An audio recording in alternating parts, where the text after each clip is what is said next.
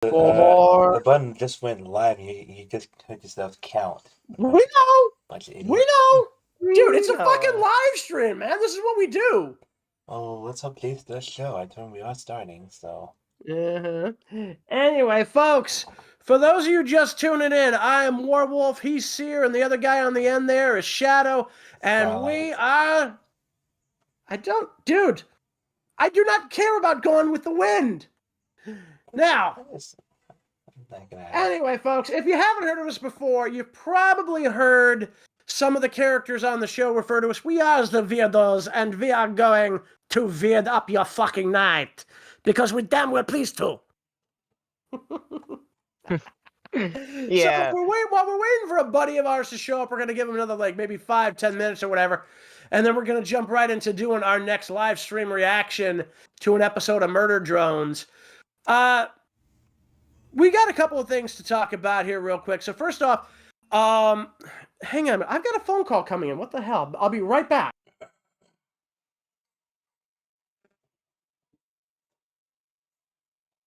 Like, folks, apparently, Sonic sometimes has phone calls during videos Hey. and stuff. What? We're weirdos, not VAs. I'm not even gonna explain it to you. I already know, buddy. I already Exactly. know. That's why I didn't explain it.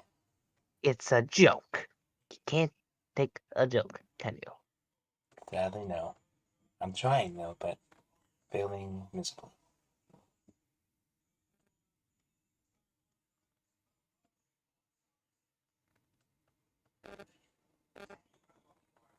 I hope Did you guys literally just sit around on dead air while I was on the phone? Nope, we did No, not. We were actually talking Good. about Now it. just ruin a good joke, that's all. I did not ruin a good joke by accident. Like I said, I don't get these jokes. Serious. Well, that's because you need to have them sent by FedEx.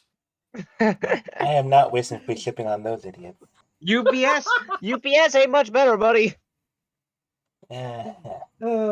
Actually, speaking of, that reminds me, because I'm on like Amazon Prime, and with these idiots trying to like suddenly stick ads into everything now, it's like I got to figure out, because like I'm on like the food stamps version of it, so I got to find out if I can basically, use the ad-free tier without it like fucking with me. So, because they want an extra $3 to go back to being ad-free. It's like, seriously, these greedy fucknuts gotta stop.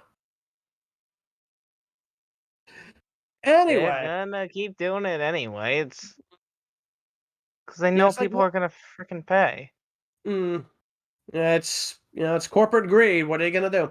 Anyway, so as I was saying, we do have a couple things to talk about. First off, before we got on the air, guys, we were talking about any movies we were looking forward to seeing, and we'd been discussing Kung Fu Panda 4. And now, if you've seen the trailers, you know that at this point, it looks like we're only getting back 3 characters from the franchise so far. Poe, obviously, because he's the lead character, and of course, Jack Black is coming back to play him. Apparently, we're getting Dustin Hoffman back as Master Shifu. But then, for some weird reason, we're getting Tai Lung, which is weird. I'm sorry, just like I don't know. It's like, to me, it's weird that we're not getting the Furious 5, or at the very least, we haven't seen anything to indicate that we are. But we'll have to wait and see. Also, who the hell's playing the maracas out there? Shadow! Why? I'm not playing maracas. What do you mean? Are you Sounds playing like with maracas. Are you playing with your tablet? Oh, my thing should be on, the noise suppression. Is he playing? That doesn't answer the question though. Are you playing with the tablet? Maybe I need to fix my mic settings again. It's not your mic settings, dude. We literally found this out the last time you did the goddamn thing when it was happening during the pay-per-view. It was you playing around with a tablet. It's picking up on the goddamn electrical signals from the damn thing. Jesus. I can still hear that, man. But I'm not even touching it.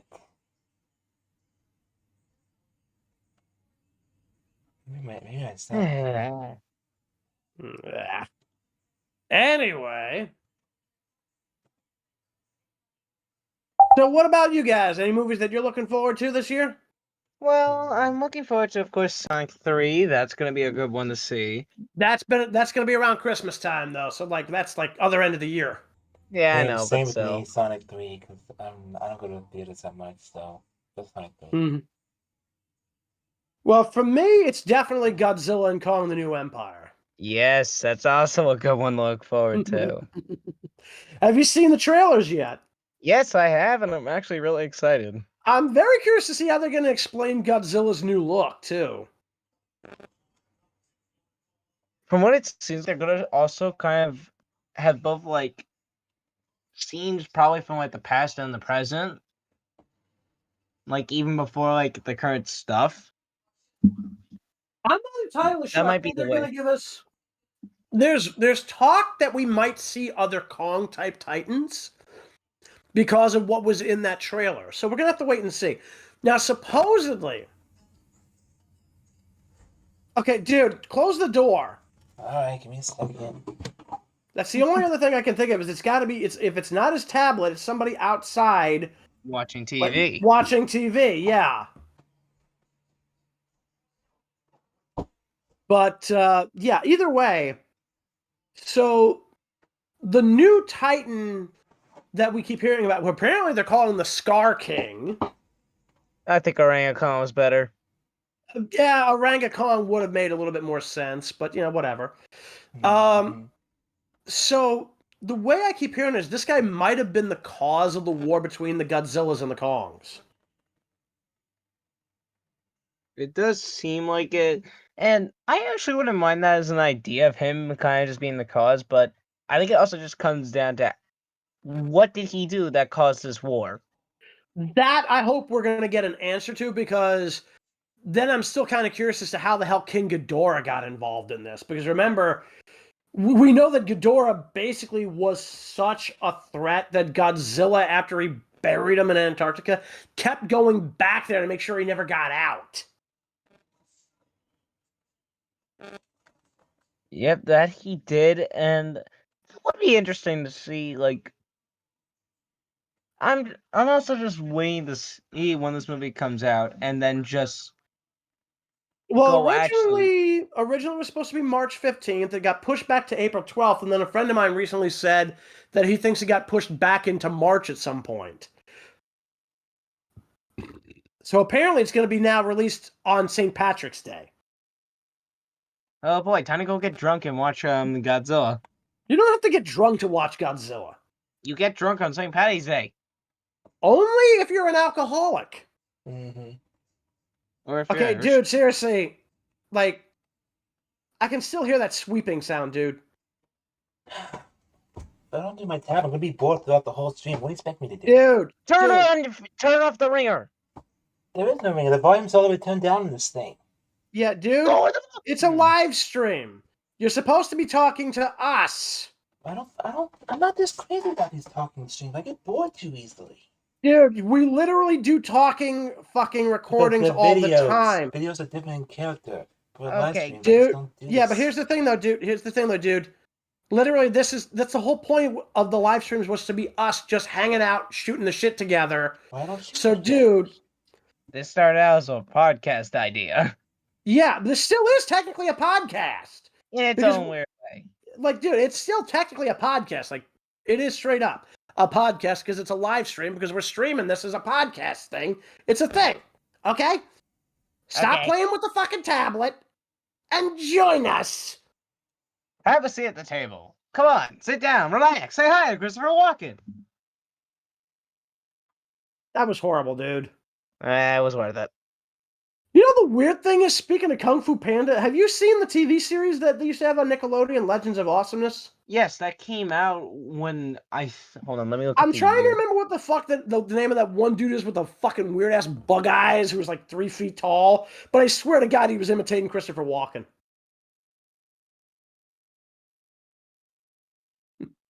Oh, 2011. Let's see. Yeah. I was at least 6 when it came out. God damn it! Stop making me feel fucking old. Dude, I feel old. I was 31. Jesus. We both feel old. Except I'm the one who genuinely is. Well, I'm I already now. going. Bitch, I'm already going gray. Okay. It's been 28 Who knows? You might months. turn into a silver fox. Fox my ass, man. I'm wolf and all proud of it, man. That would make you a silver wolf? Better than a silver fox. You think I want to step on Kevin Nash's toes? Yeah. Whatever. Oh, so I gotta push the talk on so you won't hear the tablet thing.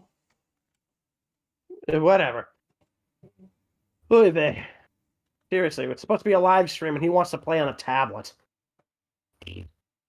Also, we've been waiting for Jason. He hasn't shown his ass up. So, Shadow, Yeah? put the tablet down. We're about to watch the fucking show. And then we'll have to just. And then we'll be able to talk about this show and everything else we are going to talk about. Whatever the hell that ends up being. Probably just Yeah, some man, random stuff. Parker. Which is kind of what we do anyway. So Yeah. let's get going. We are the weirdos after all. That's what we do. We are weird motherfuckers. And we're proud of it. It's in our name. And it's in our contract. Yeah, it is. Mhm. Or the... See, this is the other thing. Is like a lot of people don't realize this. This is basically set in like the fucking like 40th. Like the fucking 30th century. Tell them which episode we are watching. This is episode 3. This is the Promining. So yeah, we also found out in this episode the general age range of most of the characters in this show. They're around like 18 to 20. So that's kind of hilarious. Well, can the murderers even technically age?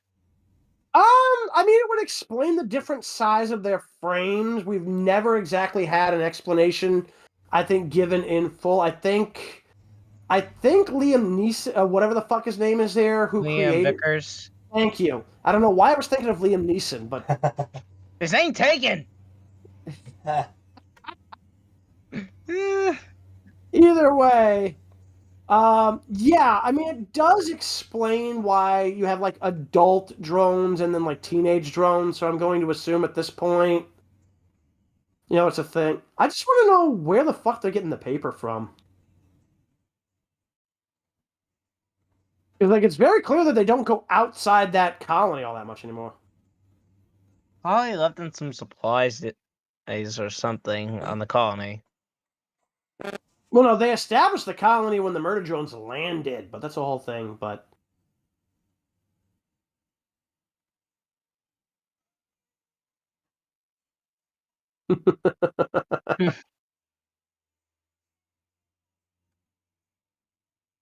Oink!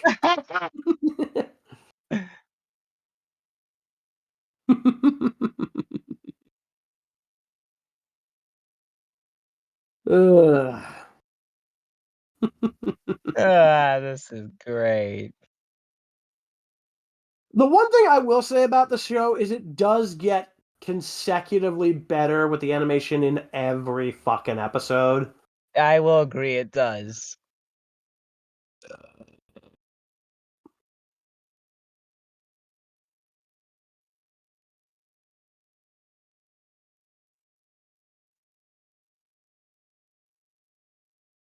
Khan is a dick. He's doorsexual. What do you expect? I said he was a dick, not that he was a pervert. We already know that. We already know he's doorsexual. I'm saying I'm the one who pointed it out!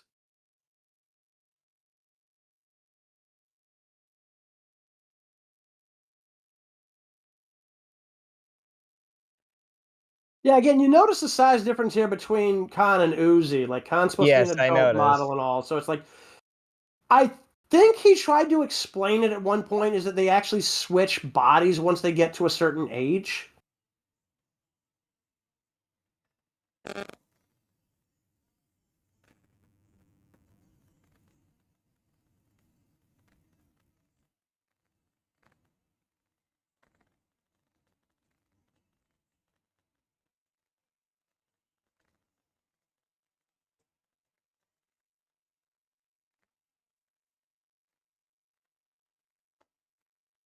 I'm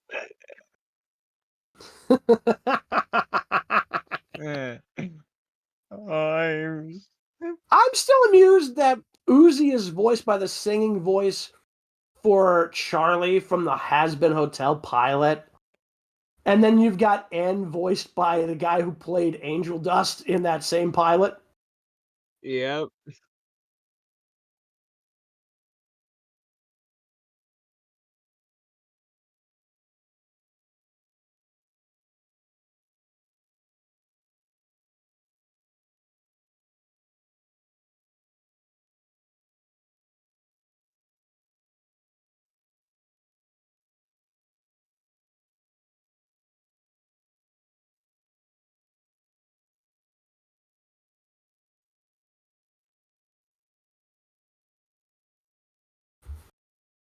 Mm.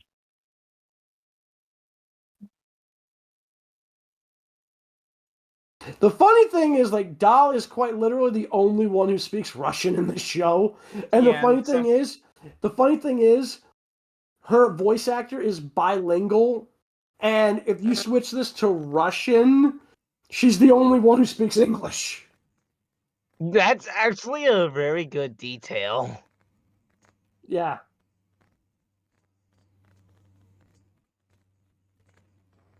Did they ever explain though why she could speak Russian?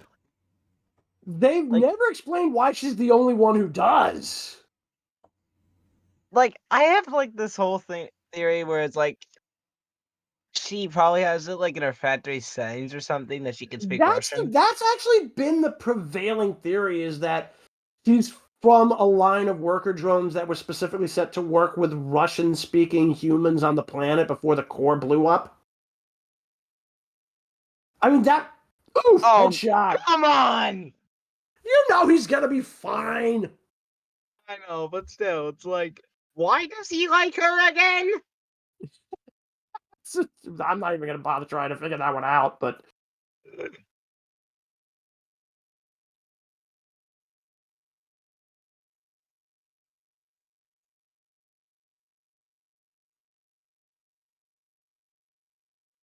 And you broke a mirror. That's 7 years bad.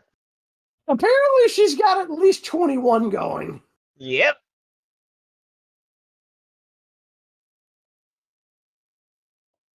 Ooh, we can't say the F word. Yes, we can. Well, they won't, but we can. They won't. It's like, boo. Yeah. Just say it. Say it. You got no guts. Just say it. Just say it. You No got no balls.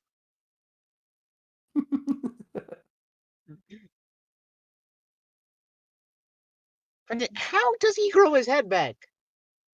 Yeah, they haven't really unpacked that. I think it's a nanite thing. Oh, no.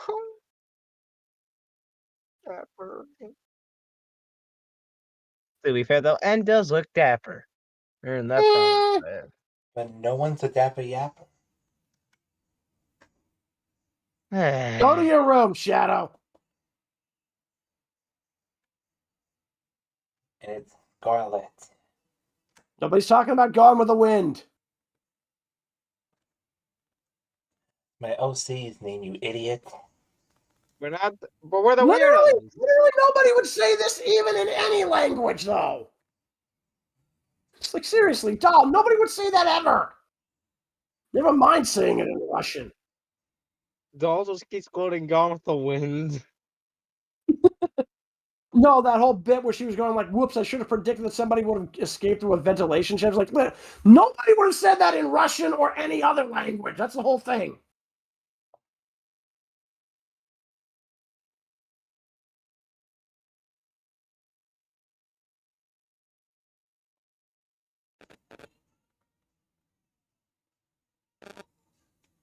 Please, because my dad is a pain in the ass. Okay, we don't need to know about your outside family drama. No, he's talking about Uzi's dad. Oh, okay. Yeah, because Uzi's dad is a pain in the ass. He's an idiot, to put it mildly. So he's on the list of Chris Jericho? Oh, I'm sure he's on something. He's on some kind of list. probably is. Be honest. I mean, again, the dude literally seems to be like sexually attracted to doors. Yeah, it's Door! like the weirdest And what's thing. worse is they appear to be doors he made, which really brings us into some very dark territory. Yeah, we will discuss Also, it. the one thing I will bring up that I'm a little surprised nobody picked up on that was brought up actually in this episode, because we actually see Khan doing this earlier. We found out that those helmet things on the drones' heads are literally just shit that they wear. Yeah, it's just clothes So- that they wear. Yeah, which is like, I don't understand why they do it, but... So, yeah. Not a bad looking crown. I'm still kind of confused. It's just like, ew. I was like, what the fuck? It's... He doesn't get it.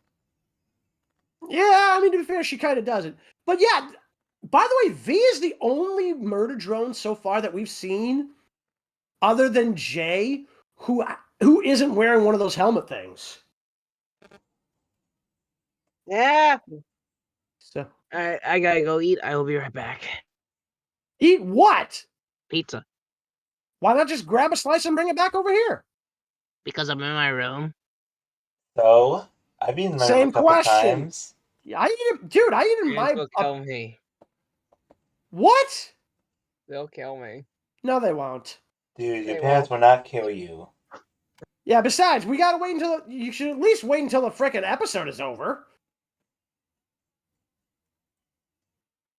Sear, I think you went to go get a slice of pizza. pause it. Oh, hold on. My space heat didn't out. There we go. In fact, actually go back a few seconds because we want to be back for like this. So yeah, a little bit more. One more. There you go. Perfect. By the way, I am getting a new This way, keyboard. when he gets back, he'll be able to see everything that we're doing. Yep. And by the way, I am getting a new gaming keyboard. It'll be in the mail in a week. A new what? Gaming keyboard. Remember I told you about the space key? Oh yeah. This one I'm probably gonna get my grandmother's so she can use it downstairs. Hmm. She already types anyway. She mostly plays on the computer with PC games, so she'll be fine. Didn't you ever just pop the freaking key off to see why it was sticking? I'm too scared to do that. I'm You nervous. shouldn't be. I mean, most of those will just pop right off. They're just connected via a few connectors. Nothing too major. I used to do it all the time on my old desktop. Yeah. Anyway, anything going on in the YouTube chat? Don't look at me. I haven't actually been to the YouTube chat. You'll have to be the one to go take a look at that. I'm gonna take a look. That you can do on the tablet. Just don't swipe while I'm hearing it. You know what I'm saying? Alright. But with push to talk on, you won't hear much, so. Right. Well, only put it on push to talk if you actually need to swipe. Otherwise, just you know. Because I'm holding on to the control key. Nyeh. That's the key I set it as for the shortcut. Which That term has always been a misnomer. I'm not even gonna ask. Well, think about it. Shortcut. Like, you're not actually cutting anything, and it rarely makes things, and you rarely call a cut short. I mean, none of my videos have been cut short. Not what I meant, but So far, it's Godzilla saying stuff, and that was it. mm-hmm. Which reminds me, I'll be probably doing this as well tomorrow during the session, since I'm not in tomorrow's video. Okay. So pretty much Mario will be in charge of the show tomorrow night. You say that like it's, well, Sonic's going to be there too, so. No, I didn't cast Sonic, I only casted Mario. What's it? Let me double check here. Oh, yeah, no, you're right. I forgot all about that. Okay. All good. Is Sear back yet? I don't know yet. We're waiting to see if he comes back. I'm gonna assume Jayse isn't here yet either. Well, no, obviously he's not here yet. Otherwise, we would have heard him bitching about being pinged. Yeah, I'm not gonna make any Jokes or bad things about that. Hmm. Because then he'd probably kill me with Infinite. Oh, please. No, trust me, Infinite almost blew up a video one time when he took off his helmet. So what? Is he fugly ugly? I don't know. Then how do you know that he nearly blew up a video? It's a long story. You weren't there when it happened. Uh-huh. Open mic night. Yeah, open mics would be very, very messy. I mean, just all those wires all over the place. Yeah. Get your jokes while you can, I guess. Speaking of which, I'm already 3 episodes into the 3rd season of Sonic Prime. Wait, did that already drop? Today! It dropped today. I thought it was dropping tomorrow. Okay, I'll have to go take a look at that later. Mm-hmm. I won't say nothing because I'm not going to spoil, so my lips are sealed. I would assume not, because you're still talking. Not what I meant. I I know it's an old liner. So what about that airline food or something, whatever that liner was? don't know. I've never had airline food. I've never been on a plane, man. Neither have I, but apparently one of my VAs likes to make that joke every time we talk. Uh-huh. I think it was Deimos before he retired from being Scratch.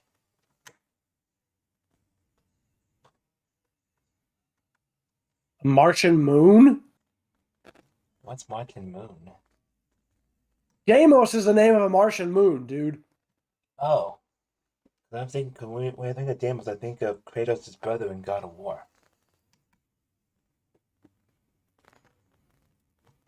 Yeah, that doesn't surprise me. A lot of the moons of our solar system take their names from Greek and Roman mythology. Well, kids, there's your educational tip of the day.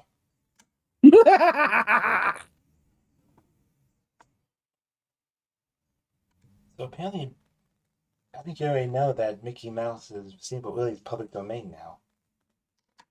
Steamboat Willie is public domain, as is the first appearance of Mortimer Mouse. Oh, Mortimer Mouse, So- I don't remember that character. Yeah, Mortimer Mouse was actually the original name given to Mickey. you don't say. So there was a cartoon that was put out with Mortimer before Steamboat Willie. So that version of Mortimer and then the Steamboat Willie version of Mickey are both in the public domain. As is that version of Minnie, by the way, as well. Mhm. Oh, look who decided to come back. Ah, welcome back. You got your pizza Hi. with you? No. No. Why not? My mom sat down in front of the TV and she saw me carrying a pizza box by me dead. Why would you bring the box? Just put a slice on a plate and bring it upstairs, you weirdo. Dude, it's You're weird as it's fuck. easy to do. I always put pizza on a plate. Oh my god, look, I'm not gonna look. Look, I don't have to explain myself to you.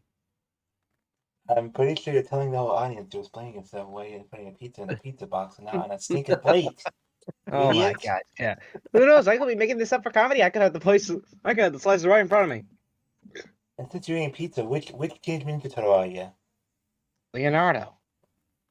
Oh, fair point. Fair. All right, interesting choice. He's always been my favorite. I would be Raphael or Michelangelo. Michelangelo, definitely. To be fair, Wolf's already got the brain of Michelangelo. Ha! The sad part is, out of all the 4 turtles, I'm probably closest to Donatello in IQ, but I'm closest to Michelangelo in personality. I'm pretty. So you My could be sure. IQ's good too, so I guess Donatello would fit me. Hell, I even played as him in the tournament fighter games. You want to hear something ironic? Speaking of the turtles, back in 2003, when they did the second animated series, Love that series. yeah, the 2003 series is honestly my favorite out of every It's one one that of the they've done. greatest ones.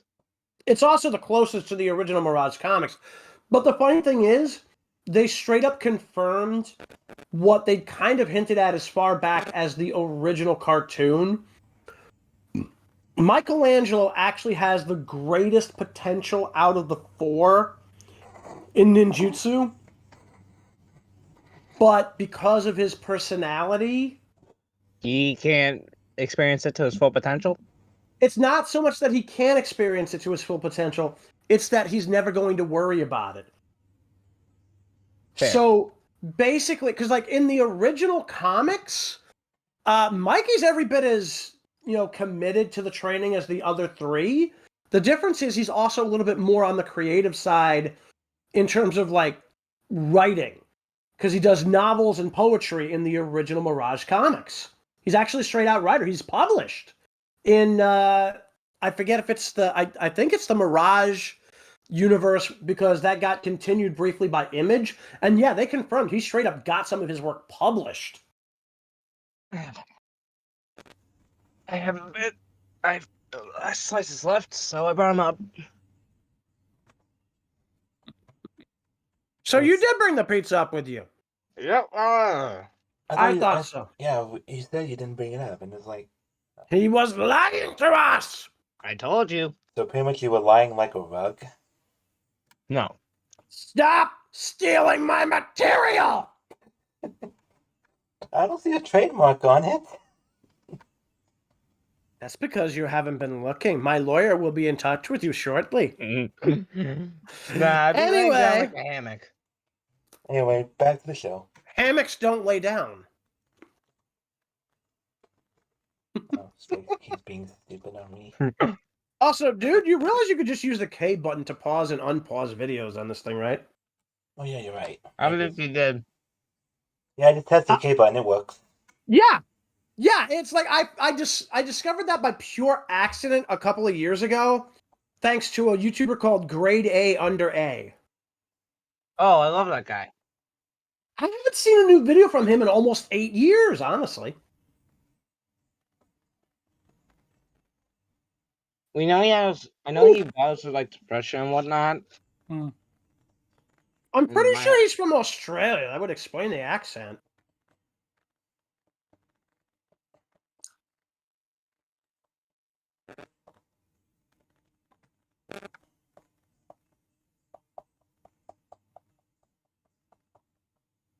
I just want to know where they get the ammo for those fucking things.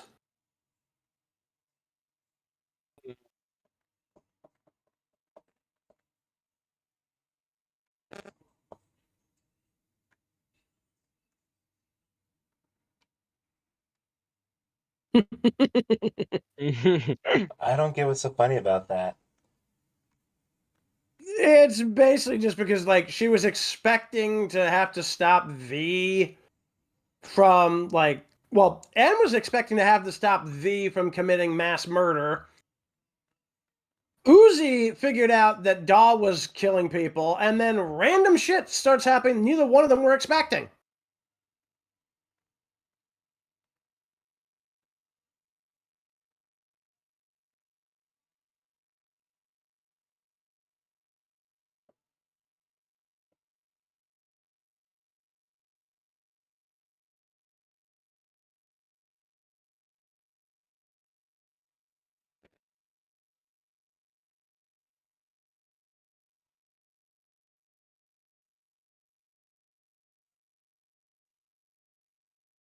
Well, somebody's been watching movies from the horror genre. I mean, you look at that freaking move where she just fucking pulled a Linda Blair, and you tell me that's not what they're doing. Exorcist. Exorcist and Carrie all in one goddamn thing, man. Yeah.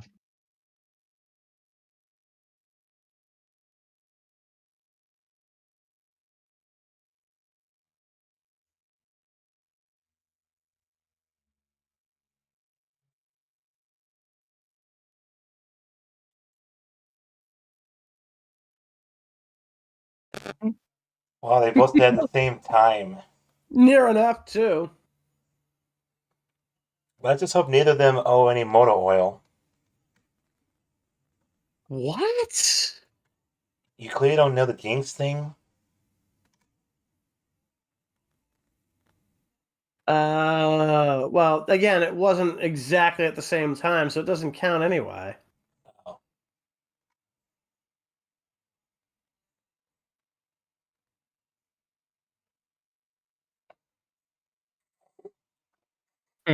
So we're watching Murder Drones episode 3 here, and don't forget, in another, God, what is it, 8-9 days? We're getting, yeah, actually, no, another 8 days. We are getting Has-Been Hotel over on Amazon Prime. Which I Oh, yeah, sadly we can't are. watch because I don't have it. I'm kind of hoping at some point that they'll give us a fucking, like, Blu-ray release for Hell of a Boss, seasons 1 and 2. Because, like, sure, you know, they're on YouTube, but I mean, at this point, YouTube keeps trying to fight people on something as simple as ad blockers, which is really stupid on their part. So.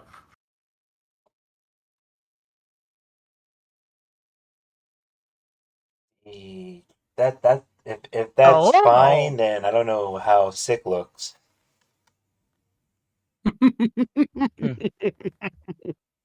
What, did I say something funny?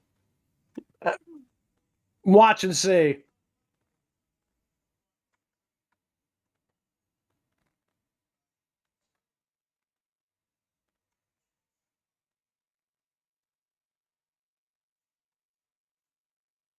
Yikes. What? Oh, for goodness sake. See, tell your parents to, I don't know, something. Kid Clay doesn't have any. Those damn hands makes it like blowing up. Sear, is everything okay? What's going on, man? That was my brother. Uh-huh. Your annoying twin brother, okay. He just calmed down. What was he bitching about? The cooling fans on my laptop. Why? Why? Because apparently every time he hears them, he thinks a bomb's going to explode. Oh, the Pete. What a doofus! Admittedly, that is kind of stupid. Plus, like, why is he even in your room? We have to share a room. Makes sense because Why? you guys are twins. Not Then enough share a room. Mm-hmm.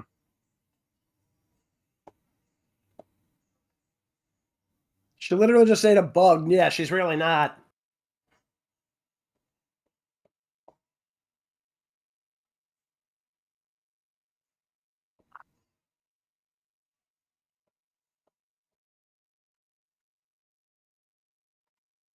Yeah, this is why this is kind of why I was laughing. I was like, yeah, she's fine.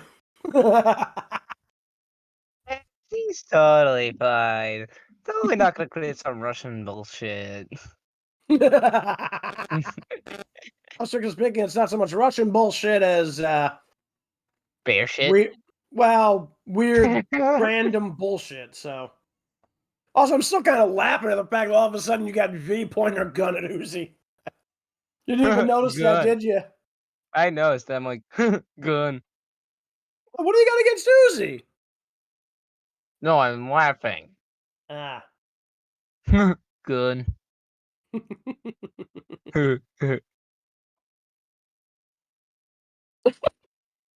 He just fucking announces to nobody that he needed an excuse to be outside. He's like, why?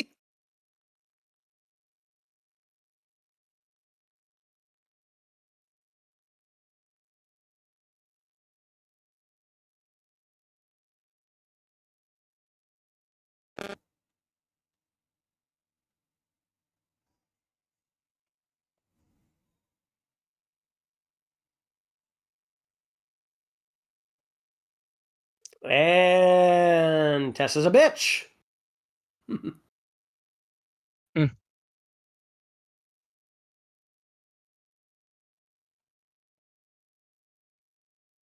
Giles?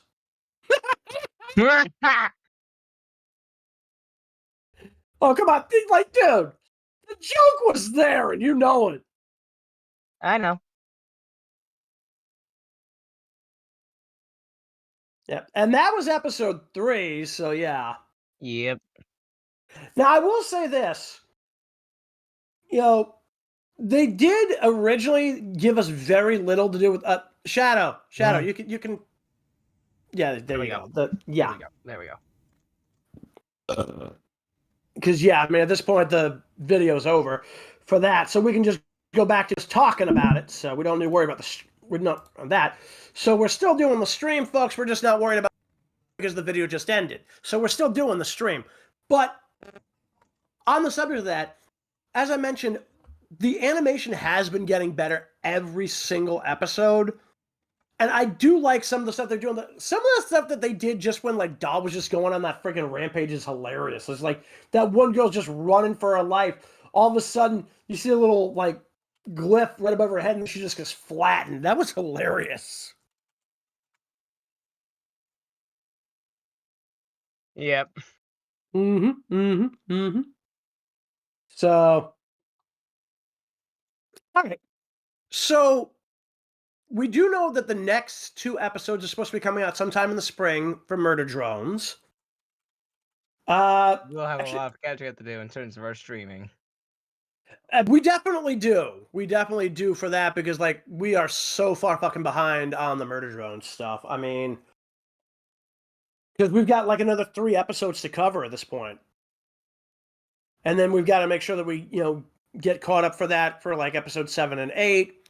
Now, even though Shadow wouldn't be able to watch the stuff for Prime, although theoretically maybe I could stream it if we needed to, but I don't know if they wouldn't. It's Amazon. They'll probably try to strike us if we do. But we can certainly They probably will strike us for that. Yeah, so we could probably, either way, but we could still talk about the episodes after the fact. I mean, I can get like a couple of screenshots and everything, and we can go from there. But either way, so we've got 3 major things this year for videos for streaming anyway. In about 8 days, we're getting Has Been Hotel. So we'll definitely start doing some kind of discussions for that in the near future. I think we still have to do episode 7 of season 2 for Hell of a Boss. Actually, hang on a minute. Let me just double check something here. The last one we did was episode 6. Yeah, so that is episode 7. I just want to make sure of one other thing while I'm here, because otherwise it's going to drive me up the wall. But you're not Sonic today. You're this Warwolf. Shut up! Now then, where was I? Yeah, okay, so that is episode 7 of the 2nd season. Yeah, I couldn't remember if that was season 7, season... I swear I can count. What is season? Never mind. Season 2, episode 7. I couldn't tell if we were on like episode 6 or 7 for the Mammon's Magical Mystery, whatever the fuck it was for that episode. But yeah, so we do got to do episode 7 because we've done episode 6. So yeah, and because we're all caught up on the character reactions for Hell of a Boss. We're all caught up. We're all caught up with everything for Murder Drones for the in character stuff because I know we've gotten up to episode 6. That's where we're currently at on the playlists. Right, and then so we've got 3 more live streams we got to do for reaction to Murder Drones. So we got that. We're going to be getting the second half of season 2 for Hell of a Boss soon. I do feel I'm missing out on Luna since she hasn't been in any episodes. Well, she's been in episodes, she just hasn't had any lines. So yeah. Apparently, something like that. Oh, speaking of, I actually got that giant plushie that they were selling at Shark Robot. Not like the giant ass one that third party guy was doing, but like the one that was actually has that one. Yeah, I'm not gonna spend like $300 on a plushie. I'm sorry. It's $600. That's worse. He spent it. He spent that, and I was like, "What is wrong with you? $600." I don't care if they were trying to have that person pay electric bill. That's $600 out of your pocket. Mm. I'm sorry. As much as I like Luna, I'm just happy to have my Luna plushie I have right now. Yeah, I'm sorry. $600 for a plushie? Like, dude, I haven't even spent $300 for a championship belt. That's imagine the PS5 is $500. You're paying $100 more for a plushie than the PS5. Well, Mm-hmm. PS5, you also barely have any games, really. Oh, you know what's even more hilarious? What? Has anybody seen that video that was released not that long ago about the kid who actually got a PS5 and got pissed because he wanted a gaming PC? Oh, I think I've seen that video. I haven't seen all of it yet, but I've seen a little bit of it, and it's been mentioned a couple of times. It's like, oh my god, that's hilarious. He's like, no. Yeah, it's like, send it back. I wanted a gaming piece. It's like, dude, are you kidding me? Do you know how many people would kill to get a PS5 just to play Spider-Man at this point? And that was on sale at our store, like $445, I think. Mm-hmm. Either way. I just got so jealous that we were selling them and none of them were going to me. Mm-hmm. But You could smuggle one out. Yeah, but I will get a PS5. What do you think this is? World War II Germany? It could be. And, Not unless we've gone back in time somehow. yeah, And back yet still and it's still somehow retained our technology. like going back in time at the time where Snoopy was battling with the Red Baron. That's World War I, you idiot. Sorry, my bad. Wrong World War. That's my fault. but man, they had a great Christmas album. The Royal Guardsmen actually, yeah, like they've done some really good songs. It's like you got Snoopy versus the Red Baron. I forget what the first one was just Snoopy versus the Red Baron. I forget what the second one is. Then you get Snoopy's Christmas.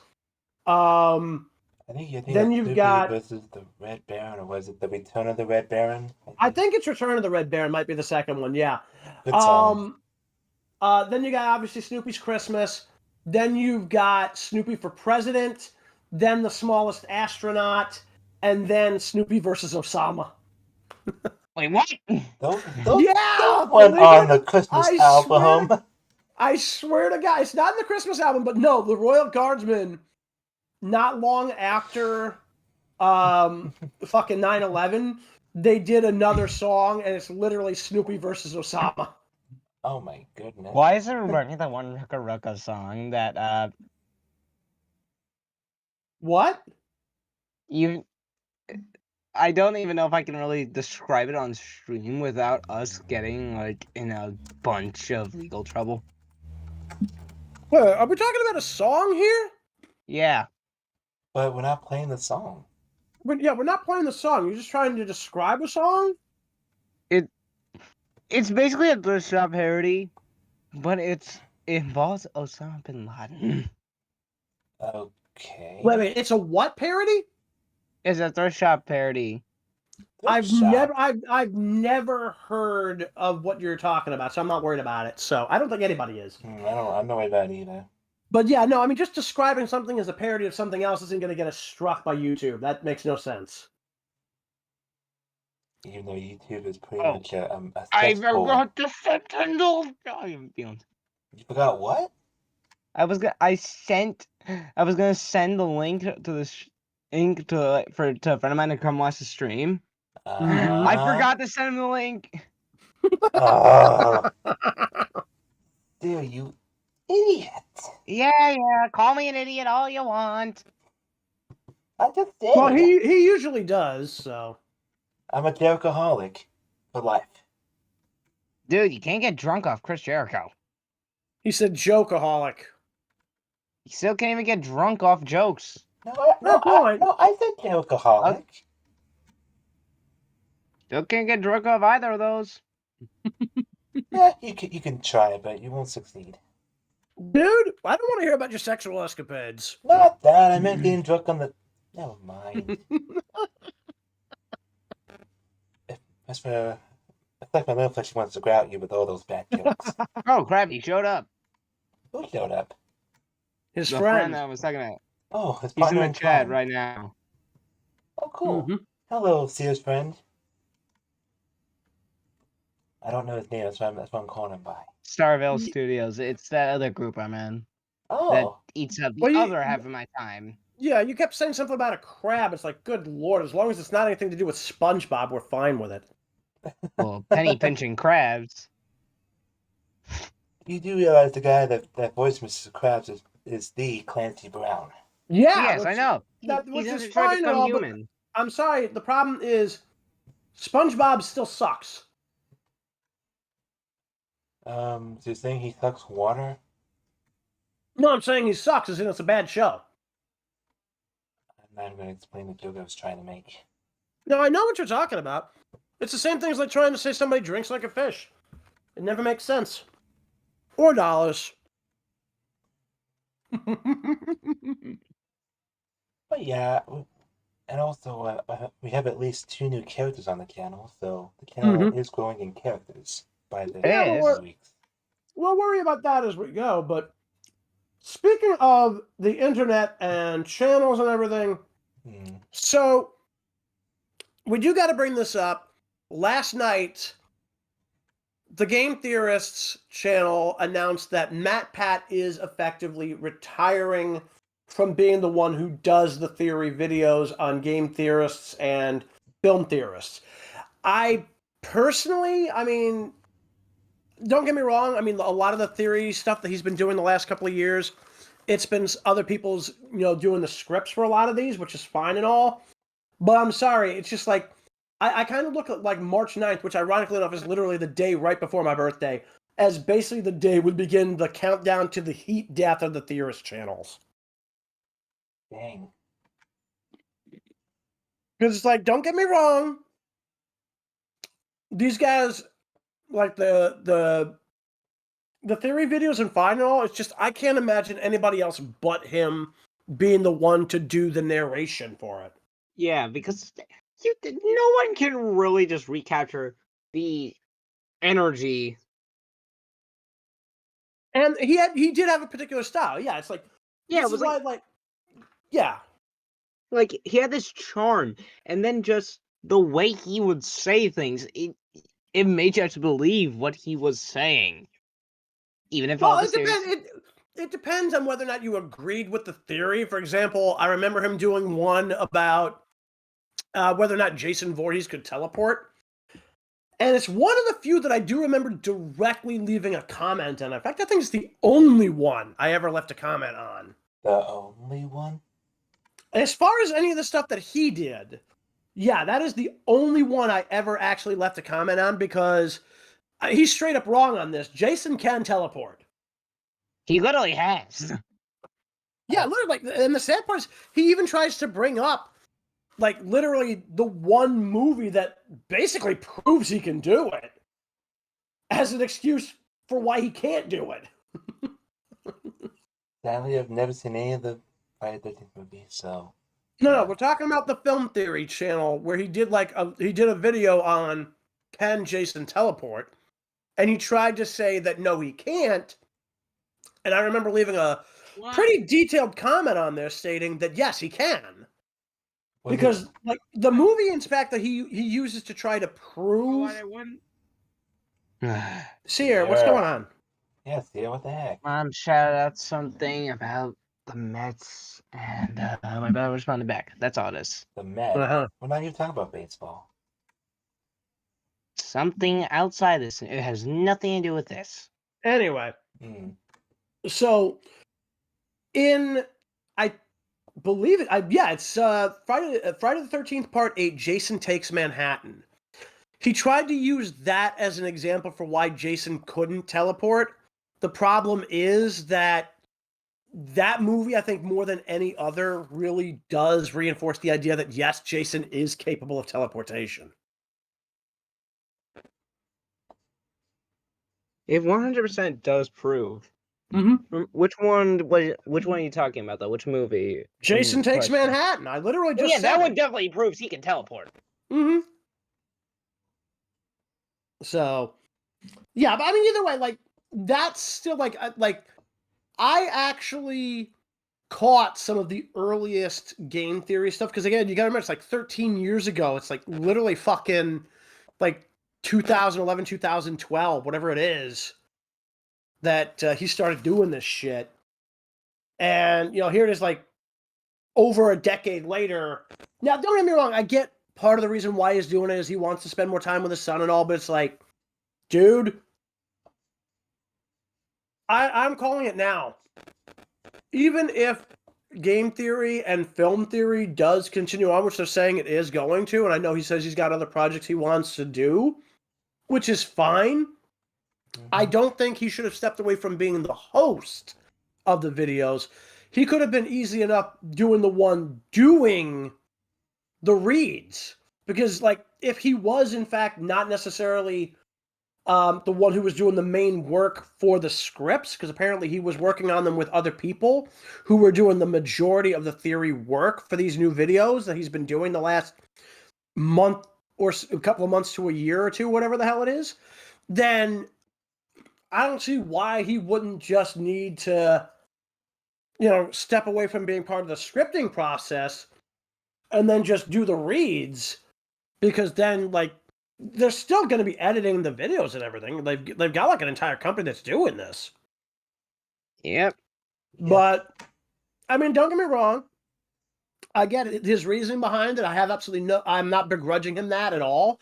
I just don't think that the theory channels will survive without him as the face of those videos. Not just the face, but the literal voice of them, because, like, most of the time you don't see the images that he puts up for himself, which I got to give him credit, all the credit in the world for like, he's willing to go out there, not only have his picture on the videos, but do all those weird goofy faces with the photo manipulations on them and all, which is great and all.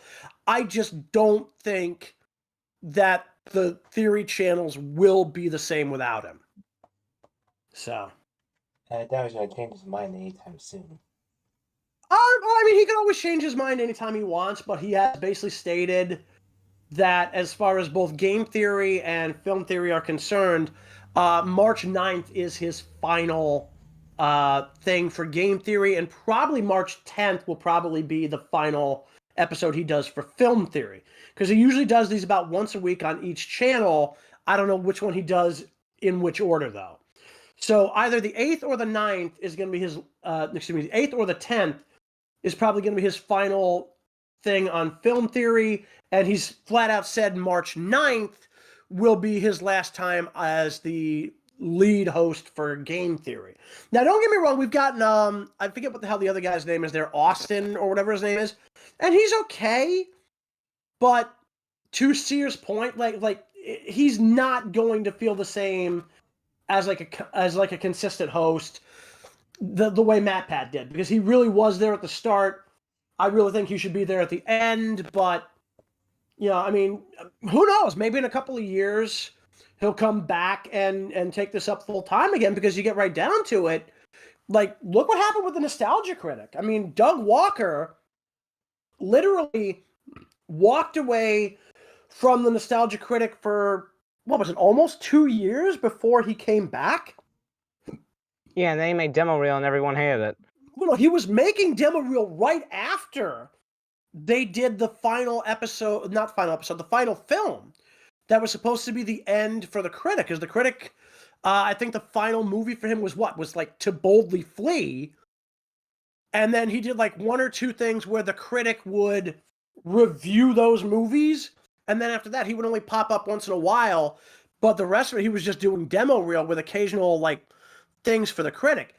So he did bring the Critic back, sort of, with like that weird game show thing, which was this whole weird other thing that I don't know what the hell the impetus behind that was, but clearly it didn't work.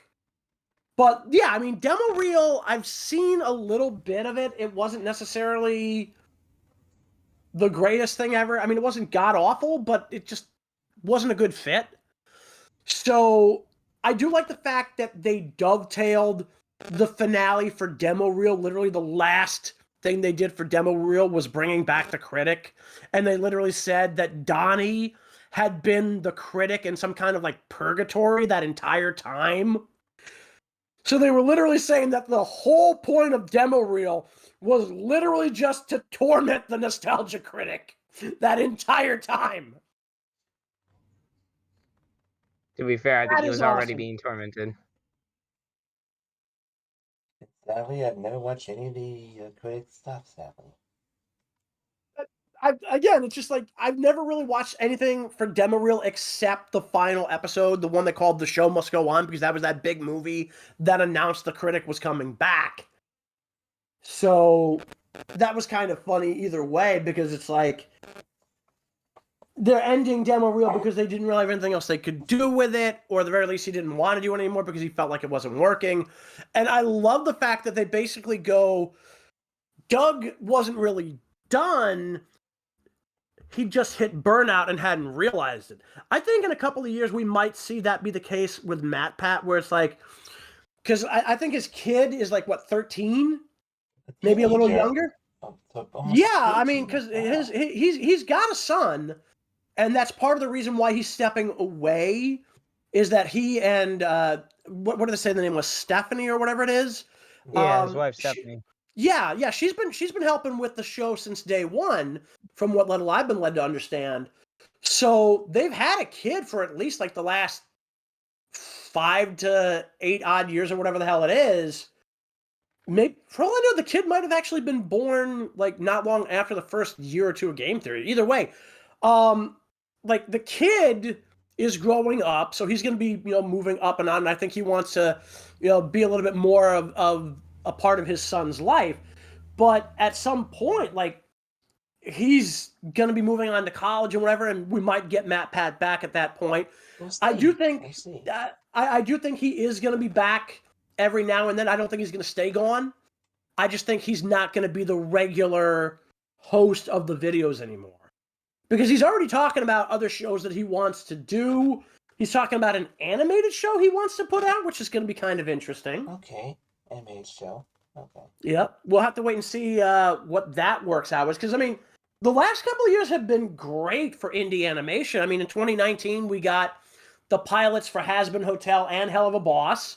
Has-Been, as we know, got picked up by A24 Films. Hell of a Boss is still an indie project, more or less being funded by the fans through sales of merchandise through Shark Robot. In fact, I'm fully expecting to see an announcement of another sale, probably for Valentine's Day, within the next week or two. Mm-hmm. Because they've been doing that more recently, where like instead of it being where it'll go a little bit past the holiday they're trying to hit, they'll try to get stuff done a couple of weeks before, so this way they can try to send stuff out by the time of that holiday. Because they did it with Christmas, they did it with Halloween, and then they did it again with that New Year's thing right before. In fact, right after they just did the drop for the new music video they did with Stolas. I didn't really watch the music video. I don't really care for this that much. Have you seen that, by the way, Sear? Isn't it the one that's like based off like a fan song that? Yeah. And the thing Then I've seen it. Yeah, it's called "Just Look My Way," and it was done by Paranoid DJ. There's been at least 2 covers that I know, including one done by a female singer.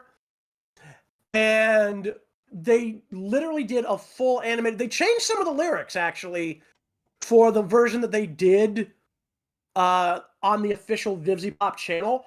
But I do get the feeling that might end up being in an upcoming episode. They might actually have taken something from an upcoming episode, because if you look at the last couple of episodes, they've been hinting that Stolas is trying to find a way to keep Blitz's company still able to get to the human world to do their jobs, but he doesn't want to basically feel like he's forcing Blitz into basically a sexual relationship with him, because he kind of feels like the relationship that he's trying to build, because he does legitimately have feelings for Blitz, and we know it is reciprocated, but they're both horrible at communicating.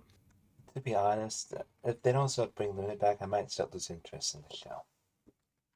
Again, she'll be back. I mean, we're gonna wait and see what happens. But again, like, Blitz has always been the main character of the show. I just got to point that out right now. But so I do think that the Stolas music video is going to end up probably being in the next episode or maybe the one after that, because in episode 6 we see him go to Asmodeus to ask for one of the Asmodean crystals, which we saw in episode 5 of the second season, and that's how Blitz's sister has been getting around. We didn't see much of her at the camp. Yeah, I'm sorry. It's like they tried to make that into a Millie episode, and not only does it really go against the grain of what we know of her character to begin with, it was legitimately the worst episode of the series so far. In character and in live stream, both sides didn't like it. Yeah, like, because, I mean, when you get right down to it, like, it was, like, again, the animation, as ever, was fine. It's just the story was crap. And when you sell an episode on, oh, we're getting Blitz's sister, and then she's in it for less than 5 minutes, I'm sorry, it's like, you've got to actually follow through on what you're selling people on for an episode. And because I'm not going to say that they had a bit of a bad opinion of ours going against the show, we still respect everyone's opinions here on this channel. So, I didn't understand half of that, but okay. Well, pretty much I said somebody didn't like us bashing it, and that they probably could have done AI stuff with a Sonic character AI for 30 minutes. Us. Like, why watch this then? Yeah, I mean, like, again, we're gonna give our opinions both in character and out of character, and yeah, like, even in character, none of the characters, at least none of the ones I play, like the show. But then again, that's because, to be fair, neither did I. But either way, it's like, considering the three of us, including Jayse, are pretty much the main people that but I mean, either way, when you get right down to it, Unhappy Campers was, without a doubt, the worst episode of the series so far. And we can also talk about how bad the writing was. So, and I have to show some pity to Moxie, the voice actor who did that. I was like, what was he thinking? What was Horvath thinking doing that? I swear. I'll be honest, like, I'll give him all the credit in the world for being willing to do some seriously weird shit. Because remember, like, the voice actor has nothing to do with what the character's doing. He's just got to read the script. He didn't write the script. It was already written by script writers. Yeah, actually, that's the other thing. By the way, we already know that season 2 of Hazbin Hotel has been greenlit. What we don't know is where they are in the production stage. Because remember, Hazbin was supposed to drop last summer, and they decided to push it back on release. And I think this was Vivian Madrano. This was Vivzy, I think, making this call. And I don't know how she was able to do that, but she did it because she wanted to be in quote unquote solidarity with those idiotic union strikes, which really have not helped anybody. Because I was saying this even on fucking Reddit, like, that the union strikes were not going to help, because all it was going to do was, you might get deals you think are good, but in the long run, it's really going to come back to bite you in the ass. Number one, they're going to start making less shows, because if they've got to pay out more money, they've got to save money somewhere. So less shows means less work. So even if you get the kind of money you want or the kind of deal you say you want, you're going to have to give up something in the long run. In the long run, what the unions were giving up ultimately was basically jobs for the people in the union, even though they're like, oh, no, you'll have all the work you want, you'll have all the money, this is great, and we get extra money from the studios rather than, than you guys paying your dues, because you're still paying your dues, but we're also going to charge these people. And it's like, it's a whole thing. And not only did that not work out, now you've got voice actors getting pissed because SAG-AFTRA did this whole thing. By the way, and I almost forgot to mention this. You guys might want to check this in your settings later. There's a new setting in the user settings clipping, yes. For the clips. Amelia showed me that yesterday. Yeah, I turned it off as soon as I heard about it the other day. But So yeah, that is really kind of the whole thing you got to look into with this whole mess.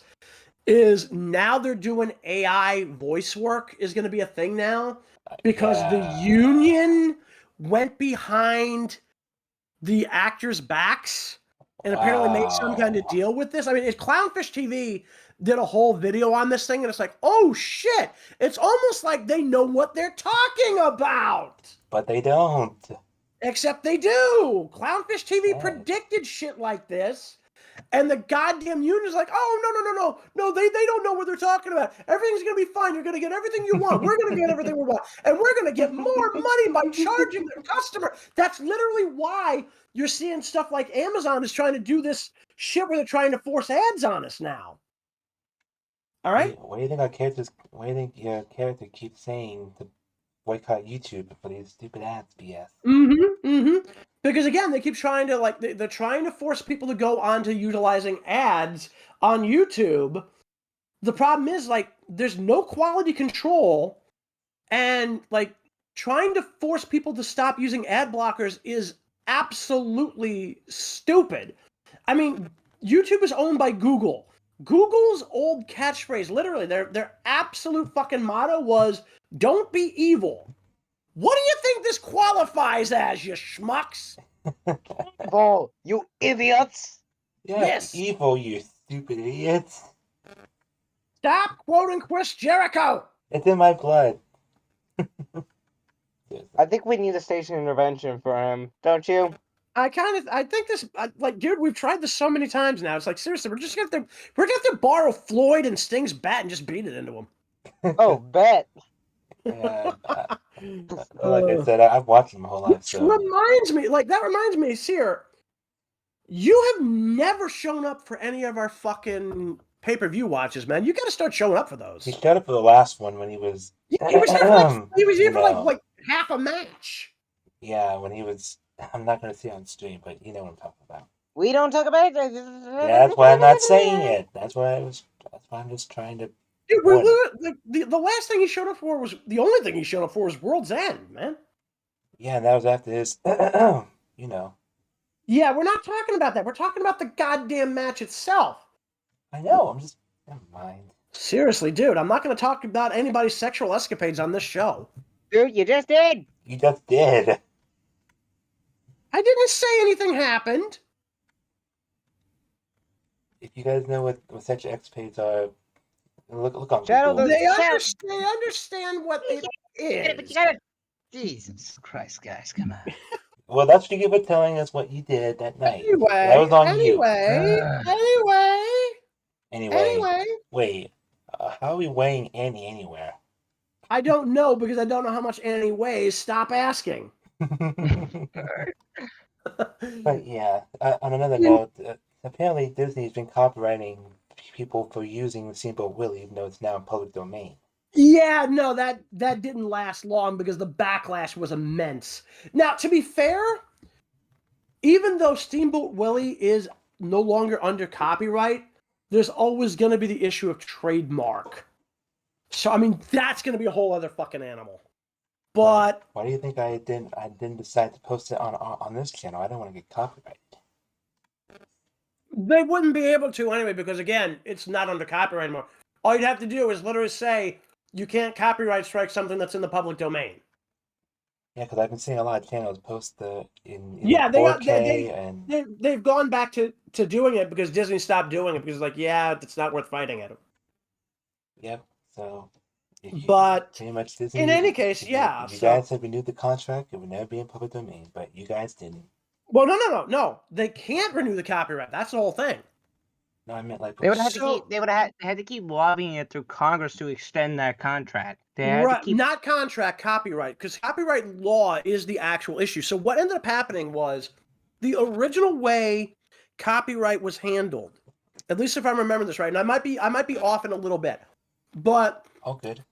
It basically used to be you would get a copyright, and I think it's like for 10 to 20 years, then you'd have to renew it, and I think you only got so many renewals.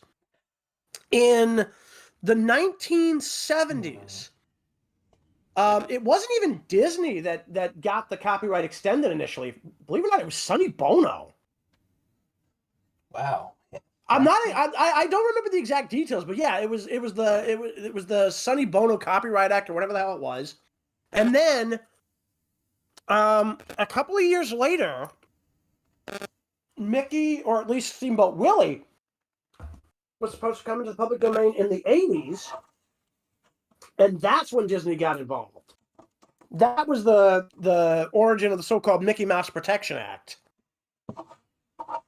They got another extension sometime in the 90s, and then another one in the early 2000s.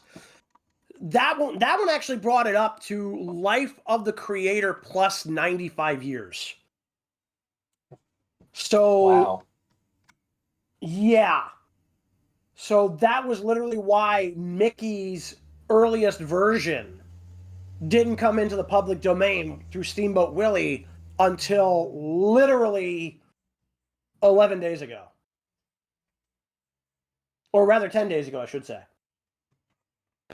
But yeah, and we've already got somebody making a goddamn horror movie based around Steamboat Willie. I wanted to punch the television so bad when I saw that. I kind of started laughing because it's like, dude, I knew that was gonna. They've already done this with Grinch. They've already done it with freaking whatchamacallit. You mean Winnie the Pooh? They're making a sequel, by the way. Yes, they are. Oh, you dumb pieces of crap! Dude, it's funny. I don't think it's funny. It is. I think it is. So shut up. I haven't seen it yet. I kind of want to just. It's bad. It's bad. But is it so bad it's good? No. I don't know, man. It's like you just point and laugh at how terrible it is. So it is so bad it's good. I mean, if it's that funny, it basically falls into the category of so bad it's good. I'm not going near that movie. No, if you're trying to take it serious, because remember they want you to take it seriously. Why would you take it seriously? It's Winnie They the want Pooh. you to take it seriously. That's why it's bad. I'm not taking it seriously. I don't care how much they want me to go see it. Dude. It's literally a guy dressed up as a stuffed bear. Okay? That doesn't make it any better. Seriously. That does not make it any better. It's funny. To you guys, yes. To me, I'm no. talking to Sear here on this. Was like, dude. Oh, okay. No matter how much they want you to take it seriously, it's still a man dressed up as a stuffed bear for a fucking horror movie parody. Okay? I'm sorry. You are not going to get me to take that seriously. That's why it falls under the category of so bad it's good. How seriously do you think people are going to take the Steamboat Willie horror movie parody? Probably about as serious as they took Blood and Honey. Let's be honest. Which is to say, not at all. Okay, it's like I'll go on record on this again and again and again, as many times as it takes until the day I fucking die. My favorite goddamn horror movie is honestly the one that is so goddamn stupidly funny. All right? It's literally FNAF from the inside out. It's literally Willy's Wonderland, okay? I'm sorry. That is the best fucking Nicolas Cage movie ever. And he doesn't even talk! Oh.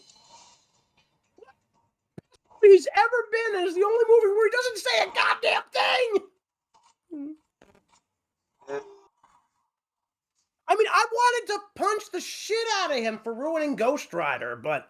He did not ruin Ghost Rider. Dude, you're talking to somebody who grew up reading the 1990s Ghost Rider, okay? He fucking ruined Ghost Rider. The sequel is better, though. Not by much, but at least somebody finally taught him how to fucking emote. Oh, that why you think it's bad he didn't emote? Part of it was that. The other part of it was him trying to imitate fucking elves all the time. And another part of it was literally they had the Johnny Blaze character with the Dan Ketch powers. I thought that was Good cool. fucking God. No, here's the thing. There have been multiple Ghost Rider comics over the years. The one that featured Johnny Blaze in the 1970s had a completely different fucking power set. All right? So they got the Johnny Blaze, and they've been doing this for the last couple of years in the comics, too, and that really just makes me want to slap people in Marvel Comics for this. Because, again, if you're going to use Johnny Blaze, use the fucking powers of the 1970s Rider. don't use the Dan Ketch Rider. You've got Dan Ketch running around in the comics calling himself Death Rider. Give me a break. Isn't Don Moxley's move the Death Rider? Death. Yeah. Yeah. See, I pay attention to some things. And the sad thing is, I honestly think that's where Marvel got the name from. Maybe so. But we'll never know, I guess. Oh, on the subject, by the way, for anybody who's not aware of it, New Japan Pro Wrestling has a new president. It's, believe it or not, former IWGP Heavyweight Champion Hiroshi Tanahashi. Wow. Okay. Yeah, they announced that a couple of weeks ago. I don't know why they brought it up, but they brought it up, I think, during the Continental Classic, and that might just be because Eddie Kingston's got a title from New Japan, so...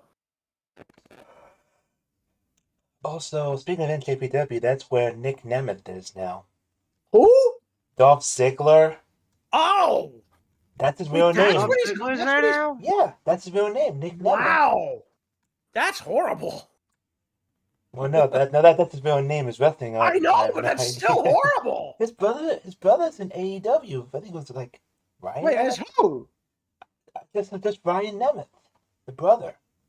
Wait. Brian Nemeth? No, Ryan. Ryan. Ryan. I don't think I've seen that guy yet. I think because he was mostly in AEW Dark, to my knowledge. That explains why. Like, I don't watch Dark and I don't watch Elevation. I Yeah. keep meaning to and I keep forgetting it. But yeah, that's kind of where Nick Nemeth went. He went to NJPW.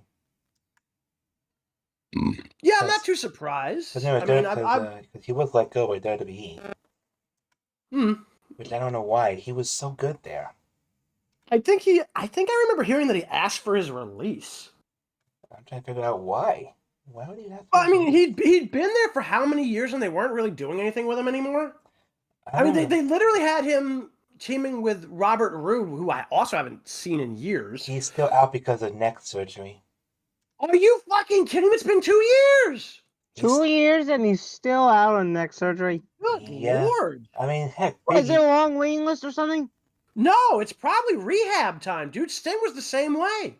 Why do you think Big E's still been out for at least a year? He's still out with neck injury. Oh my too. god, yeah. Wait, neck injury? Yes, Big E had a Last very time- he had a very bad neck injury it was a botch when he Oh, fell off the shit, rope. right. Yeah, I forgot all about the good lord, yeah. That was scary. Holy Christ. Yeah, no, I remember the leg injury. I think I completely blanked on the goddamn wow. He's still rehabbing as well. It's gonna take him at least another year before he gets back. Jesus, yeah, no, that's crazy. That's why we don't see much of New Day. Just Kofi and Xavier because Big E is still out. Mm-hmm. Yeah, so I'm hoping Robert and Eric they both get their recovery and come back strong. Who the hell is Eric? Big E Langston. No. Oh, that's what the E stand. I always wondered. Yep. But anyway, I hope those two get better though. You know what the sad part is? Hmm? I swear to God, this is true. At one point, I was going to talk to somebody about Biggie Langston, and I swear to God, I almost called him Biggie Smalls. You idiot! Biggie Small. What were Think you- about it. what were you on Think that about it, day? though. Think about it, though. Big E Langston, Big E Smalls. It's an understandable mix-up.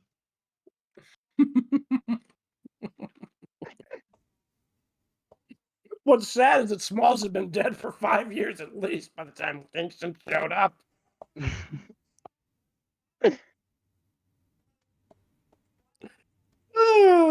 Rest in peace, Biggie. Hmm. Yeah, I could see Big E's real name is Ettore Ewin. Shit, I can't even spell that. Ettore. Oh my God, dude. You're making a joke, weren't you? Yes. I guess I'm cursed to never understand a joke. Anyway. Mm-hmm. But yeah, his last name is Ewen, E-W-E-N. Ewan. Yeah, Ewen. That's why he got the name Biggie Langston. Because he used the first initial in his first name to call himself that. Hmm. 'Cause remember, Either way. yeah, he was Dolph Ziggler's bodyguard, Bruiser, pretty much in 2000. That was when he was brought in. Yeah, and he's since gone on to become like fucking heavyweight champion. That's pretty damn impressive. Mm-hmm. But yeah, hopefully Dolph does finally looking for an NJPW.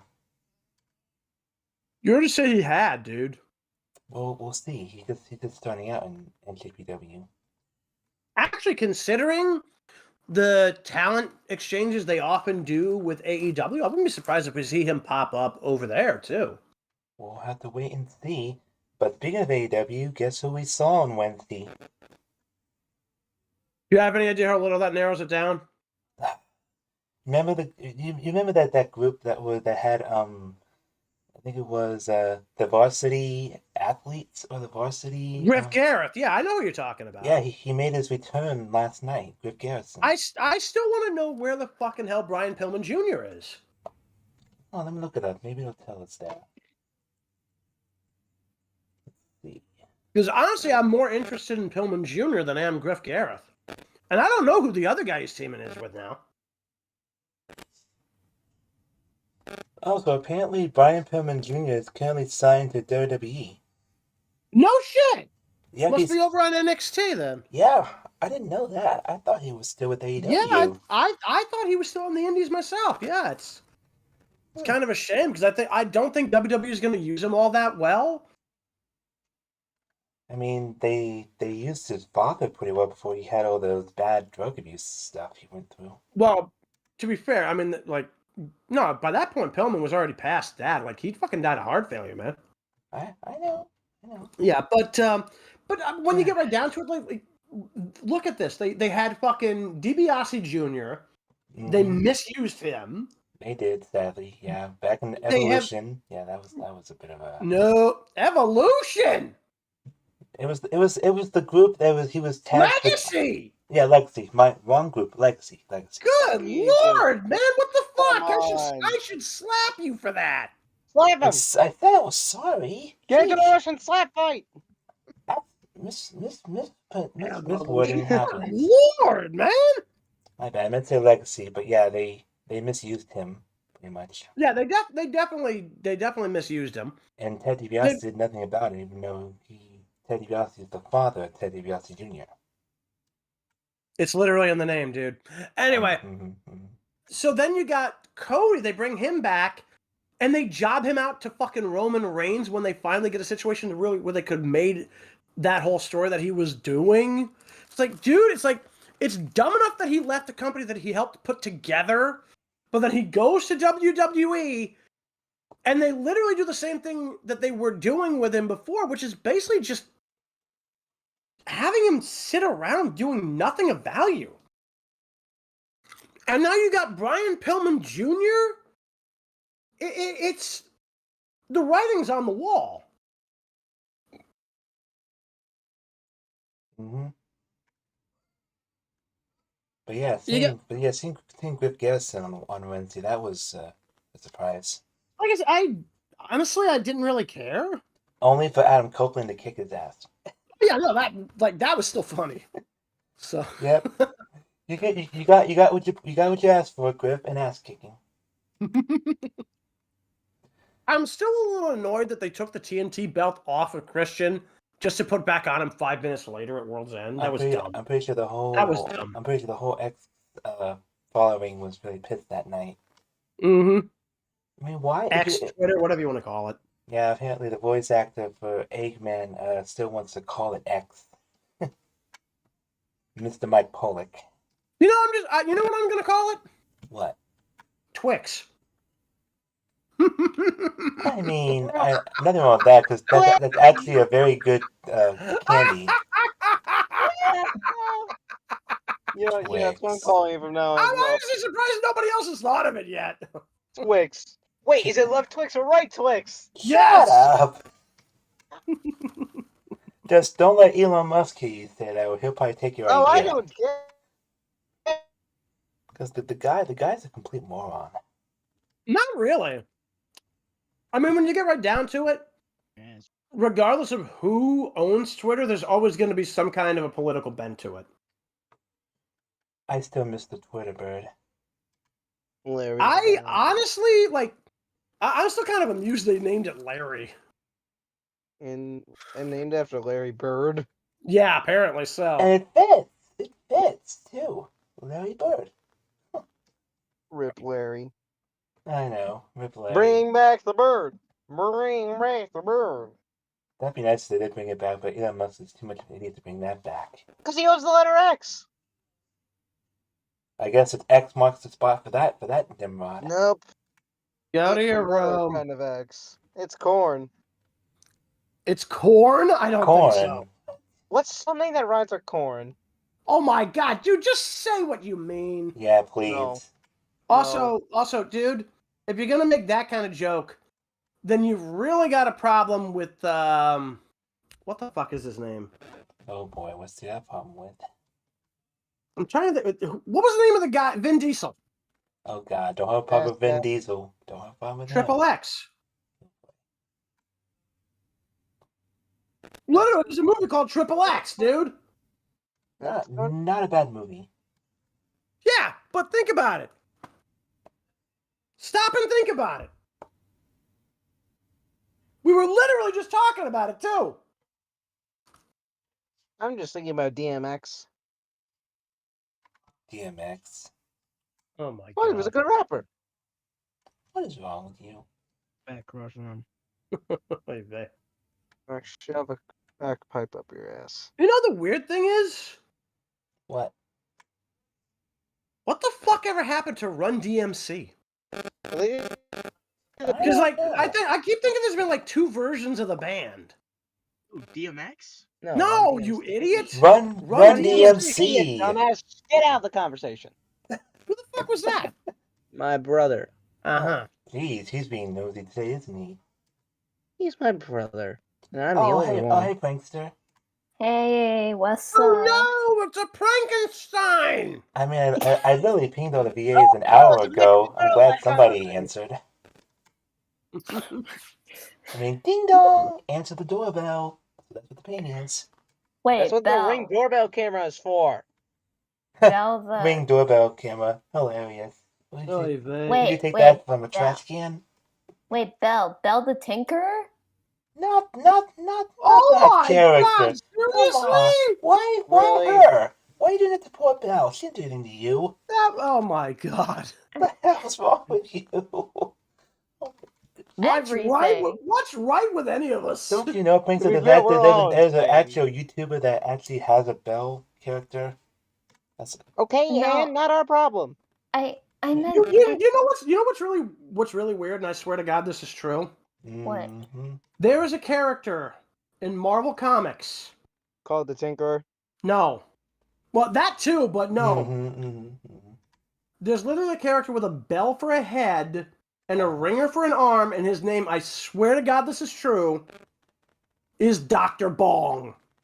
I never heard of that. I might saw 1990s, dude. Sort of comedy. The 1990s, I swear to God. He was in an issue of the Sensational She-Hulk. I swear to God this is true. Sadly, that I was. Just because it's stupid as that one Spider-Man villain that was like, where it was like he was a wall that Spider-Man couldn't climb.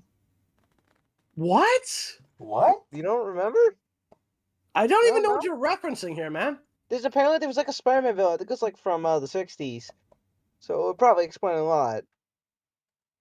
Dude, you're literally talking to a guy from the that reads almost this every guy- Spider-Man comic. It was this guy. It was a villain that was like for some reason he had like his head, and then his body was made out of bricks, and it was like in the shape of a wall that Spider-Man couldn't climb. The 60s were weird. Dude, No the shit, but 60s they were weren't the that weird. They were the hippies. 60s. Well, no, dude, the 60s is literally when Spider-Man got his start, was 1962. Well, yeah, that was the only good thing of the 60s was what was that? No, You know, that reminds me. Oh, his name was literally just The Wall. Oh, God.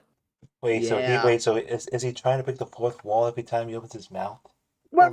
So Go to he's your in- room. Wait a minute. So you're telling me the character from WCW was named after a bad Spider-Man villain? Possibly, I guess. You realize I'm literally talking about a wrestler who was calling himself The Wall, right? Yes. Okay. And also, so there was actually a hockey player goaltender that was nicknamed the Wall.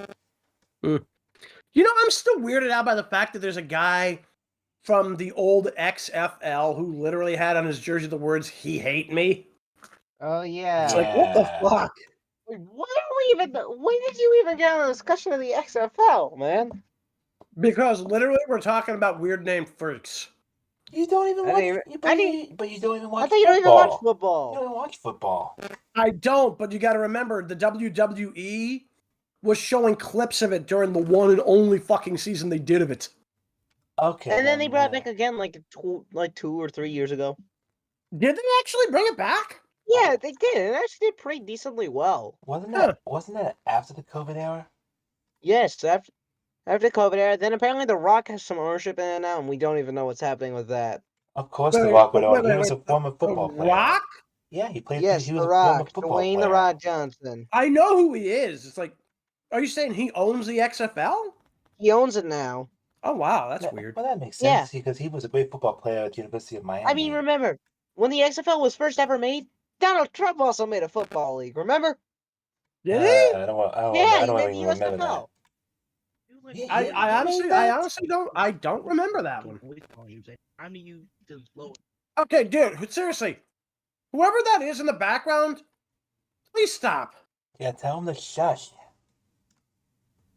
I would if I could actually tell him to shush, but I'm just acting like I'm mean somehow in public. I mean, number one. Have you shove a crack? Oh So my you God, it's his twin brother. Shut up. He can't hear you, and I think it's for the best. Mm-hmm.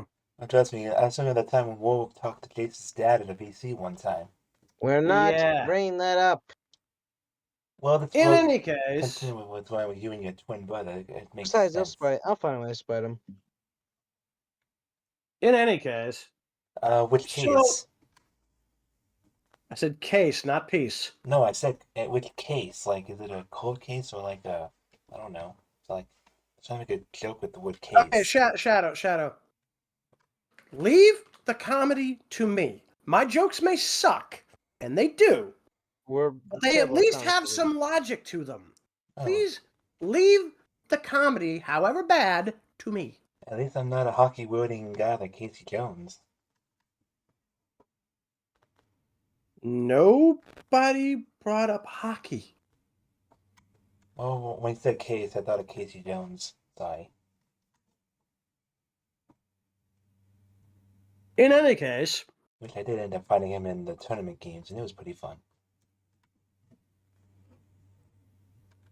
moving on. So, we do have a general idea of how badly Disney is getting screwed over right now by their own idiocy. You want to hear something hilarious? That's a low bar. All right. So, they announced a movie with Ray Palpatine. All right. So, she was supposed to come back. Daisy Ridley was supposed to come back and reprise the role. Uh-huh. They may have decided to cancel it. Oh, Because yeah. I believe me, I'd love for that to be the case. But the one thing we do know right now, at the very least, is even if that hasn't been canceled, they are starting to realize that having an activist run her mouth about how she's the first woman to direct something from Star Wars, which she's not, really isn't a good look. Let alone a fucking viral video that's now been floating around the net, basically going, I like to make men uncomfortable. It's like, okay, then why do we want to go see your movie? Who is it that we're talking about? I'm not even, something or other, Oiboid Shinoi, or whatever the fuck her name is. What? I don't know her name. I'm not even going to try to pronounce it. But, long story short, she's from Pakistan, and she's like, "Oh, I like to make men uncomfortable." I'm like, again, you made movies for you made documentaries, not actual movies. And the last time they did something like this, where they had somebody who really had no experience making movies, just documentaries, and was nothing but an activist, was the Marvels. and we know how badly that blew. That thing is officially was the worst and goddamn superhero movie of all time in Marvel's lineup. Might be the worst, period, because I think it actually did worse than The Flash. But in any case, the Ray movie is potentially getting bumped further down the timeline in order so that they can do a movie based on The Mandalorian. Oh God. I love The Mandalorian. Love that series. So Yeah.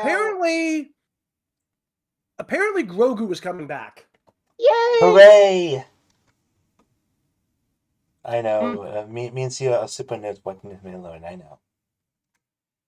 Yeah, I haven't had Disney Plus since literally like 2-3 years ago, before they started doing all the bad Disney Star Wars shit.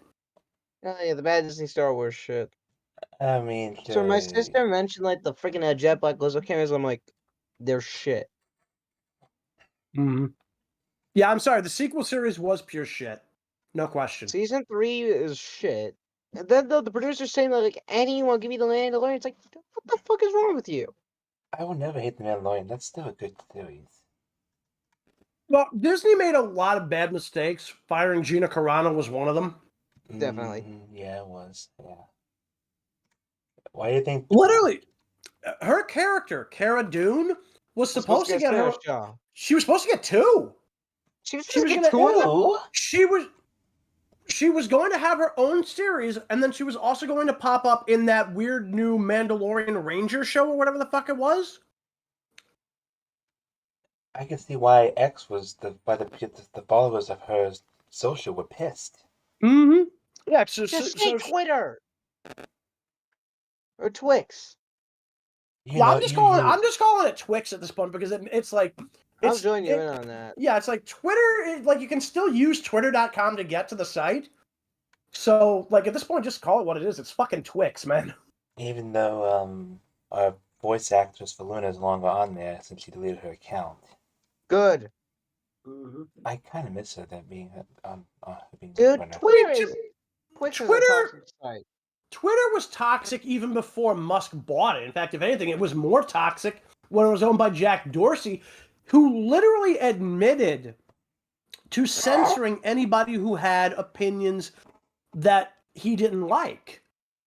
Now, don't get me wrong. There's some things, obviously, you don't want to have on any platform. Any form of hate or discrimination is one thing. Mm-hmm. But when you're literally basically censoring people for having an opinion even an inch to the right of Karl Marx, you know there's a problem. So, I mean, yeah.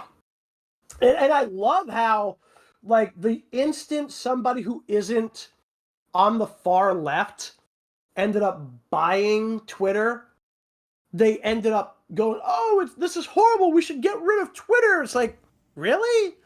I think the Republicans have been saying that for years. Who cares? They're Republicans. We're the left. It's like, yeah, we already know you control the fucking media. You already control the media and don't let us have free speech anymore. I mean, and here's the thing. I'm a centrist, man. I'm center-left, admittedly, but I'm more of a centrist, especially, I think both of the political aisle sides are insane at this stage. They were always insane. No, well, now they're openly insane. All right, let's put it that way. Oh, at least we can still support Eric Olympic in our Discord server.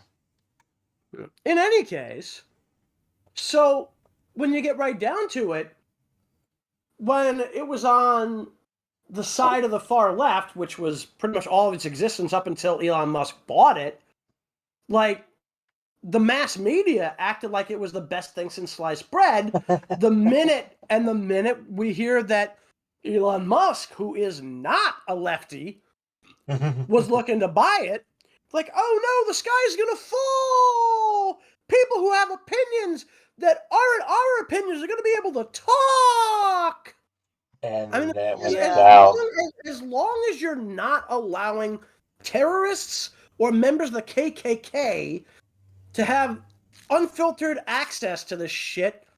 I mean, again, like, everybody has the right to their opinion as long as they're not, touting for discrimination of some kind. It's Yeah. basic stuff, man. This is basic decency. 101, yeah. The problem is the left, and more specifically the far fringe left, doesn't like the idea of people being able to challenge the left-wing orthodoxy. Remember, it's the left. They'll go insane over anything. You'll see somebody make a video, you flip your pillow a certain way. I mean, you wouldn't have believed how bad, to some extent. You want to hear something hilarious? What? Even after all this time, there are still people on Twix who are still trying to defend Amber Heard.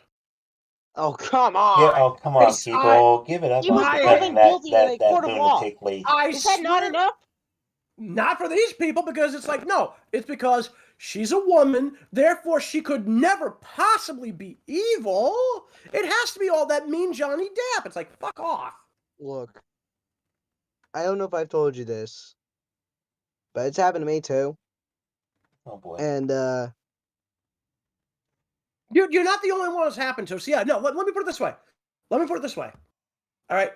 The fact is, we as a society are programmed to believe that women are incapable of being as evil as any other man out there is.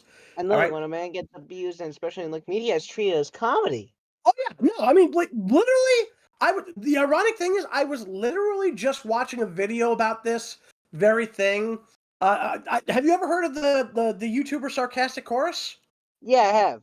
Yeah, he actually did a video on this whole thing with now I didn't watch the show because it never really looked like my thing, but Chowder.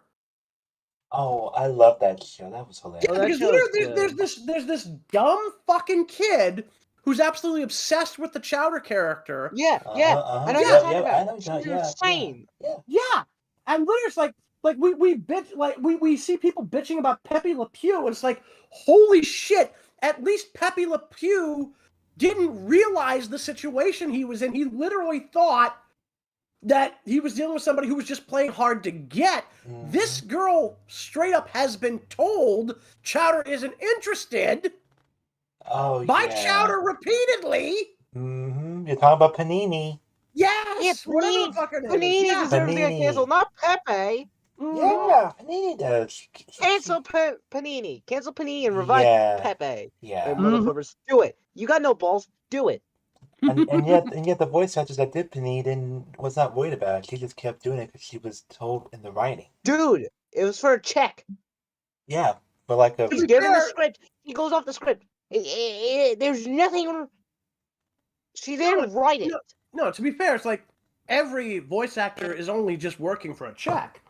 But Yeah, again, they want money. it's like, the thing is, we have been programmed to accept this kind of behavior from women or from TV shows that basically make it seem like, oh, it's okay to do bad things to men as long as the perpetrator is a woman. It's not okay. And that's why I'm really glad that Johnny Depp did fight back and why he did win that case in Virginia. And again, I still love how, like, people go, oh, but what about the case in the UK? It's like, first off, she wasn't the one on trial in the UK. The Sun, a fucking magazine, which we now know literally the judge had ties to because apparently his son worked for it. oh, so apparently What the flip? Yeah, no, literally, like Andrew Nichols was, I believe it's the name, over in the UK. He had his son worked for the company that produced The Sun, right? Mhm. And we also know that his wife apparently had like either lunches or dinners or something with Amber Heard, and literally the Virginia court, when basically Johnny Depp took her to court in Virginia, because that's where I forget what the company was that she published that op-ed through that she ended up getting sued over. That's where, like, literally she tried to go, oh, but this trial in the UK with The Sun. They took one look at that, looked at her motion to dismiss and said, no, because that wasn't a fair trial over in the UK. We're going to make sure that he gets a fair trial. Because even if you're guilty of a crime, you deserve a fair trial. Right, and here's the thing. So literally, we found out that the judge kept a lot of like witnesses and evidence and everything else out that Depp wanted to introduce over in the UK trial, which probably would have put the son, on the back foot for this. So that And part we then- can't even reopen this now. They can't even get sued again for the No, same thing. believe it or not, there have been lawyers apparently from the UK who have gone on videos on YouTube and said, yeah, this probably could open the door to another appeal. This better open the door to a fucking appeal. Even- I swear to God. Even this if needs it doesn't, the damage is already done to Amber Heard because everybody now knows about what was going on in their relationship due to the fact that the US trial was fucking streamed live pretty much Everywhere. every single day. To give you an idea, I was in school, and literally in one of my classes, we just spent the entire period watching the trial. Holy shit. Yeah. I think I was either working at the time when those live streams were happening, but I've been checking updates for that too. I'm like, how long is this gonna go for? We literally sat down and all watched it because we were all hoping Johnny Depp won. Huh. Mhm, That's a very positive group of students you were with there, man. Yeah, Dude, absolutely. even the teacher wanted Johnny Depp to win. Ooh, even We all better. want him to Even win. better. Are the teachers Nice. on board? We Teachers all involved? wanted him to win, And Yeah. he did. and that's what. Heck, I think we almost threw a party about it too. And you should have. Yeah, I wanted a to, pizza but- party. I wanted to, and I would be like, "Look, if he wins, I'll bring him pizzas." But my teacher said, "No, you're not doing that." Wow, what a killjoy! Mm. He's not much of a killjoy, considering he let us spend every single period that we had with him watching this trial. Then you think he would have made a compromise and say, "Sure, you got a pizza party. I'll pay for it." No, he wants to stick to the Nope. rules. Nope. Like I said, killjoy. To be fair, he gave us no homework. Okay, fair enough. That's fine. That's fine. He's a half killjoy. Yeah. Wouldn't No, I that still make him? Wouldn't that make him just a joy? Yeah, it would make him a joy. He's a joy to the world. I mean, at least he's not a tool. Okay, we don't talk about Joe Bastianich, okay? Talk about what? What? Yeah, this one judge from the show MasterChef who's a complete tool. So What was his name? Tool? No, his name is Joe Bastianich. I don't know how to pronounce it correctly. Then how the hell did the word? Then how the hell did this guy come up Because with he's a somebody was fucking as- tool. He's a fucking tool. So is he a hammer? Is he a screwdriver? Is he a hacksaw? He's what a kind of nut. tool is he? He's a nut? You mean like the nuts and Wait, bolts? wait. So he's somebody's testicle? Oh no, he's talking about. If he was, I would kick it. Hey, pretty much nuts and bolts from a robot. We don't talk about Banjo-Kazooie nuts and bolts. Oh. Oh come on, the game wasn't too bad. That game was bad and does not deserve to be talked about. Well, I mean, I'm pretty sure the creators had a reason why they wanted to bring back the witch. Hello? A game involving Banjo and Kazooie and cars. I mean, I love Cars. I don't know what the big deal with Cars. Why? That was one of the worst Disney movies of all time. Cars 2 was one of the worst Disney movies of all time. The first one was good. I mean, I've seen both, and I wasn't a fan of either. I did see Cars 3, and that was pretty good. I Cars never- 3 I was a won't- dumpster fire. I wouldn't go anywhere near that after seeing the first two. I mean, The first one wasn't even bad. The second one was shit. As far as I was concerned, the second one was definitely shit. I just didn't like the first one either. I just hate how they tried to make the second one feel like a James Bond movie. Yeah. Which was kind of dumb. And the weird thing is, I keep hearing that they made a fucking spin-off about airplanes or something. yeah, it's a Planes. movie called Planes, yeah. Yeah, and then there's supposed to be another one about boats. They're making one about boats? They're making one about boats? No, they already did. What are you talking When? about? I think it was a Disney Plus thing. I don't remember Ah, anything about okay. this. It might have been just like something, either that or it was somebody else made one as a ripoff. I don't know. It was probably a stupid ripoff. Yeah, a bunch of rip-off artists. Well, I mean, again, you're ripping off a bad Disney piece, so like, would it matter? Well, no, only like 2 of them are bad Disney pieces. Oh. That's a matter of opinion. But as I was saying earlier, Banjo Kazooie Nuts and Bolts has its ups and downs. It does not. It only has downs. Dude, I played the whole game. I had a fun time playing So that. have I. And it was a horrible misery nightmare. Misery All right, Nightmare. you two. All right, chill the fuck out. No, What? no. We're literally a I'm not gaming gonna chill. channel. We're just bringing out our gaming thoughts on certain games. We're not just a gaming channel. We're clowns. Well, technically, this We wasn't. are not in a circus. We should be, though. We Oh, would actually God, make the circus no. exciting. Okay, then where's the Joker then? That's Shut up. cards. A Joker's a clown, you dummy. A joker Yeah, again, is a shut card. up. No, he's talking about the Joker. I know. That's what I was talking about, the Joker. And he No, I'm has a talking. card. I know. I'm talking about Sear. He's talking about the DC Comics character. I know. So then why the fuck are you worried about the Joker mobile? That thing hasn't been seen since the fucking Not the- 40s. Not the joker. No, the card. Yes. What about it? What's the court Not the jester? car. The card. Again, what about it? What The about card the is card? called a joker. Yes, but again, what does a card have to do with any of this? It's literally his trademark calling card. But we're not talking about the card. We're talking about. Oh my god. Okay, yeah. We are not talking about He's the. talking about the Joker because circuses have clowns. Yeah, you silly clown. Sheesh. You're the clown. Nobody here is a clown. Yeah, with the entire circus. No, nobody here is a clown because we don't want to deal with Batman. Yep, and God rest Or his- Nightwing, or Red Hood, or the rest of the No, Bat so family. no, here's the thing. Nightwing would actually be reasonable about it. Red Hood would just kill you. Maybe. Speaking of He would.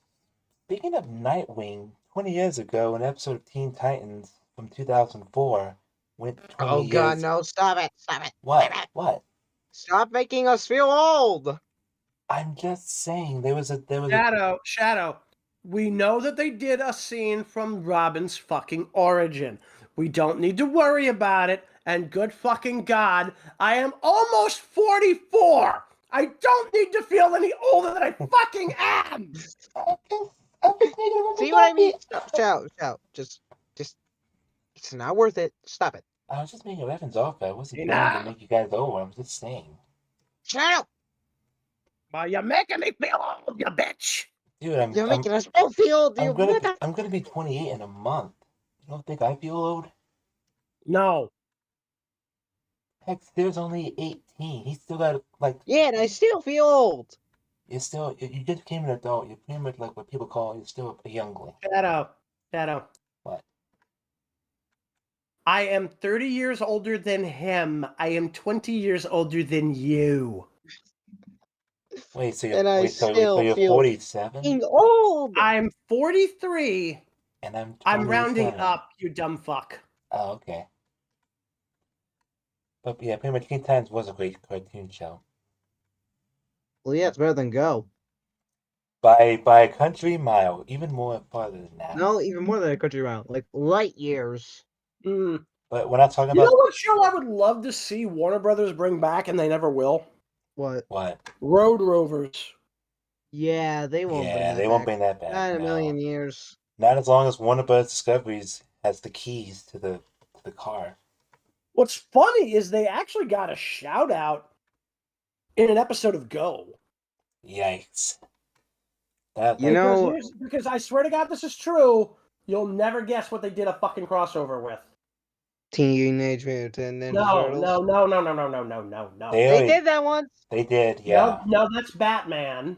No, they actually did an episode with Teenage Mutant Turtles. They in actually it. did. They didn't outright say it was the Teenage Mutant Ninja Turtles, but it's obvious. Then it's it's not the actual Ninja Turtles, it's a parody.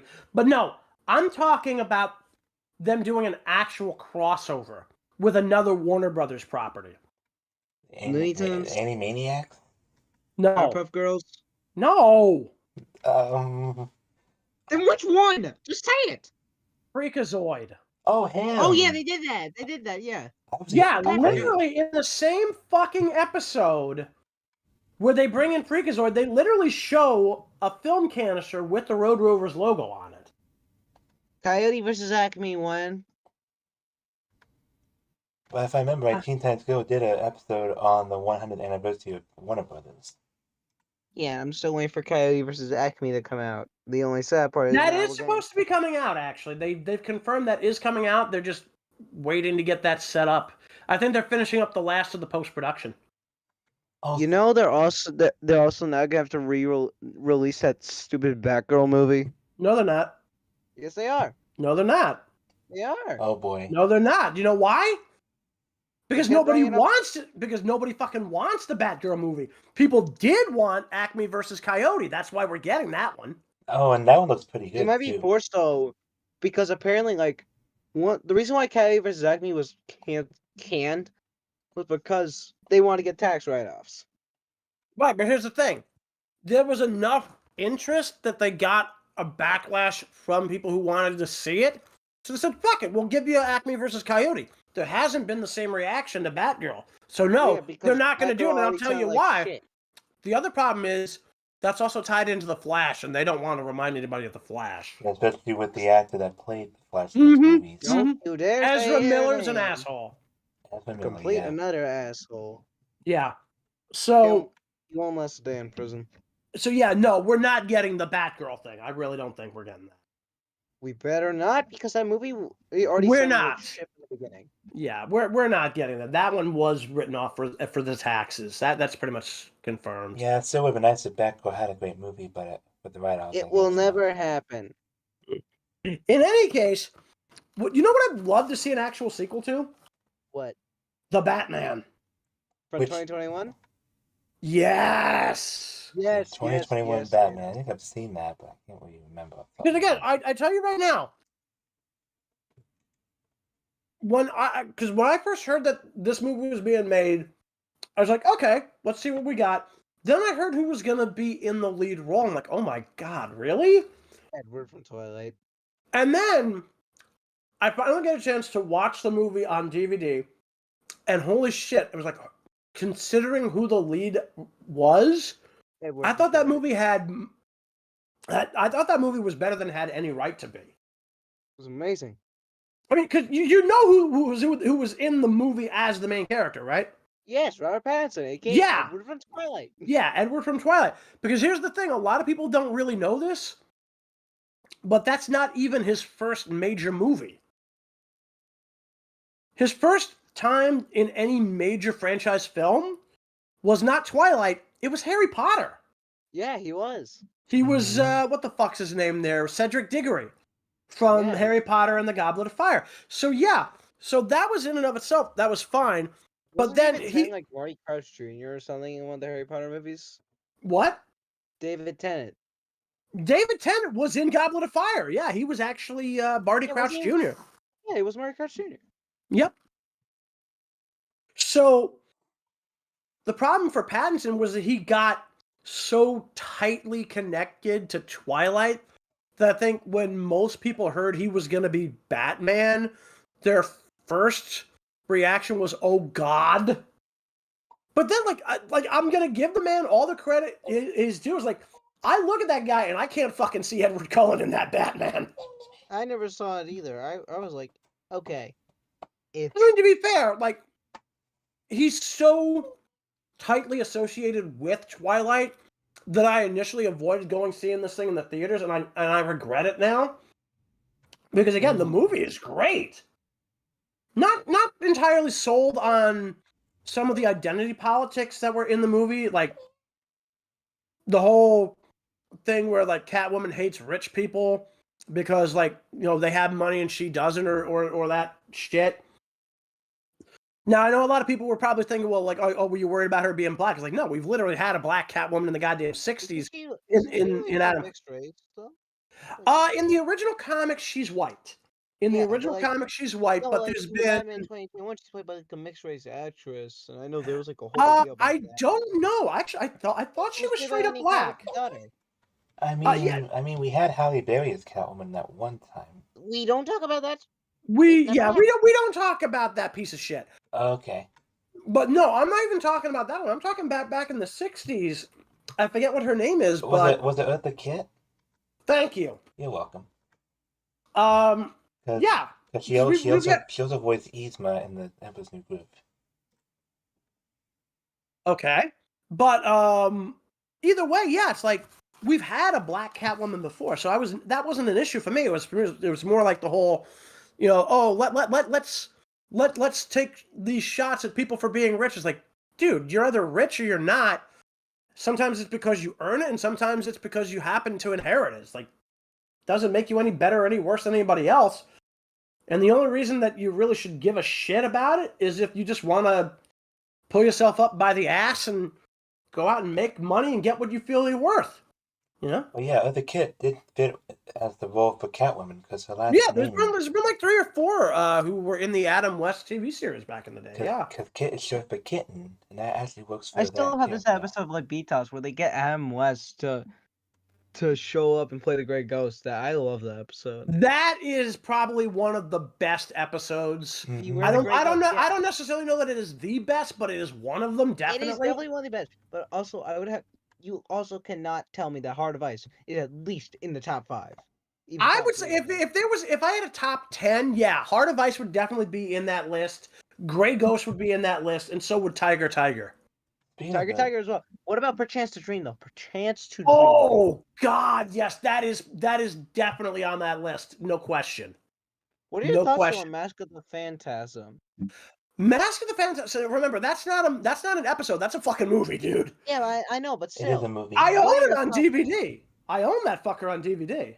I think I got it with my Batman the Animated Series set. I don't know if I fully do, and if I don't, I'm going to seek out a means of getting a copy. The one thing that I'm still sad about to this day is there's never been a Blu-ray release for the Batman versus Dracula. It's probably never gonna happen. Which is sad because the series itself, all 5 seasons have been released on Blu-ray. Mm-hmm. Remember though how long it took those to get a Mask of the Phantasm Blu-ray release? What about it? Remember, the Schumacher films got a Blu-ray release before Mask of the Phantasm. Let that sink in. That makes a certain amount of sense. No, it does not. No, it kind of does, and I'll tell you why. Because the reason why the Schumacher films got a Blu-ray release was because those were fucking made before Mask of the Phantasm was released originally. So when they were releasing all the old stuff, which would have included the Burton films as well as the 2 Schumacher films, they had to release them as part of the set. Because they were releasing that as a box set, remember? I still could have gotten away without having them in there. Nobody would care. Nobody would be mad. Okay. By the way, like, for as much as we might rag on Joel Schumacher for the bat nipples, because I'm sorry. No. Yeah, it's like, dude, that's what everybody knows him for at this point. And the sad part is, it really shouldn't be, because he honestly made one of the best fucking goddamn movies of the 1980s. Lost Boys. Yes. And I think that was the movie that was the reason why he got the directing role. I think that because yeah, after Burton stepped away after Batman Returns, because everybody got pissed at him, which I don't understand, because it's like Batman Returns was good. It was good. That was good. Wait. Pissed at the fact that it was like it wasn't marketable enough to children. Really? I'm not fucking It's kidding. literally Batman fighting a guy with a fucking physical deformity that makes him look like a penguin, and a Catwoman, and a Catwoman who basically fell 50 stories out of a goddamn building, got resurrected by cats, and decided to dress up like a leather dominatrix. I don't know how much more marketable that's supposed to be to anybody who wants to watch a superhero movie, but yeah, it's not really meant to be marketable to kids, and yet somehow they used those fucking designs for Batman the Animated Series, so apparently it must have worked. I still wish Cosmo would air those old episodes of that show. They're not gonna do it. I wish they would. Wait. You wish who would air episodes of what? Cartoon Network re-air episodes of the old Batman the Animated Series. I don't see why they wouldn't. I mean, people would. Why not? They're not gonna do it. Why? They wouldn't. Why? Just give him an answer. He'll Studio keep has saying said why. fucking why. Right? They just don't want to pay fucking royalties. Royalties to who? Fucking no. Oh, usually that's the reason why a lot of stuff gets not. That's the reason why Warner Bros. Won't re-air stuff on cable. Warner fucking Brothers afraid of owns Batman the Animated Series, Lock, Stock, and Barrel. They're the ones who had it put together. You'd think they would air them to remember Arlene Sorkin and Kevin Conroy, for God's sake. Even then, they still wouldn't do it. They're missing, Again, they're missing why out. not? Literally, they own it. Because they don't care. It's a freaking company. It's Warner Brothers Discovery. That's the answer. They don't give a shit. Remember, they purchased a lot of their stuff from Max just so that way they can make that stupid merger happen. Now, it had nothing to do with the merger. They did that just for apparently, because some of the stuff that they were doing was costing them money because, some of the stuff that they did have wasn't from their library. But Batman the Animated Series was one of the ones they kept on there. Yeah, I know. That's what I'm saying. But also, it's a company. They don't give a shit. And plus, it's an instant classic. Batman the Animated Series was part of my childhood. Yeah, well, also, anything is better. Dude? As in my childhood, in the early 2000s, I watched the whole series. Loved it. Again, dude. Yeah. You saw the reruns. Yeah. BTAS was part of my childhood. 90s kid. Yeah, I was born 80s kid. I was born in the mid-90s. Yeah, I was born in fucking 80. So when BTAS started in fucking 92, I was 12. I just remember seeing reruns of Batman the Animated Series. And guess what aired right before it? What? Spider-Man? Oh, it was My Little Pony. Oh, Which one? Jayse would love that. Friendship is magic. Say again? Friendship is magic. That one. Yeah, that would make sense. Jayse would love that because he is a huge. Because it was on the Hub Network at the time. Yeah, no, I remember, yeah. I always would joke about how much of a mooch They also had, believe it or not, they had the 60s Adam West series on there, too. Yeah, that's true. During Haboom. Because that was correct. the late night thing, yeah. Yes. I actually caught it a few times. I remember Because right. they had the Batman 66 series, the original Transformers, and the original G.I. Joe as part of Haboom. I think they also had Transformers Prime at one point. Prime? No. Prime was actually airing during their regular time slots. Because literally, but no, yeah, they did. They did have it on during the general, because that was what they built the hub on. You had Transformers Prime, G.I. Joe Renegades, and My Little Pony Friendship is Magic, and then Care Bears. Injury midway through the series. I'm still mad about that. Okay, dude. Talk into the microphone, not away from it. You guys get an injury midway.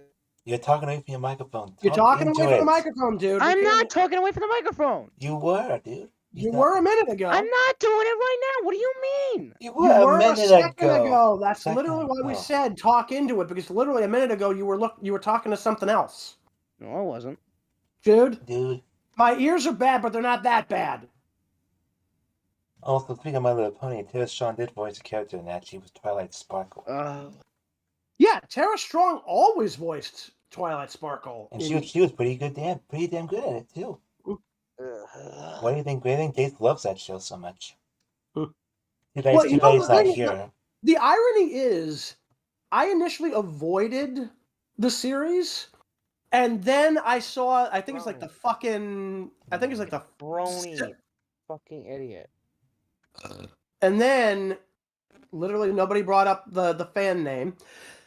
Anyway, my brother keeps saying it's Jabroni when it's Brony, and now I'm freaking ready to either shove him into a wall. But yeah, My Little How would he even know what the hell we're talking about? So you can eat context clues. That's how. Context clues. He hears what I'm saying, and then he makes the inferences. Whatever. Anyway, so I'm not sure if it was the second or the fourth episode of the second season where they did the Halloween episode with Princess Luna, and that was what got me into the show. The funny thing is, you have one clip of Ghost Rider and My Little Pony from the Nostalgia Critic intro. What? Yeah, that was okay. a Ow, eardrums. No, they did not do a crossover between My Little Pony and the fucking Ghost Rider. No, I'm talking about the Nostalgia Critic intro. Nostalgia Oh, Critic? that! No, I know what he's Yeah. talking. I know what he's talking about. I've never What seen the episode is that actual. from? They actually did this. Apparently, that it's actually a clip in the title sequence in like I want to say it was like 2015, Wasn't there where like they. an actual episode though, like a nostalgia critic episode, and then it's like, but I still can't. No, decide what it no. is. What I'm saying is, like, I think there was an episode of the Nostalgia Critic where they did have the Ghost Rider pony as a thing for like half a second, and it was so goddamn hilarious that they made it part of the title sequence for Nostalgia Critic episodes for like 2 years. Wish they kept that clip in. It was funny. It's all right. But yeah, was the funny. fight. I've Yeah, never, okay. I've never seen the actual episode that clip is taken from. I'm still trying to figure out which episode it's from. I have no idea. I have no idea. I'll let you know as soon as I find it. If So you I'm do, sorry. because I'd love to find out what episode, because it's obviously a Nostalgia Critic review, but I just don't know what it was a review from. I mean, like, for all we know, it could have been a review of Spirit of Vengeance. It was probably from like maybe when he was reviewing Ghost Rider. Probably, yeah. Maybe. No, I think it would have to be after, because My Little Pony is what, 2010? I think 2010 or 2012, one of those two. I don't. Yeah, something like that. No. And so, like, it would either have to be just before or just after Spirit of Vengeance, because it couldn't have been the original, because the original was 2007, and the hub didn't exist at that point. By the My Little way, Pony is just that show. hey, Sear, did you ever watch Amazing World of Gumball? Yes. God, why? Apparently, the seventh season is currently the new season's in the works right now. I'm not gonna watch it anyway. I've grown up, man. I still I'm watch it, 18 dude. now. Dude, that was part of I'm my. 18 now, man. I have to move on. Why You would gotta why move would on at some I can point move in on your from life. that show, dude. It's not half bad. It's decent, but at Dude, least it's good. Dude, it's not half bad, it's all bad. I mean, it literally makes video game references, for goodness sake. Just because it's video gamer So does the Nostalgia Critic. and Yeah. AVG Annie, but that's Papa's job. To be fair, yeah, the angry video game nerd, that's literally his wheelhouse, but yeah. He's gonna take you back to the past. He plays some shitty games that suck ass. He'd rather have a buffalo. Take a diary and dump in his ear. He'd rather eat the rotten asshole of a roadkill skunk. All right. Knock it off. All right, enough. But yeah, I'm still gonna watch because that cliffhanger at the end of season 6 is driving me up a wall. I need to know what happens next. Dude, if you want to watch a show like that, that's fine, but leave us out of it. Yeah, man, seriously, I'm trying to grow up. I'm trying to move on in my life. I'm trying to be Dude, Sear. You watch SpongeBob. You haven't exactly grown up. Yeah, Dude, I still I watch haven't watched SpongeBob. SpongeBob in quite a long time. I don't think you realize that. Let me put it this way. If somebody turned it on, would you actually sit down and watch it? Nope. Okay, maybe you're not doing it as bad as I thought. I mean, I still Dude, watch. the new seasons suck ass. Why would I watch it? I still watch it just for the nostalgia. Because, like Dude, take the off the nostalgia nostalgia is one thing, but like, dude, SpongeBob was bad. Gumball was worse. I literally spent like 2 minutes watching an episode of that. And I'm like, nope. I still watch SpongeBob because I enjoy Tom Kenny's work. Look, dude, I'm sure Tom Kenny is a fine actor, but regardless of whether it's Gumball, which again I only ever watched 2 minutes of, or SpongeBob, which I watched even less of, the answer is a firm no. the newer seasons of SpongeBob also suck ass. So it's The original seasons of SpongeBob sucked ass. What's your point? Okay. No, the originals were good. The first season, second season The were first great. 3 seasons were fine. Yeah. The 4th season was when things started to go downhill. Then, and after multiple showrunner and director changes, it went to shit. And we recently lost the creator, Steven Hellenberg. Dude, he died like in 2018. No, I still miss him. He was now you got this guy named Paul Tibbett taking over. Yeah. No, he left after for a while now. He's no longer showrunner. No, you sure? I'm pretty sure he came back. No, Vincent Waller's showrunner now. Oh, really? Yes. Yeah. Guys, Yes. Why the hell are we discussing a TV show about something you use to wash your dishes? Oh, come on now. This the funny part is he wasn't. Whatever. But, Anyways, and same thing, I still respect Clancy Brown, too. Doing Clancy Yes. Brown is a fine actor. SpongeBob SquarePants is still a piece of shit as a TV show. I personally just like Clancy Brown in Detroit Become Human because hearing Mr. Krabs curse is funny. I never even played that game yet. I never played that game yet. Play it. Unless it's on Game Pass, I can't play it. Why? Team. Because I'm a Game Pass Ultimate subscriber, duh. Dude. You It realize is you could just bad. get a physical copy of the game? It's only on PlayStation and PC. Yeah, it is, because remember, I was working at GameStop the past few weeks, and yeah, it's only on PC and PlayStation. Hey, Trigger, who pulled you? Oh, I asked I think- Trigger if he wanted to come in for the stream, and Also, Oh my god. also, That what joke is getting so old, dude. But here's the thing, dude. Most of my My jokes get God. on, dude. Most of my jokes get on the bus for half fare anyway. So why are you surprised? Yeah, they give us here discount. I'm gonna pretend I didn't hear that. Sear, talk into your mic, not away from it. Yeah, Here dude. discount at the Denny's. I mean, if you want me talking to my mic, I can just push my Not lips against you. it, but no. Trigger. Not you. Shadow. That's your gift for not talking into your Shadow, mic. Shadow, Yes? go to your room What? right now. What? All I do is Before I play Famous start- Go to Slime. your room, on. What? All I do is play Go to your Famous fucking Slime. room, man. You weren't speaking to your mic, so I had to pull the lever. Shadow, go to your fucking room. Pull the lever, pull the trigger. No, just Oh my pull the god, lever. that's it. Hey, vey. Anyway, Yeah, You can blame Warwolf this for that is one. the normal human. You poisoned my mind with that joke. Dude, that joke was funny and you know it. Anyway. The joke was half funny. moving on. Real So fun. Trigger, we actually had a Yeah. question for you. Oh. We were talking Ooh. about this. We were talking about this earlier. What movies coming out this year do you happen to be looking forward to? I never actually gave it any thought. Because there are three that I'm definitely looking forward to. I'm And gonna only- hop off. I'm I'm bugging out. I have to go to I'm- sleep. Yeah. You want to sleep? I'm now? not It's only- entirely sure. I only just 10 never o'clock. gave it any thought. Dude, I have a meme for that other channel I work for tomorrow. I want to be up and ready. What time you got to be up for that, man? 6 p.m., but I'm gonna sleep in extra. Okay, so here's the thing, dude. Dude, It's like 10 o'clock. I know, but I'm sleeping in extra, so it'll be funny. So sleep in extra by watching till the end of this stream and then sleep in late I anyway. want to go hop on my VR headset. You can do that anytime. We don't get to do these this I often. really get to. Yeah, well, dude, Well, like it's you own them, so you'll get the chance to. yeah. We only do these things like once every few months. Yeah, really.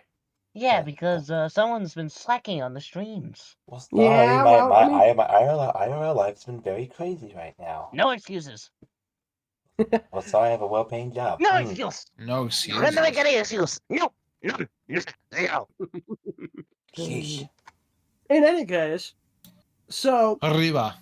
yeah, we were talking earlier about, like, for example, we got Kung Fu Panda 4 coming out in March. Godzilla We- and Kong the New Empire. Yup, and then Sonic the Hedgehog.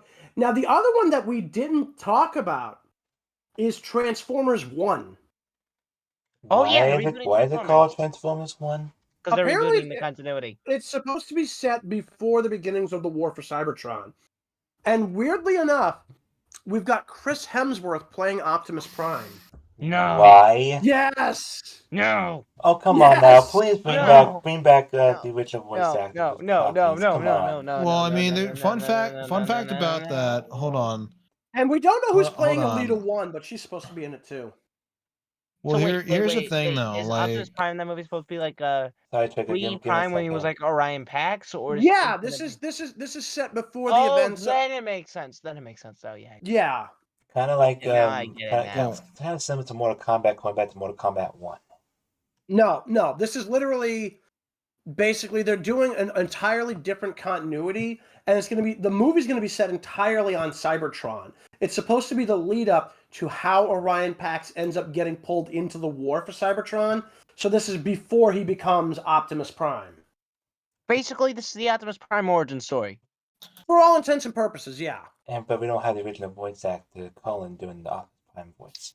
Which, to be fair, yeah, it kind of sucks. But here's the thing: we do know that the odds are good that if they do give us Optimus Prime, it's going to be Cullen, because the idea was that initially, this was also true in the original cartoon back in the 80s. Orion Pax had a different voice when he was Orion Pax, and then when he was rebuilt into Optimus, that's when he had Peter Cullen's voice. So Yeah. I could see them doing that.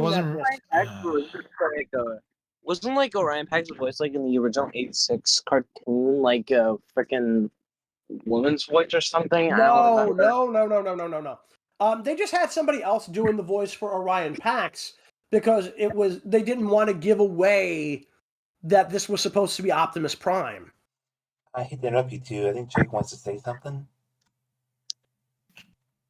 Yeah, I was trying to say, like, that's not entirely true. You're right about the part with Orion Pax. Like, yeah, wait, that's trigger, down trigger, straight trigger, hold on a that he second. was, well, Orion Pax before he became Optimus Prime. But in one of the series out there, he became Optimus Prime because of Primus, which in this case was like We're talking. pretty much their holy god for Cybertron. Trigger. I literally said I was talking about the Generation 1 continuity when I was explaining War Dawn, which was the episode where they had Orion Pax. Mm-hmm. That's interesting. Also, Yeah. Sear, you need noise suppression, Sear. Get with the program. Background noise. Yeah, seriously. Yeah, also, Sear, like, you do need to turn on your noise suppression because something was on in the background there. Anyway, Move rooms. I switched to my Yeah. phone and moved rooms. Yeah. So in any case, yeah, no, I know what you're talking about, Trigger. The stuff you're talking about is the War for Cybertron stuff from the Aligned continuity, which Transformers Prime worked in from. But ultimately, that's not the continuity that they're working from, as far as I know, with Transformers 1. It's meant to be a completely new continuity, but the fact that they're utilizing this as a kind of origin story for Optimus makes sense that they would have it be a different voice potentially for Orion Pax, because it would be a callback to Generation 1, where they initially had like the episode War Dawn, where we're introduced to Orion Pax, and they didn't reveal until literally like the very last part of that episode that this was who Optimus Prime originally was, until Megatron nearly killed him, and Alpha Trion rebuilt him. Mm-hmm. Yep. Well, I mean, like, yeah, I suppose, but like at the very least, Orion Pax was originally like a freaking librarian, right? No, that's only in the Aligned continuity. Also, Sear, you well, at the very least in this movie, what? Go ahead, Trigger. Go ahead. Sorry. Yeah, at the very least, like, the one thing that would definitely make this movie pop for Transformers 1 is if they go a little more depth in the history of it all. Like, not just, like, with Orion Pax, but, like, again, like, it's all... Like, if it's all going to be based on Cybertron, like, they at least have to have more depth and concept into it. Like, the whole setup of, like, you know, Primus supposedly being, like, Cybertron, like... Well, or at least again, that's how most of the is stories Cybertron. go. Like, if I'm not mistaken, if I know it as well as I think I do. Trigger, Like, Trigger. What? You're talking to somebody who has literally lived through every iteration of the Transformers. Primus isn't always Cybertron, number one. Number two, if they are going to do this, it's going to be more than likely something that takes place before the war, but it will still be Orion's story because he's going to be our central point of view character. So no matter what they do with it, Orion will be our central point of view character because eventually he becomes Optimus Prime. I think they said either at the end of this film, they're going to have him become Optimus, or they're going to put him on the path to become Optimus in a sequel if they happen to make enough money to justify it. I just remembered that. Yeah. I feel like the Transformers 1, like this movie's gonna be like a reboot in a way. Yeah, it is a reboot for all intents and purposes because every Transformers continuity is effectively a reboot unless they say that, it isn't. So at this point, literally, every single Transformers thing after Beast Machines has been a reboot that exists in its own continuity. Every Transformers continuity. So Rise of the Beast is not connected to the base Transformers? Okay, first off, who is that? Michael Bay. No. Who was that talking? Was that your brother? It was me. Oh. Okay, so all right. They are twin brothers. So Rise of the Beast is a sequel to Bumblebee, which is meant to be a soft reboot of the Bay films. That was a good which film. is what. Sorry. Yes, I love that movie. But anyway, Bumblebee. Hasbro's official. Dude, hang on, guys. Hasbro's official position is that each and every Transformers continuity is its own thing unless they say it's directly connected to something else. So every continuity is its own thing and each one are just as valid as the others. They're just their own separate thing, so they're going to have their own histories and everything. And straight up Bumblebee, I did see that physically in theaters with my uncle. It was pretty good. I would say soft reboot for the Michael Bay films is an understatement, dude. Like, well, no, they compare. Just hold on. Just compare like the older Transformers films, like back in 2005, up to now with like Bumblebee, and then with Rise of the Beast. Like, it's so much cleaner than back then. Like, even with like the first 3 movies, it was so scrambled with the Cybertronians, or in this case, the Transformers. You're not like. The Transformers are Cybertronians, number one. But number two, you're not going to get any argument from it because I've seen the first 4 movies. Actually, I think I've seen the first 5. Either way, like, the Michael Bay films, the idea is that initially they were going to do a completely clean break, but then they decided, no, it's going to be a soft reboot, so certain things will have happened in Bumblebee and then Rise of the Beasts, and then somehow they're going to find a way to have that lead into the Bay film. So at some point, I think the idea is supposed to be they're going to find their way back to Cybertron, and then the events of the Bay films are supposed to happen. But to be fair, none of that makes any sense. So I think it would have been better off for them to just say it was a clean break. Now, to be fair, I don't like that they kept elements of the Bay design for Bumblebee, and I think the reason they wanted to do that was because they still wanted to potentially say, if ultimately, that yes, this is supposed to lead into the Bay films, but there's so much there that doesn't make sense. So either way, I mean, hell, the Maximals don't even make sense. That went a whole different other direction than I was talking about. I was talking about like the models of the Transformers themselves. Like back then, like the Transformers, they just look so like scrambled and just like, I don't know, when you see them transform, just like go into action, it's like watching like a freaking blob with like screws and nuts and bolts sticking out of them. You think that's bad? But now, take a look at so Age of smooth. Extinction, yeah. Age of Extinction, I just didn't like the design, but that's robots. Yeah, the problem is that like with the models back then, the models now, they made the models back then way too complex. Like too many mechanisms. Worse than that. It was worse than that. Literally, the reason why they looked so out of the way ridiculous in the old stuff was because Michael Bay didn't like the Generation 1 designs, and that's why we got such radical departures from anything that we had up until basically the Unicron trilogy. Because that was the first time we had ever had a long-nosed Optimus was in Armada. But I thought the Series 1 Transformers stuff looked pretty good. Why did Michael Bay hate it? Well, no, because here's the thing. The Michael Bay situation was he didn't like the fact that in Generation 1 they had mass displacement. That was why a lot of the Transformers were able to change size. Optimus literally is maybe in truck mode. His cab is maybe 10 feet tall, and when he transforms, he's close to 50.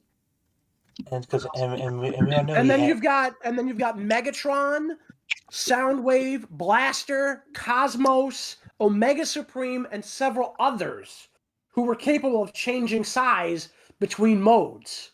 And he hated that. Is it weird that Soundwave's one of my favorite Decepticons? No, actually, the funny thing is, Soundwave's face, I keep hearing this, I don't know if it's true, but apparently Generation 1 Soundwave's face was the inspiration for the Decepticon insignia. Ooh. I can believe that. Also, who the hell's watching TV in the background? That's coming off of Sear's mic. I got booted from multiple rooms. What do you expect?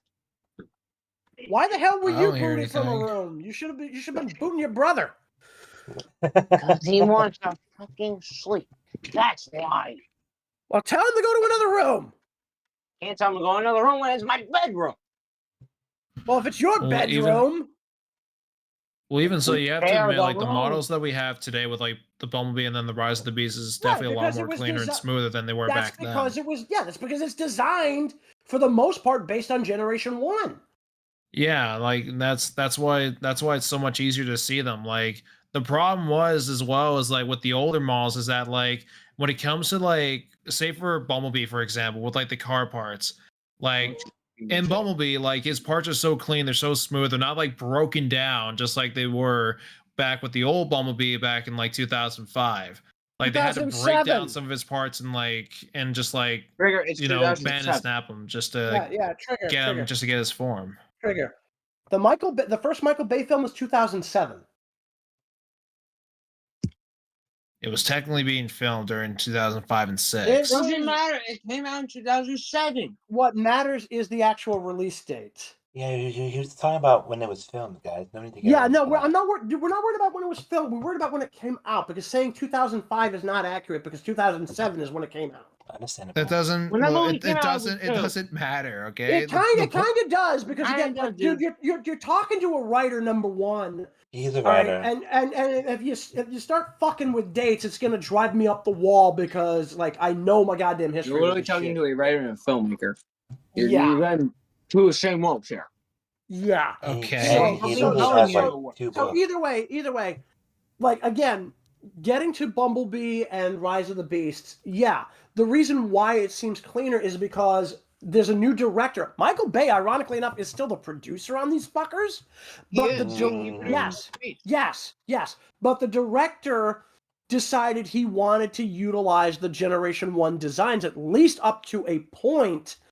Because we get a scene in Bumblebee that's set on Cybertron, and the only one who doesn't look directly out of Generation 1 is fucking Bumblebee. He's the only one that still uses the Bay design, even in part. It's not just like the older designs as well. Like with the Generation 1 designs, it's about like how they like structure them too. Because again, like with the older films, they had to break down parts and like snap and bend them in place just to get the figure. But with the Generation 1, they didn't do that, and that's why it made it so easier to see like what they were doing. Like Exactly. if you're looking and at that's a why fight they scene, went with Generation 1. yeah. If you were to look at a fight scene with the old ones, it looks like just like a smudge of parts, and it's just like it's so hard to see what they're doing. That's Michael Bay. It would honestly hurt my eyes. Yeah, that's Michael Bay's choice in the first films that we have from Paramount. But again, if you look at the original toys and the original animation, I mean, the original animation had to fill in certain parts so that because like again, like you look at the original Generation 1 toy, Optimus's forearms look like goddamn twigs because like of the way his arms have to tuck into the wheels and everything in his alt mode. So that's why he had that. But again, in the Bumblebee and Beast movies, they decided to go. The director decided he wants to use the Generation 1 aesthetic for the most part. Now, I don't like what they did to Wheeljack in Rise of the Beast. They seriously fucking did him dirty because they had the goddamn G1 design in Bumblebee, so we know they had it. So I don't know what the fuck that was all about. And Wheeljack's very popular too. Yeah, I mean, like, dude. Didn't Wheeljack used to have like a Brooklyn accent? Well, it depends because like you've got the one from Generation 1 didn't really have an accent of any type, and then you have the one from Prime who was, it's like still looked like Wheeljack for the most part, with a few small differences. For example, he's got a battle mask that moves on and off, like Optimus does. Yep. But And then there's Devastation. Devastation, was he in Devastation? Yes, he's one of the playable characters. Wheeljack? Yes. Are you sure you're I not thinking? never Are you played sure that you're not game. thinking? No. Are you sure you're not thinking of Sideswipe? Because I remember it being No, Optimus. Sideswipe is playable in Devastation, but Wheeljack is too. Okay, because I did not see Devastation for very long. Because I remember Optimus, Sideswipe, fucking Bumblebee, and Grimlock. I Yeah, don't but remember. I Wheeljack don't is remember playable. Wheeljack. I don't remember Wheeljack. But okay, I'll He take had your a word on it. Brooklyn accent in that game. Well, all right. Well, dude, like I said, I never saw Wheeljack in the game. All right. Literally, every I time I never heard saw him in Wheeljack the speak, fucking I thought, game. You having why fun? is he Having sounding fun, like Trigger? he's from Brooklyn? He's not Mario or Luigi. Dude, I'm from Sorry, Brooklyn. what'd you say, Scarlet? I was just saying, are you having fun, Trigger, with this nonsense that's going on right now? I don't know. As long as he's not pointed at me, then it's fine by me. Dude, we're not pissed at anybody. We're just, dude, this is what we do in the live streams is like, if we have something that we're doing a reaction to, which we did earlier, we'll do the reaction to that, and then basically what we're doing is we're just shooting the shit like we've been doing here, man. Basically, long as they we don't do fall this for asleep. shits and giggles. Yeah, this is basically just out of character, fun and bullshit. Remember. So, yeah. Yeah. Because we're the Yeah. weirdos. Imagine Yeah. once we start those live character Q&As coming soon. Those are going to be interesting. We're the weirdos, after all.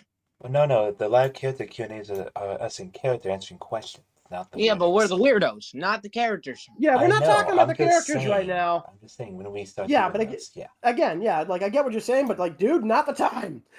Wasn't the director though the Bumblebee movie wasn't it like his directorial debut because he was mainly like a VFX worker or something? Wait. Who are we talking about? The director for the Bumblebee movie. I have no idea. Like I said, I'll be honest, I was not a fan of Bumblebee outside of the one scene for Cybertron. I liked the Bumblebee movie. I thought it was really good. I loved it too. I liked that they gave him back the VW bug alt mode, but the way he transformed didn't like again. Like, if you're gonna go G1, go with it all the fucking way, man. Give him his face. I nearly did walk out of the theater when he rickrolled when he played the freaking Rick Astley's "Never Gonna Give You Up." Oh God! Did he nearly walked out. seriously do I that? love that song. At least the sad part is that would have made sense in the fucking because the movie's set in the 80s. I know, They're gonna kill but you. still, it made me nearly walk out of the theater because, like, God damn it, I got rickrolled in a movie theater. No, actually, you didn't. That's the sad part. You didn't No, get you did. rickrolled.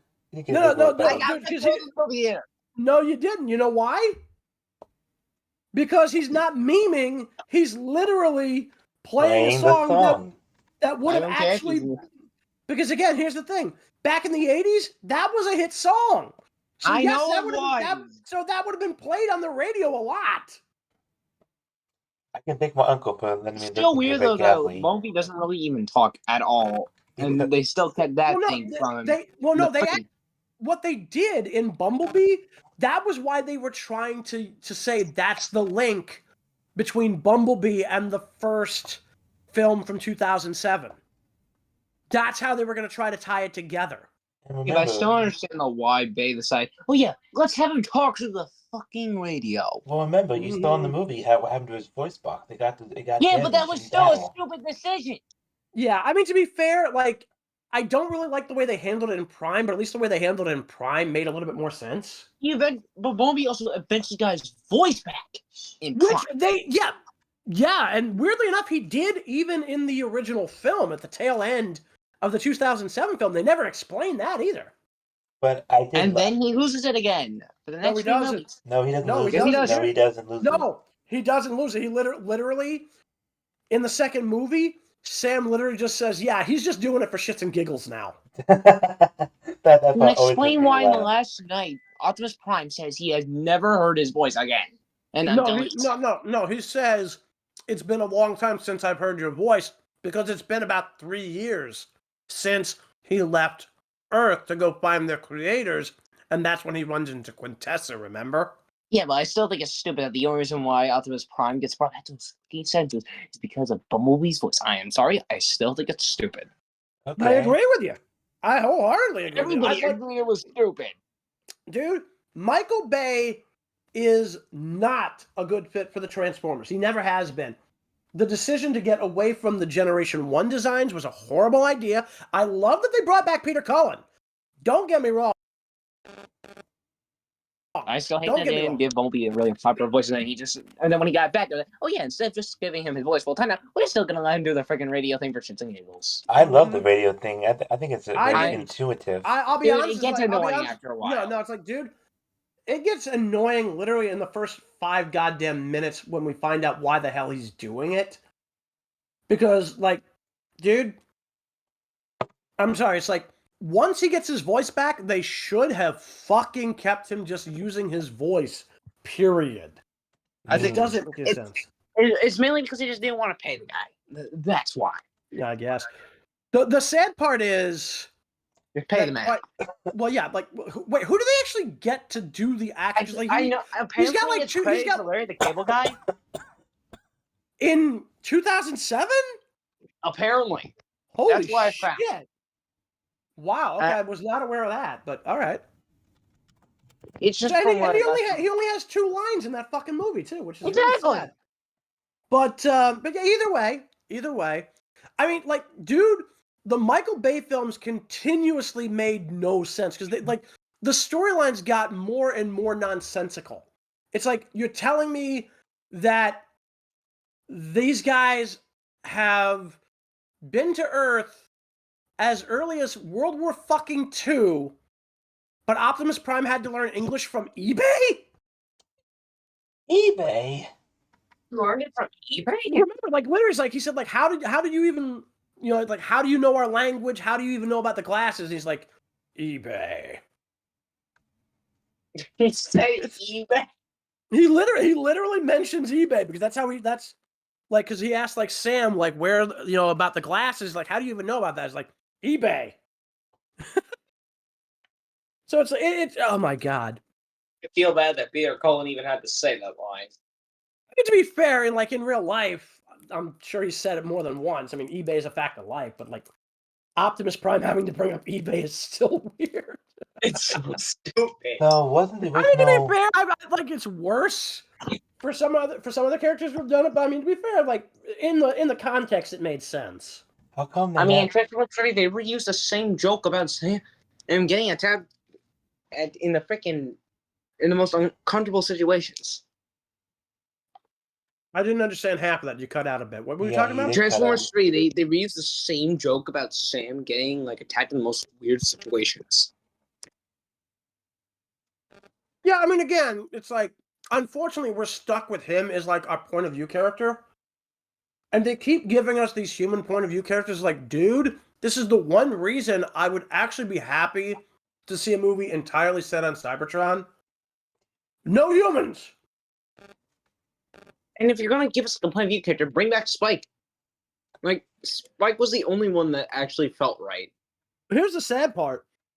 Sam was meant to be the Bay version of Spike because literally the family name Witwicky, that's from the original comics. Because originally it wasn't even Spike that was partnering with the Autobots. It was his younger brother Buster. What? So then, yeah, I'm dead serious about this. Alright, I will. Now he's So showing you his Bus- pants again. Yeah, so Buster What? would... Yeah, so as I was just saying, because apparently you missed it. Because he was talking to his parents, so brother. Yeah, I know. Again, chill. Anyway, so Sam was supposed to be... What? Oh my god. There, come on, man. He's trying to speak. Also, my Discord and my desktop wanted me to update again. Ah, Do you think we take a short break so I can update it really quick? no, we can deal with that afterwards, dude. Okay, because So- it's going to annoy me all night if I don't update. You just ignore it. Just ignore it. Okay. Anyway, so, Sear, are you there? I'm here. Okay. Hold Yeah. on, ready to throw something out the window. Mm-hmm. Just- Anyway, just so don't break the window. as I I'm was breaking the trying... window. Oh my god. Guys, shut up. Sorry. So, as I was trying to say, Sam was meant to be the stand-in for Spike in the Bay films. Bay. Because because yeah, that's true. But again, here's the thing. The Witwicky family name comes from the original comics. When Marvel had the license, instead of it being Spike and Sparkplug, it was Sparkplug and Buster Witwicky, who was the younger brother of Spike. Spike was eventually brought into the comics as as part of the Headmasters, because he ended up taking the place of the original binary bond partner for Fortress Maximus. Spike, for whatever reason, was brought into the cartoon, which, I'll be honest, kind of confused the hell out of me, because not only did they have two different kid characters working with the Autobots there, you had like Spike and Buster, they also had different hair colors. Sparkplug, Spike, and Buster in the comics were all blondes. In the cartoon, Sparkplug and Spike were brunette. I still thought it was cool that they actually put Spike inside a giant robot. Well, they didn't really put him inside a robot. Actually, his mind was inside the robot. Yeah. When did they do that? No, I know what he's talking about. He's talking about, there was an episode, season 2 of Generation 1, called Autobot X. Actually, I'm not even sure if that was Autobot X was the title, but either way, there was an episode, Autobot Spike, that was the name of the episode. Yeah, that was the one. So what ended up happening was, the Autobots had basically seen like this construction of like this weird mishmash of different robot parts, with the idea being that if an Autobot was severely injured, his mind could be transferred into this alternative body until the original body could be repaired. Spike got severely injured, and the only way they could safely do the surgery was to move his mind to another body. So they put him in the body of the so-called Autobot X, and he kind of freaked out because something went wrong with the mind transfer. And he kind of went on a small rampage because Megatron messed with his head. But yeah, for a while he was technically, because like I didn't realize what you were thinking of, what you were talking of for me. I thought you were talking about like the headmaster process, putting him inside a robot body, which technically is only true in the comics because of a whole weird thing they got there, but not so much in the cartoon, because when he would, when Fortress Maximus would have his head formed, Spike would split off from Cerebros in Fort Max's robot mode, because I'm not entirely sure how that whole mess worked, but yeah, no, I know what you're talking about now, because when you brought up that whole thing, yeah, it's like, it took me a minute to remember Autobot Spike, so. I still think, what happened if any of us were actually put inside an Autobot? I wonder how we would feel. We would all go insane. Well, believe it or not necessarily, because the Japanese version of the Power Masters effectively was, like, the idea was that the engines, you know the Power Master toys, right? Wasn't that what inspired the Transformers? No, the Power Master toys were literally transform. You remember the Headmasters and the Target Masters, right? How the Headmasters would turn into the heads of a robot, and the Target Master would turn into the guns? Vaguely? Okay, the Power Masters was the same idea, except the idea was they would turn into engines. Gimmick, those are cool. Right, the gimmick for the toy was that the human partners would turn into engines, and the only way you were supposed to be able to unlock their transformation from their alt mode to robot mode was to put the engine into the robot unit, and that would then unlock the transformation. So in Japan, they came at this from a completely different. Yes, that ironically enough, the one you just put up there, Shadow, that is literally High Q. That is literally the binary bond partner for Optimus Prime. Ooh, that is cool. Here's the kicker: in Japan, it's not High Q. Actually, it's a guy named Jinrai, and the idea behind the Power Masters in Japan was that they were called the God Masters.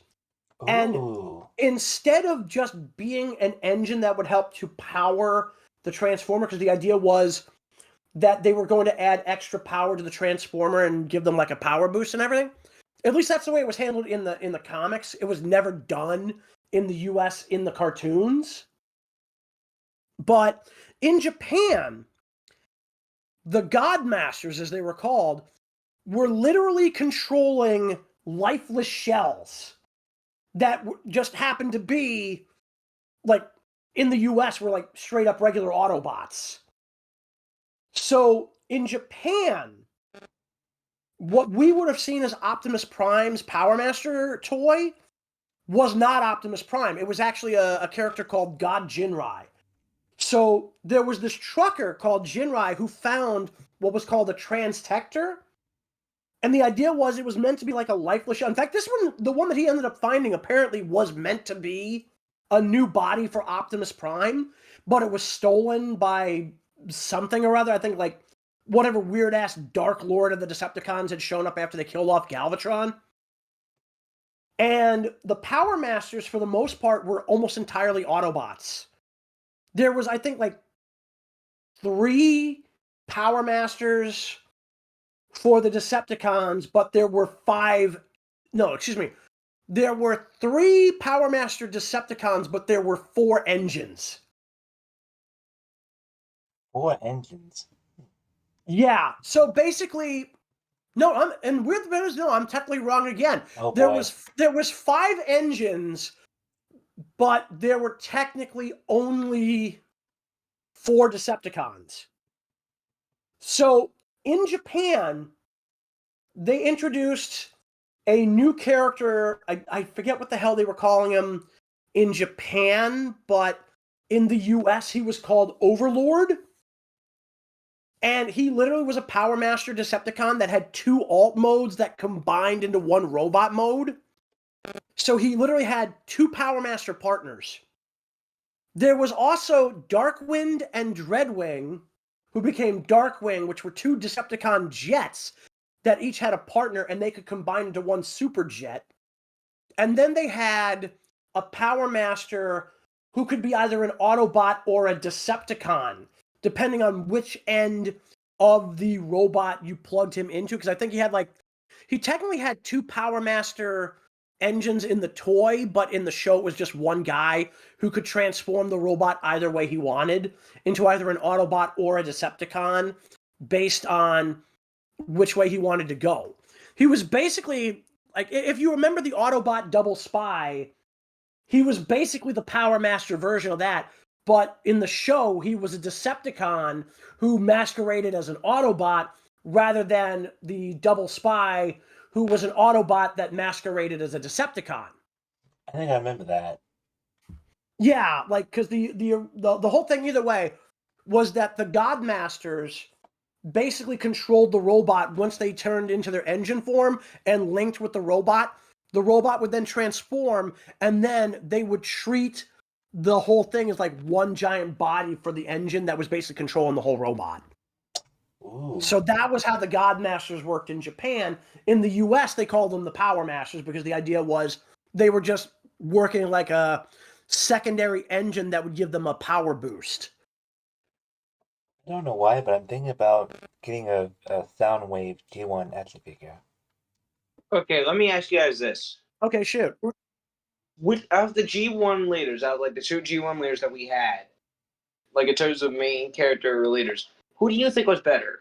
Rodimus or Optimus? Optimus. I'll be honest, I liked Rodimus. I just thought that they needed to let him progress. That was the problem. Like, because somebody that I've talked to on Discord has mentioned, and he's not wrong. The big problem with Rodimus was that they never let him get comfortable in his own skin as leader of the Autobots. Because every single time they did a story that focused on Rodimus, it was always about him doubting himself as a leader. Like, I get it. Maybe the first couple of episodes, maybe they should have had that because it would have been like a year after like the movie.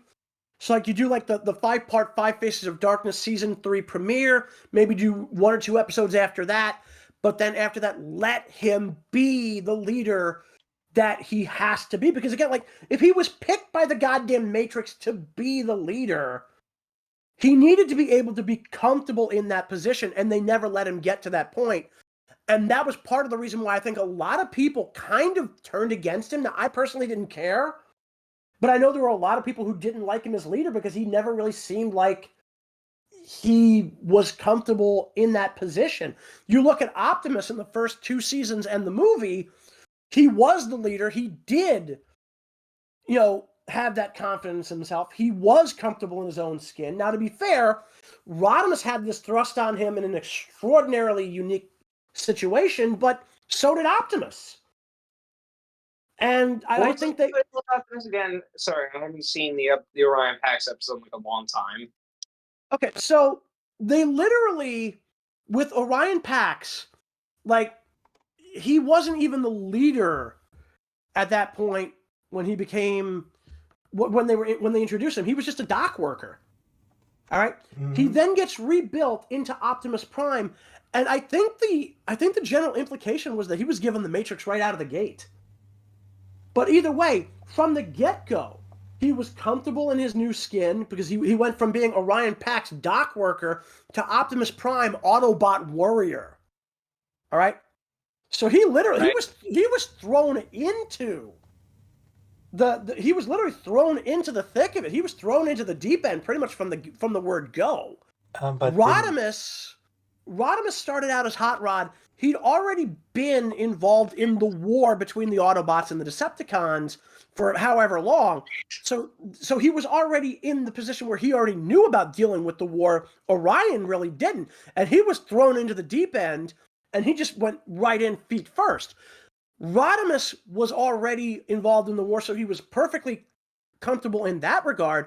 The problem was he was still not able to really come into his own as a leader because they kept trying to go with the idea of, oh, well, he's a teenager forced to grow up too early. But the problem is like, dude, every teenager feels like they're forced to grow up too early, and every kid feels like they're forced to grow up too early.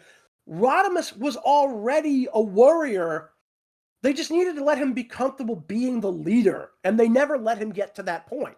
So he had moments, like every single episode, where it focused on him. It was always him having his doubts about being a leader. He'd get over those doubts, but then the next episode where they would focus on him, he's back to doubting himself. And it got repetitious. Much doubt there. Yeah, it's just like, the thing is like Rodimus was genuinely capable. He was genuinely capable, and yes, he became a Prime under extraordinarily unique situation, that I don't think any other Prime really had, but then again, we don't really have any knowledge of anybody else with that situation other than Optimus. And what even was the situation with Optimus? Okay, so Optimus literally in the episode War Dawn, we find out how Optimus came to be because the Decepticons, this is just after they had created the aerial bots and the Stunticons. Okay? So this is the technically 3rd episode for the aerial bots. All right, because we'd seen the first 2 fucking episodes for them, which was the Key to Vector Sigma. That's where we get the aerial bots and the Stunticons. War Dawn was the first real major outing for the aerial bots after their introduction. The Decepticons, Megatron specifically, are pissed about the aerial bots because now they no longer have sole control over the skies, because the Decepticons for the longest time were generally treated as the only robots that legitimately could fly under their own power. The aerial bots also had that capability along with Skyfire, but Skyfire was so rarely used it was a moot point. Ditto Omega Supreme. But the aerial bots were meant to not only be a combiner team, but they were meant to be semi-regular cast members of the show. So Megatron decides the best way to get rid of the aerial bots, which by the way would have taken Superion off the table because they were a combiner team. They transformed into Superion. He wanted to send them. I think they said he wanted to send them potentially to the beginning of time to have them be destroyed during the Big Bang.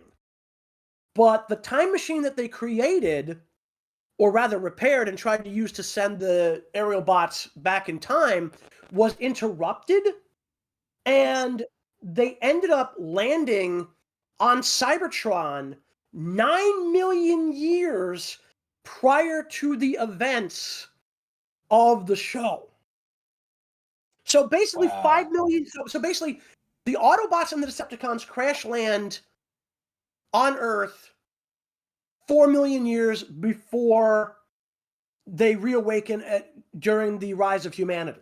Okay, they awaken in 1984, but they land 4 million years before that. 5 million years before that is basically where we are at this point, because this is basically before Megatron starts the major war that ends up basically draining Cybertron of most of its energy.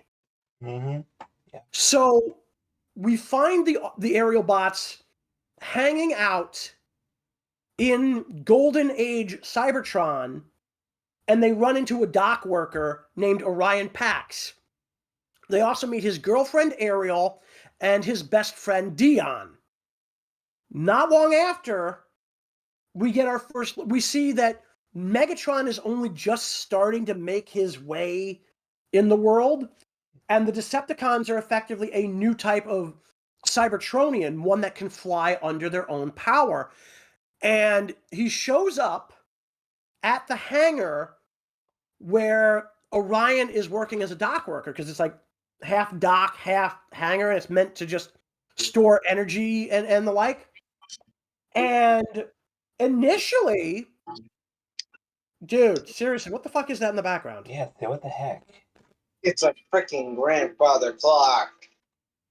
Well, it sure is Okay. noisy for a grandfather clock. Anyway, so after Megatron gets Orion to mention that all they really store in that hangar is energy, Megatron basically blasts him, Dion, and Ariel, right? He actually gets Orion twice. Wow. Because Orion is actually able to survive the first shot, and after Ariel and Dion go down, Orion actually does try to fight him. He And is takes a one tough shot guy. right to the fucking chest. Orion was one tough guy back then. Yeah, for a dock worker, yeah. But, so the aerial bots end up, they go looking for help to help Orion, and they stumble onto Alpha Trion, who at the time didn't look like he had been depicted already, because like when we first see him, he looks like an old man. You know, complete with a beard. I don't know, that's a whole thing, but so they find a younger version of Alpha Trion, who is apparently working on a way to create new forms for people to fight the Decepticons. He uses Optimus as a test bed for the idea, and it works. And that's how we get Optimus Prime. So that's also how we get Elita 1, because Elita 1 was Optimus's girlfriend, Ariel. Yes. The one thing we don't know is what happened to Dion. Some people think he became Ironhide, others think he became Ultra Magnus. That'd be But interesting if you became Ironhide. it's never been answered. It was never answered to what happened to him. Will it ever be answered? Nope. Honestly, I think it honestly could be answered in like alternate continuities, but as far as the show itself is concerned, they never gave us the answer as to what happened to Dion. They told us what happened. They told us what happened to Ariel. They told us what happened to Ariel because we see Alpha Trion mentioning renaming her Elita 1, and we had already learned that Alpha Trion was Optimus's creator as well as Elita 1's a couple of episodes prior. So there was that whole thing.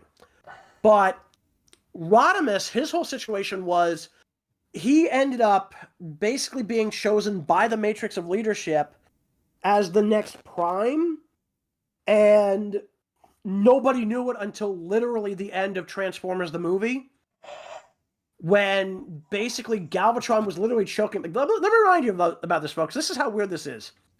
Galvatron was trying to choke a robot to death in space, and it was working.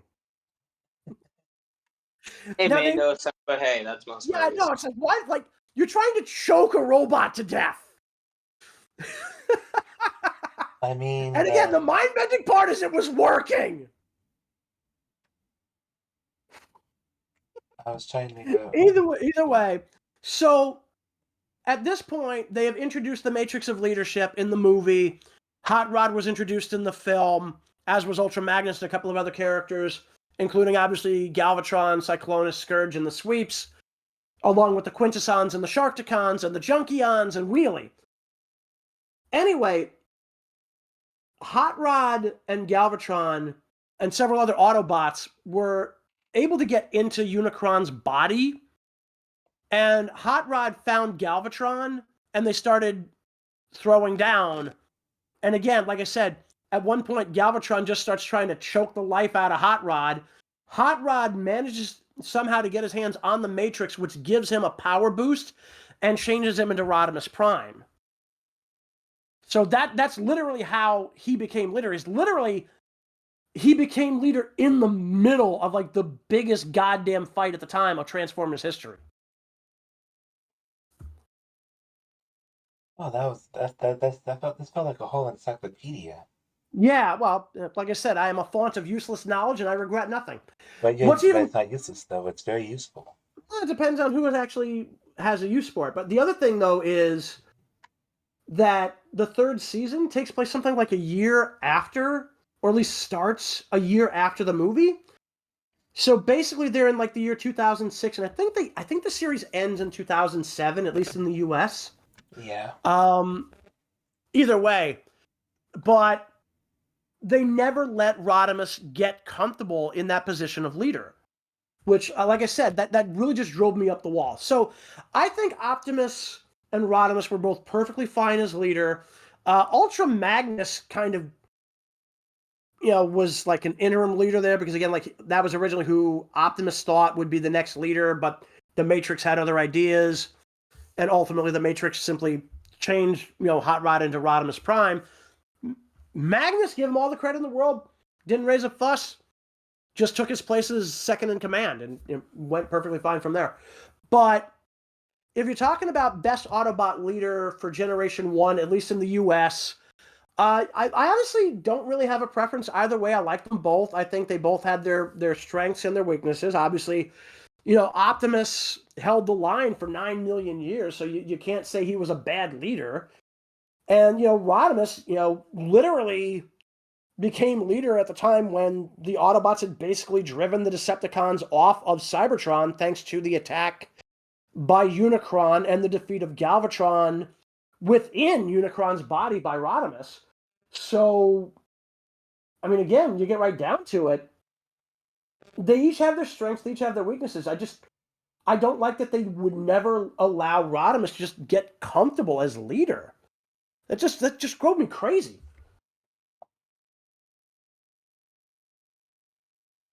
Thank you for the answer then to that question. Mm-hmm. Wait, if it drove you crazy, are you like a driving Autobot? Oh my god, no, stop it. Go to your room. Anyway, also, if you're going to ask which one I thought was better out of Megatron or Galvatron, they were literally the same guy. I was not going to ask you that. I know they were the same guy. I remember that pretty well. The funny thing is, in the I used to be comics, terrified of the scene where he gets turned. I used to be terrified for some reason. When I was little, I was terrified of the scene of when he gets turned into Galvatron. I don't even know why. Galvatron. I was afraid of that scene. That was kind of funny, but actually, you want to hear something funny though? In the comics, Galvatron isn't Megatron. He's Megatron's clone. Huh? Yeah, in the when Galvatron was introduced into the comics, it was in the United Kingdom that they did it first. And it turns out instead of being a reformatted Megatron, he's a reformatting of a clone of Megatron created by another Decepticon. Literally, like there was this other Decepticon called Straxus who created a clone of Megatron. Don't ask me how. He just fucking did it. Why? Or well, that too, but either way. So the clone ultimately was the one that encounters Unicron and gets turned into Galvatron. In the US, they never brought that version of Galvatron over. What they did was they introduced a completely different Galvatron from an alternate timeline, and they never made it clear whether or not this was based on the Generation 1 movie or if this was based on the UK Generation 1 comics. Because remember, I thought in the movie Megatron got turned into Galvatron. in the movie, Megatron was turned into Galvatron. Because in the movie, there was no clone of Megatron. In the comics, like I said, the United Kingdom, Marvel UK, was running their own Transformers comic series that kind of did its own storylines in between, like the monthly stuff coming out from the US. So that's why we have the clone of Megatron in the UK series, because in the US comic, for a while, they had temporarily made it look like Megatron had killed himself off. So in the UK comic, this other Decepticon creates a Megatron clone. And then that clone is the one that goes through the events of Transformers, the movie. But then they reveal in the American comics later on that the original Megatron was still alive. Didn't Optimus Prime once kill himself in the comics over cheating at a video game? Yes! I still think that's the funniest thing. That is no, because here's the thing. He didn't actually cheat, but the way that he felt he had won, to him, he said, felt like a cheat. So it's a whole weird thing, but... Yeah, but I still think it's funny that he killed himself over cheating. Yeah, I have the comic, actually. It's one of the more interesting things. The funny thing is, he didn't stay dead. Because what's even more hilarious, you'll never guess how they brought him back. How did they bring him back? In the video game that he and Megatron got put into in this issue, because they literally got their minds put into a video game. And I swear to God this is true. The guy who helped them do it made a copy of Optimus's mind and put it on a floppy disk. What? I'm not even joking.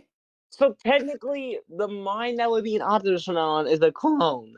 No, it's actually him. It's literally his mind, because it was literally input into the game. It literally made an imprint of himself. So the imprint that got killed was a clone? No. The original Optimus died, but his mind was still part of the game. His mind had basically become part of the game, and this guy was able to take that part of it and make it its own thing. And the weird thing was, Optimus then started to believe that he was a computer-generated image. He literally thought he was a character specifically created for video games. This sounds like it's meta somehow. It kind of gets weirder, because this is also where we get this is very bizarre, because when they brought Optimus back, this was how we got the Autobot and Decepticon pretenders in the comics, because we never got them in the cartoon. The Decepticons had developed pretender technology and they were getting ready to run their first full test run for it. Right. And the guy who had the duplicate of Optimus's mind was contacted by the Autobots. And that's how they found out that, yes, Optimus is still technically alive, but thinks he's a computer-generated image. They decide that the best way to snap him out of it is to have him go on a mission to hack into the Decepticons' computers. Did In he the actually do it? He did it, and he was able to duplicate the fucking technology for the Pretenders. Okay? And that's how they snap him out of it? And that, no, weirdly enough, no, not yet. So he's able to help them create the Autobot Pretenders, and then they decide to take his mind to put it into a living body. They take him to Nebulos, where the Headmaster and Target Masters were created, and they give him a new body, and that's how he realizes, holy shit, I'm actually a living being. Because when the Headmasters and Target Masters were created, the Autobots and Decepticons had gone to Nebulos. The Autobots originally were looking for a refuge away from Cybertron, away from the war. So that there's like a small. Well, yeah, that's why they go to Earth too. That's why. No. In Generation 1, they were never even intending to go to Earth. At least not in the way that they did. The Autobots were looking for a new means to find new sources of energy to continue fighting the war on Cybertron. The Decepticons followed them, and they ended up boarding the Ark, which was the Autobot ship, and they got caught in Earth's gravity well, and that's how they crashed. They were never intending to end up marooned on Earth for as long as they were, let alone to basically be in stasis lock that entire time, or even necessarily to end up on that planet. Come to think of it, though, I hate that I'm even thinking about this. But yeah, no, so... Is there an aging process, though, like, at all with Cybertronians? So far, we do know that some Autobots have shown some visible signs of aging. Alpha Trion does. Cup is literally depicted as looking like an aged Autobot, but... You know, I mean, he's still capable of fighting. He's still very spry. But he's got, like, age lines around his eyes. It's really weird. Yeah, but... Like, wouldn't Like, Ironhide it be seemed an like older... at least some Transformers, like, have kids or something. I don't know. And it's like... Other than the Michael Bay movie for, like, what is it, Revenge of the Fallen, we've never really seen, like, an Autobot who kind of looks like he's just falling apart due to age. That's the only time I remember them really doing that. I still have a hard time understanding what Revenge of the Fallen was even about. Other than Optimus dying and then having to try to freaking revive him. That was pretty much it. It was literally like they find like the Fallen, which was the name they gave to a renegade prime called Megatronus. Yes, Megatron named himself after him. And he was supposed to basically be the first Decepticon. It's a whole thing. But also, hey Carnom. Just curious. Also, when are we getting more vintage? I was trying to say, wouldn't Ironhide be one of the older Autobots? He actually, we don't know. Because again, we don't know if he might have been Dion or if he was just somebody that Optimus met during the course of the war that ended up depleting Cybertron of most of its energy reserves. There's so much about the group we don't know. The only ones in the cartoon, at any rate, that we have origin stories for are Optimus Prime, Elita 1, the Dinobots, the Aerial Bots, the Stunticons, the Combaticons. And the Sharkticons, right? No, the Sharkticons, we just assumed that they were built by the Quintessons. But, yeah, and then there's like the whole mess with the Constructicons. I'm not even getting into that mess. Oh god, that thing is a temporal nightmare. What you mean? It's a hugely insane nightmare that we don't even want to get into. So wait, yeah, you mean the thing that the Constructicons formed? No. See, the Constructicon. God damn it, Shadow! I didn't want to fucking get into this, but now you're making me. I'm gonna slap you for this. I swear to God. I'm sorry. All right, so basically, early in Generation 1, we're introduced to the Constructicons, and Megatron claims they were created on Earth. Unfortunately, we then get a Season 2 episode called The Secret of Omega Supreme, which apparently indicates that the Constructicons were around on Cybertron, were originally good until Megatron screwed with their brains and made them capable of combining into Devastator.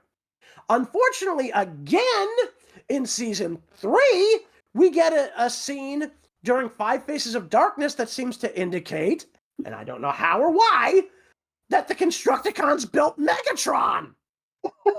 Wait, what? I don't remember this. Dude, it's there. Trust me, it's fucking there. Like, I grew up with this shit. I'm taking Warwolf's wood every chance I can get.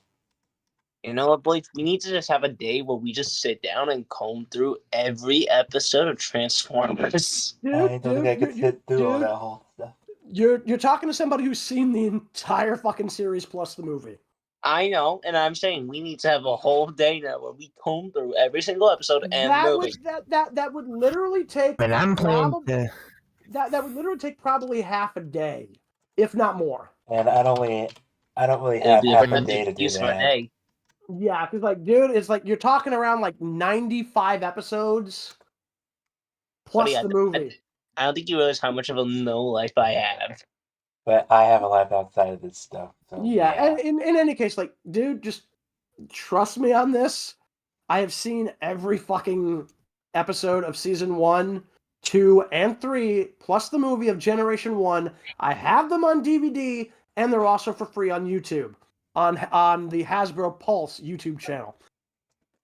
In any case, I could watch all of them in just one day and just like, wow, day well spent watching all those episodes. In any case, as I said, the Constructicons are a complete temporal mess. And I really don't like the fact that you made me have to go into this after I said I didn't want to go into it. I mean, who knows? Maybe the audience would love to hear that. No, they wouldn't. Well, whether or not they would have, they have now. Anyway, so... Because of this man's buffoonery. Yeah. I am not a buffoon. You were sure acting like only you made World go into the history of the Constructicons. Well, I enjoy the Constructicons, to be honest. I thought they were pretty cool. Yeah, well, the inconsistencies of them is a nightmare. Yes! In any case, so yeah, we don't really know how Optimus met up with the members of the Autobots that ended up on the Ark. I always thought like him and Ironhide, like I always had this headcanon where it was like Optimus Prime and Ironhide met each other like during the war and just became really good friends. Again, like that's probably what did happen, but again, because we don't know who Dion was turned into, anything's possible. But even still, I'm surprised nobody has said anything about who Dion was turned into. Like I said, we don't know who he was turned into. Like I said, some people think it might have been Ironhide. Some people think it was Ultra Magnus. Some people think it might have been somebody else altogether. I don't think Ultra Magnus though would fit the mold. Well, I mean, Orion Pax didn't fit the mold of Optimus. He was literally remade from practically the ground up, dude. Yeah, he was. Again, you're talking to somebody who grew up with the original Transformers and has seen every fucking iteration since. Even the ones I didn't like. Oh, by the way, Carnom. Oh, yeah, those. By the way, guys, Carnom just informed me he won't be here too long. He has to get some sleep for school tomorrow, so. That's cool. Skill issue. So yeah, we're just shooting the breeze. Wow. He just. Wow, I had to slap you for that, Sear. I had to slap you. You did not literally just in just 15 in high school. Just for the week, my guy. Sleep is for the strength, the strong. Sleep helps No, people. it's for the weak. Yeah. No, sleep is for the weak. Trust me on that. I am not weak when I sleep. I need 8 hours. Pretty much on the plus side, at least pretty much the car. At least I finally been able to get something I've been trying to get for who knows how long. So I'm at least happy about this. Pathetic. Yes, shut it. No. Yes. No. We will never shut up. Moving can't on. freak us. Moving can't silence us. on. It's freedom of speech. Yeah, moving Shush. on. So, all right. So here's my question for you. Now, here's the thing, Sear. Do you have Prime? Amazon Prime? Yeah. No, Okay. I don't like Amazon. I think you're the only person that has Amazon Prime. Remember? Warwolf. Right. I've mentioned this before. I don't like Amazon. Why? I don't like Amazon. I've mentioned the story. No, I just slipped my mind. Why do you hate it? What's it? What? Like, Because Amazon made no sense as a business model to me with some of the shit they've done. Like what? like what? The time when they, for some reason, were interested in buying like a diaper website to the point that they lowered the prices of diapers and then just to force a diaper company to sell them. What? What It was wait, weird. wait, what did they do? Are you making this They up? tried this. They were trying to buy a website called diapers.com. What? Oh no, I know what that is. That was literally Yeah. It was literally a website for like diapers, formula, what have you. They were trying to get in on that market, and they decided to just buy the infrastructure that was already there and fold it into Amazon. Also, I just don't like some of the practices that they do with like forcing Prime into your face. I mean, Prime is like. Forcing. Oh no, Prime. Like I'm actually on Prime through food stamps. Actually, Yeah, I my know I have IRL a mother. discount. I just don't want to use it because I know my parents are gonna mooch off it. Yeah, like Your pretty much parents are my gonna mooch off of. They're gonna mooch off my Prime. If I get it, they're gonna mooch off it. But don't they have a well-paying job? Can't they get it themselves? That's what I'm saying. mm-hmm. I'm glad we're on the Well, same wavelength. the reason I'd asked about it was because don't forget, in another basically now 7 days, we're getting the release for Has Been Hotel. I know. Yeah, and it's still Yeah, it's gonna annoy me every day until I get Prime. Yeah, I like I might only get know it. like I might get it from certain my websites to use so where I can watch No, it. Carnom, no. First off, we do not support piracy on this channel. Do not bring it up. Okay, that was my bad. Carnom. Apologies. All good, buddy. All good. For legal reasons, Carnom was joking. Yeah, Yeah. Good luck telling the audience that. Mm-hmm. Because be honest, For legal reasons, yeah, Carnom jokes. just remember, our audience believes mostly everything we say. So yeah, just keep that in mind. What are you saying that like 4 to 5 year olds? Dude, YouTube is for 13 plus. You idiot. And You kids really live think underage all the time. you really think that's going to stop anybody who wants to see YouTube? Buddy, I started watching YouTube when I was like 5. I Yeah, started case- watching when I was 7. Exactly. like- See, But I was Yeah, mostly like- watching cartoons and I wasn't watching other crap. Well, to Yeah. be fair, there is like a kids section for YouTube, but again, either way. And I hate Yeah. that. It's like Anyway, most content creators get that Moving stupid. on. moving on, Cheryl. I was just Seriously. saying, people who get stuck with Seriously, that made for kids stuff. dude. Knock it off. We literally said we're moving on. You don't have to keep talking about it. Yeah, Good anyways, lord, dude. I think I might head out for the night in the case. Anyway. I'll catch you guys around. Take care, Carnom. All I was saying was the made for kids BS. That's what I was saying. Again, dude, we didn't need you to say that. That's why we said we're moving on from it. Anyway, so the reason I brought it up was because I was wondering if you were going to be watching Has Been Hotel when it debuts. Oh yeah, my sister has Amazon Prime. My parents have been mooching off hers. Oh, there you go. Exactly. I've been doing the same thing because I'm I'm not letting myself being forced to delete my parents mooch off my Amazon account if I get Prime on there because I know it's a student deal and whatnot, but I don't want to get it. And Honestly, if it wasn't for the fact that my parents will probably mooch off it, I would get it. well, they're already mooching off your sister. They don't need to mooch off you. They're gonna though because my sister is now a student teacher. You're no longer really in college. The discount apply will probably go away like really soon. Mm-hmm. In any case, so now I was saying this earlier. I'm really hoping at some point that we start getting home video releases for Hell of a Boss. and ultimately when they complete the first season for Has Been Hotel as well, because that'd be a good idea. It would be a good thing because at least it will give us a way to preserve the show. Mm-hmm. Because that's why that's why Wolf, you and I are pretty much advocates for physical media. Oh yeah, absolutely.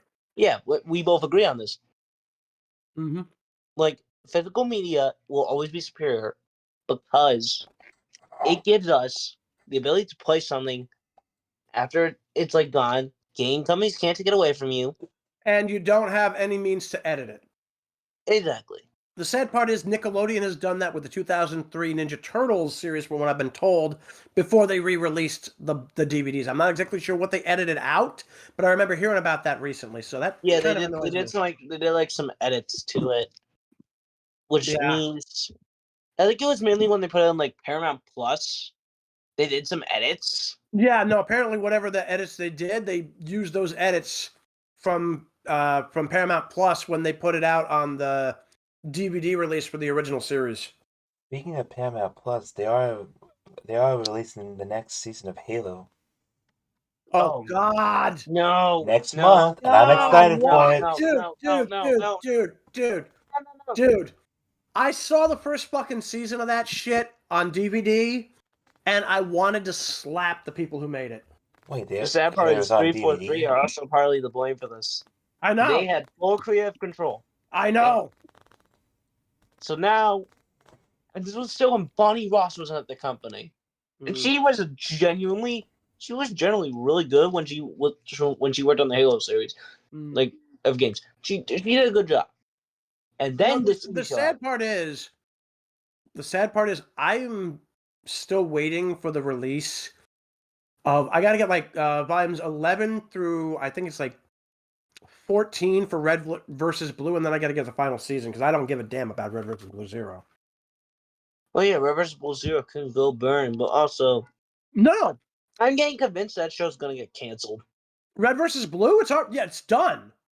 No, like I'm convinced the new season's gonna get canceled because they keep pushing it back.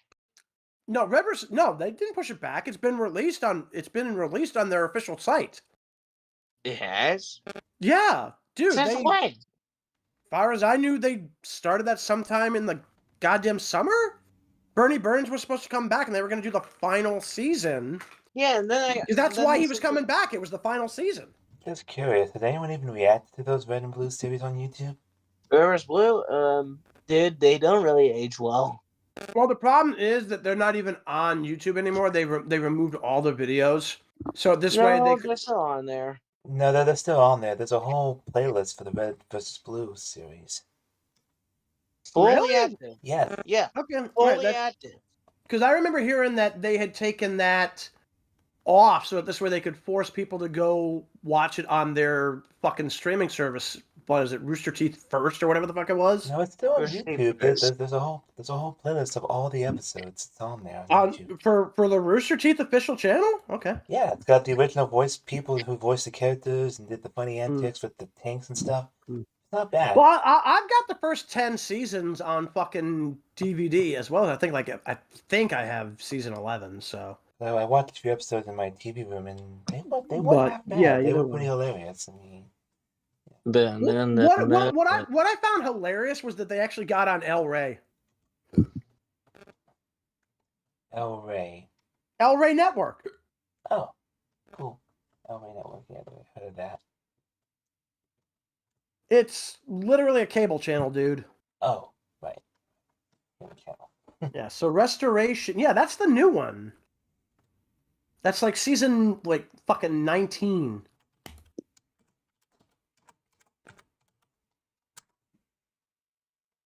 What in the world? There we go. Episodes. So yeah, see the season 1 Red vs. Blue complete. It's see the animation YouTube channel. It's still on there. It's even got. This is the best game since Griffball. And 8 seasons Red vs. Blue, 104 episodes, all favorite. It was more than 8 seasons.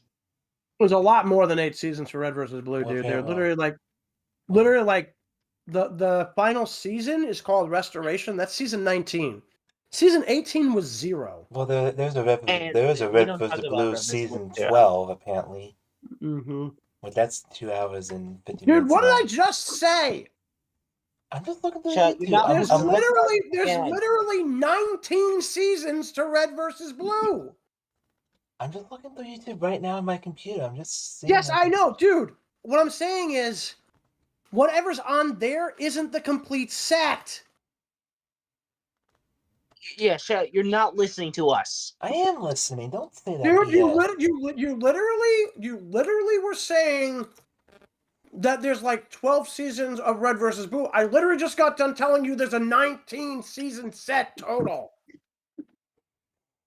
I literally just told you I need to get seasons fucking 13 through 17 on DVD or Blu-ray. What does that tell you? I'm literally telling you that I need to get seasons beyond the stuff you're seeing. I mean, come on, man.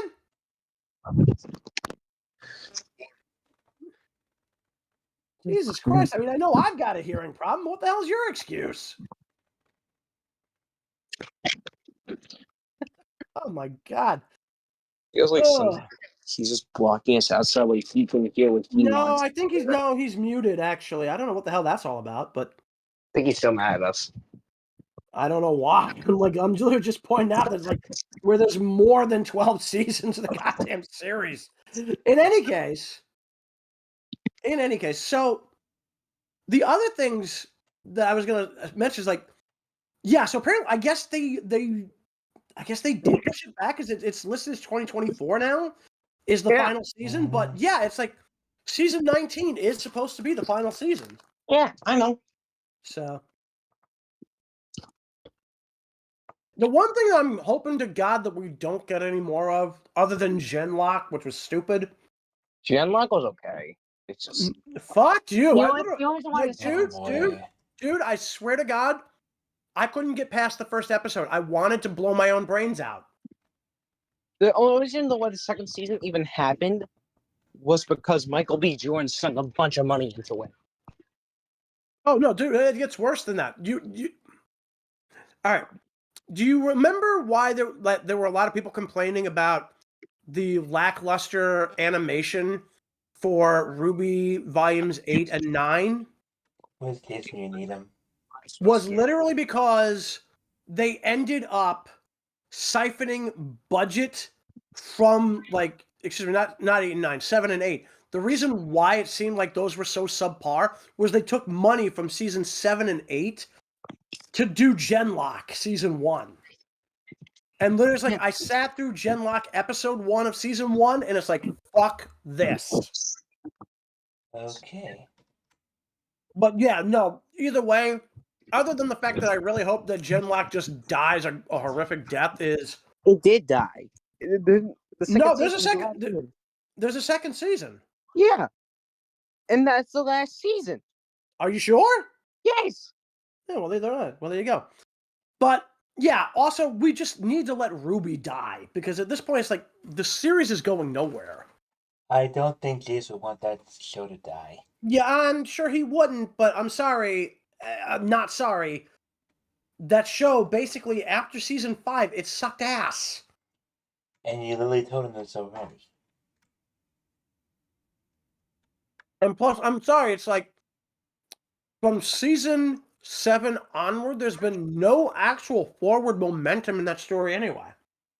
Yeah, because, it just feels like filler. There's nothing new.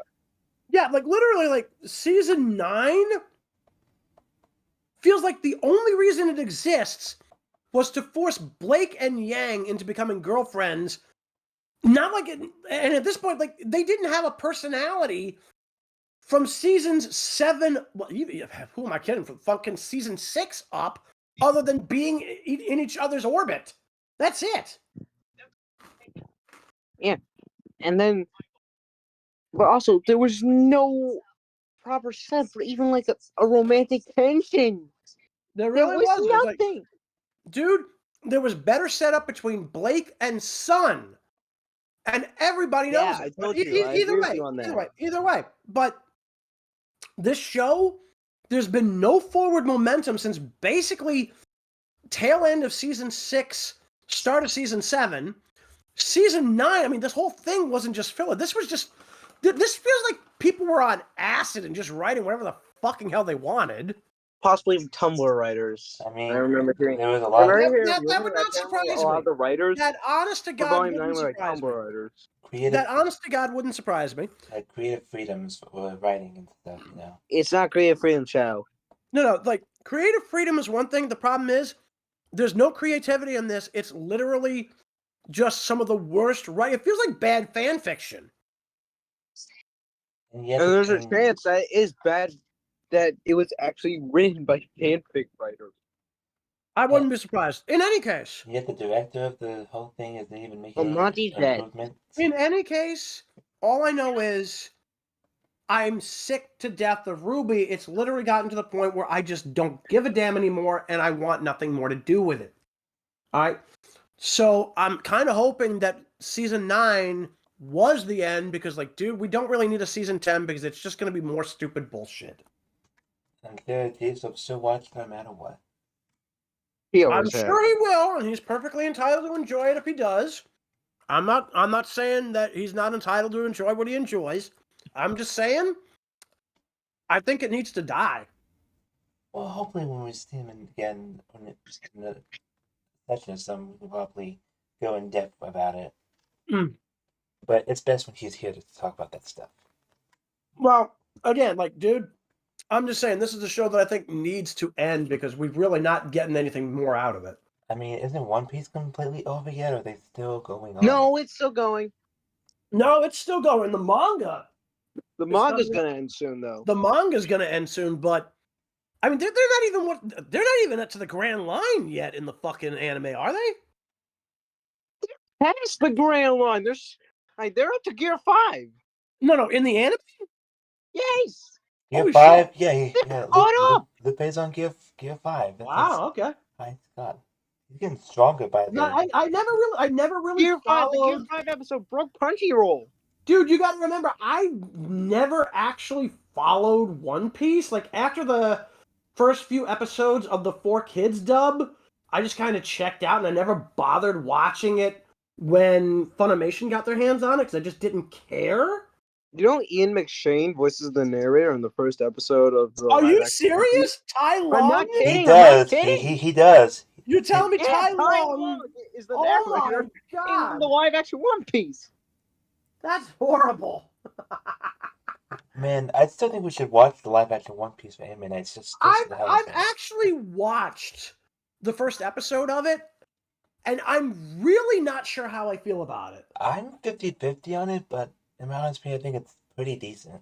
See, here's the thing. I don't out and out hate it, but I don't really like it either. It's like, eh. Now, the one thing I will say that I do like is the live-action Rurouni Kenshin movies. Those are good. Oh, those are good. Apparently, one of the actors in that movie, in those movies, plays Zoro in One Piece in the live-action One Piece. Do you know which actor? I don't remember who he plays in Rurouni Kenshin, but I know Rurouni. But just call it Kenshin. whatever. Fucking hell, tomato. Tomato, get your ass kicked. I mean, my ass was already kicked years ago, man. Uh-huh. But no, the guy who plays Kenshin in these movies, he's really good. Oh yeah, he is good. I have to Google it. Just give me a minute. Also, Volt said he's going to bed. Okay, cool. We don't care. Yeah, it's like, that's fine. It's like, we're in the middle of a live stream. We're not worried about that. And then I You don't have to rush I the made the world. joke, have fun charging your batteries. Oh, we don't care. Oh, Come on, it's funny. He's a voltage hedgehog. Where did that Dude, joke come from? dude. Oh, Dude. he played freaking Yukishiro and Enishi. What? Enishi Yukishiro from Oh, okay. Yeah. Okay, so that's interesting.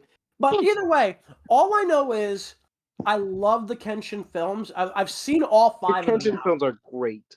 Yeah, like there's 5 of them because like you got the first 3 that were released over here, and then they did one that's I think just called Rurouni Kenshin the beginning, and then the other one is Rurouni Kenshin the final, and they're great. They're absolutely awesome. So yeah, I definitely like. The thing is, ironically enough, they are effectively adaptations of the animated films, which is even better. So I know they remade the show. yeah, remade it? I know they did a re-release of the dub. They remade it from the ground up. Really? That I was not Yes. aware of. I knew they were doing a re-release of the dub, but I didn't know they were. Well, there you go.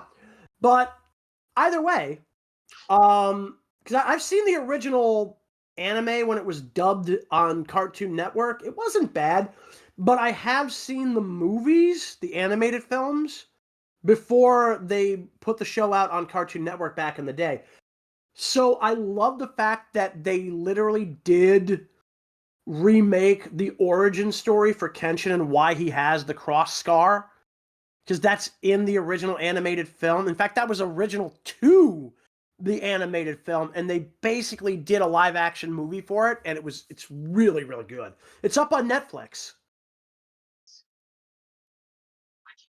So yeah. And I know why I'm never watching it in Netflix. Oh, what do you got? What do you got against them now? Oh, come on. Netflix is why. Netflix is airing the 3rd season of Sonic Prime, for goodness sake. Plus, for God's sakes, like if you like the One Piece live action show, how else are you gonna fucking watch it, dude? It's on Netflix. It is on Netflix. Simple. I mooch off my friend's account and then make it seem like I am on his IP address. Oh, you dumb son of a bitch! Yeah. That still means you're watching Netflix. I'm literally, Yeah, I try to enjoy the anime category as much as possible. I'm literally So that way watching. I don't kill myself. I'm literally. We're not talking about the anime. We're talking about the live action movies. The translations suck. What do you mean the translations suck? They suck balls. No, it entirely depends on which fucking one you're dealing with. It does, yes. I agree with Warwolf, but it depends Because on here's the thing. I will admit they knocked it out of the park with the Sear. Calm down, breathe, relax. Sear, I'm not even getting angry. You're getting me angry. Sear, I'm going to assume you're bitching about the Neon Genesis Evangelion subs, which, believe me, I get. But if you deal with the subtitles specifically, the Kenshin films, which are live action, they're done by Warner Brothers Japan. Ooh, that's a very good. Yeah. So the subtitles that Netflix is using come from the official translations created by Warner Brothers Japan for the Kenshin films. I'm still gonna feel the apprehension. What's Whatever. to be apprehensive about? I'm just saying. He It's thinks Netflix. I have plenty of reasons. He thinks every translation is done by the same company. It's not. It's not, dude. It's really not. Netflix. They'll meddle in everything. They ruined the JoJo subtitle translations. You got to remember, I do not watch JoJo, so I really don't give a fuck what they did to JoJo. I've watched JoJo, but even not all the translations are bad on that show. And again, not every translation that's on there is done by Netflix. Mm-hmm. Some are done by independent translation people. Yeah. And they do one hell of a damn good job. Depends on the person. Exactly. Depends and how actually correct the translations are. But yeah, Again, dude. I'm not even trying to say. Sear. No. Sear. No, Oh, Sear. boy. Sear. Chill out a second. First off, do you watch the dubs or the subtitles? I tend to watch both to see which is worse. Okay, so here's the thing. Not every dub is done by Netflix. Not every subtitle is done by Netflix. And you can't blame them. The government, they knocked it out of the park. You cannot blame Sear. You cannot blame Netflix for every bad sub or dub. You can't even complain about the subs being bad, because if you don't even know the goddamn translation, if you don't speak the language, how the hell would you even know? I know people who are fluent in the language. Congratulations. Here's the thing. Why are you worried about it? Just fucking enjoy the show. unless it is so bad that it feels like it came out of Carl Masek's material for Robotech, I think you're fine. Pretty much They knocked it out of just the park with the freaking live action Bleach. That was fun, but they couldn't even No, get I that. gotta finish watching that. I gotta finish I watching that. never There watched is that. an English dub of it though. The only really one that actually returns is Johnny on Bosch, and I think that's it. Joe Roof doesn't come back. At the Johnny mercy of Young death. Bosch was the dub voice for the animation. I'm not surprised. Yeah, but he's the only one that comes back. But, Yeah, so? But you pretty much, like Warwolf was saying, just enjoy the show. Who cares if Yeah, the dub is seriously, bad? don't. Like, dude, if the show itself is bad, that'd be one thing. But I'm not worried about the translations at this point, unless they're deliberately trying to mistranslate something instead of just trying to, put out a translation.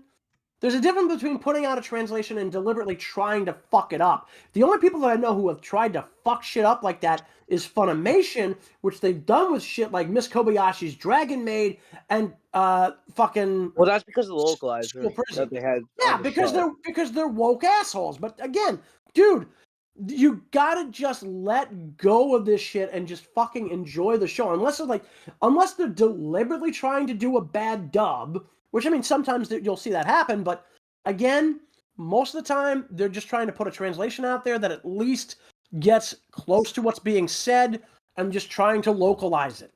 That's all they're doing, unless of course they're trying to invoke their own identity politics. Most people don't do that, so just let it go. So yeah, pretty much. So I will still laugh at the time when they tried to make a dub of interspecies reviewers, and then it blew up in their faces. Well, no. Here's the funny thing. What blew up in their faces was them canceling the release of interspecies reviewers because they didn't realize it was literally a show about people basically having sex with people from different species. Okay, That's we did not need to literally- know that part. No, dude, you actually do because that's I don't literally the want to. plot of the show. I honestly don't That's want literally the plot of the show. That is literally what the show is about. I'm not going The to that fact that show. it even got made into a show is a miracle. No, it's really not. What's a miracle is the fact that Funimation was too stupid to realize what the hell they had when they licensed it. Then they put out 3 episodes and like, oh shit! And No, I then think it was they only one episode. No, they got 3 episodes in, and somebody realized what it was that they had. The first episode got put out on the air, but they were already 3 episodes into the dub when they finally realized what the show was about.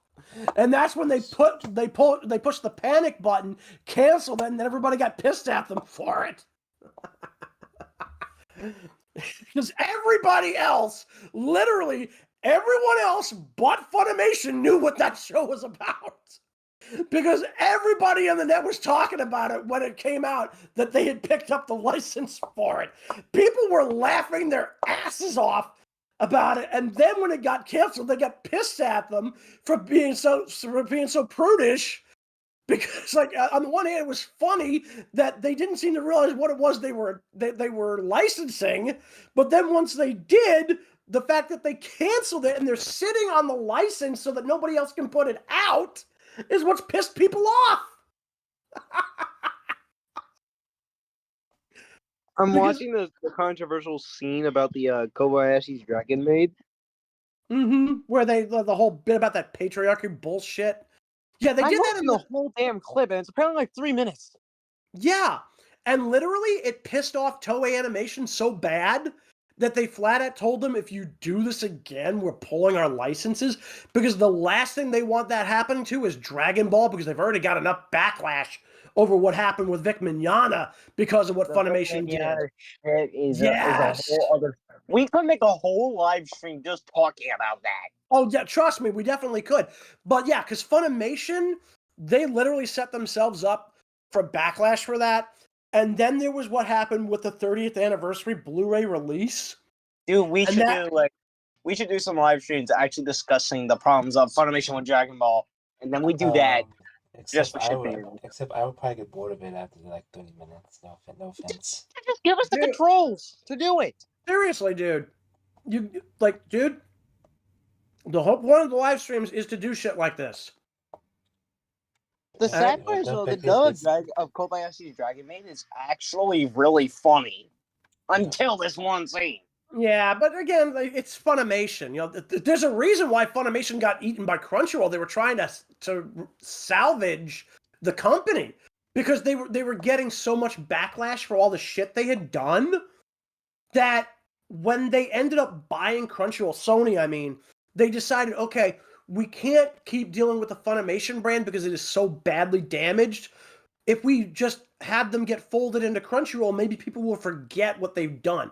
Not really a success story there because people still remember, but like at the very least, it's not as. I think they've kind of learned their lesson and basically go, okay, we're just going to shut up because otherwise the fans are going to just eat us alive. Well, they already did because now people are clowning on Funimation / Crunchyroll with the fucking Kobayashi Dragon Maid dub, rightfully so. Well, again, it's the same people who work for Funimation are working for Crunchyroll now.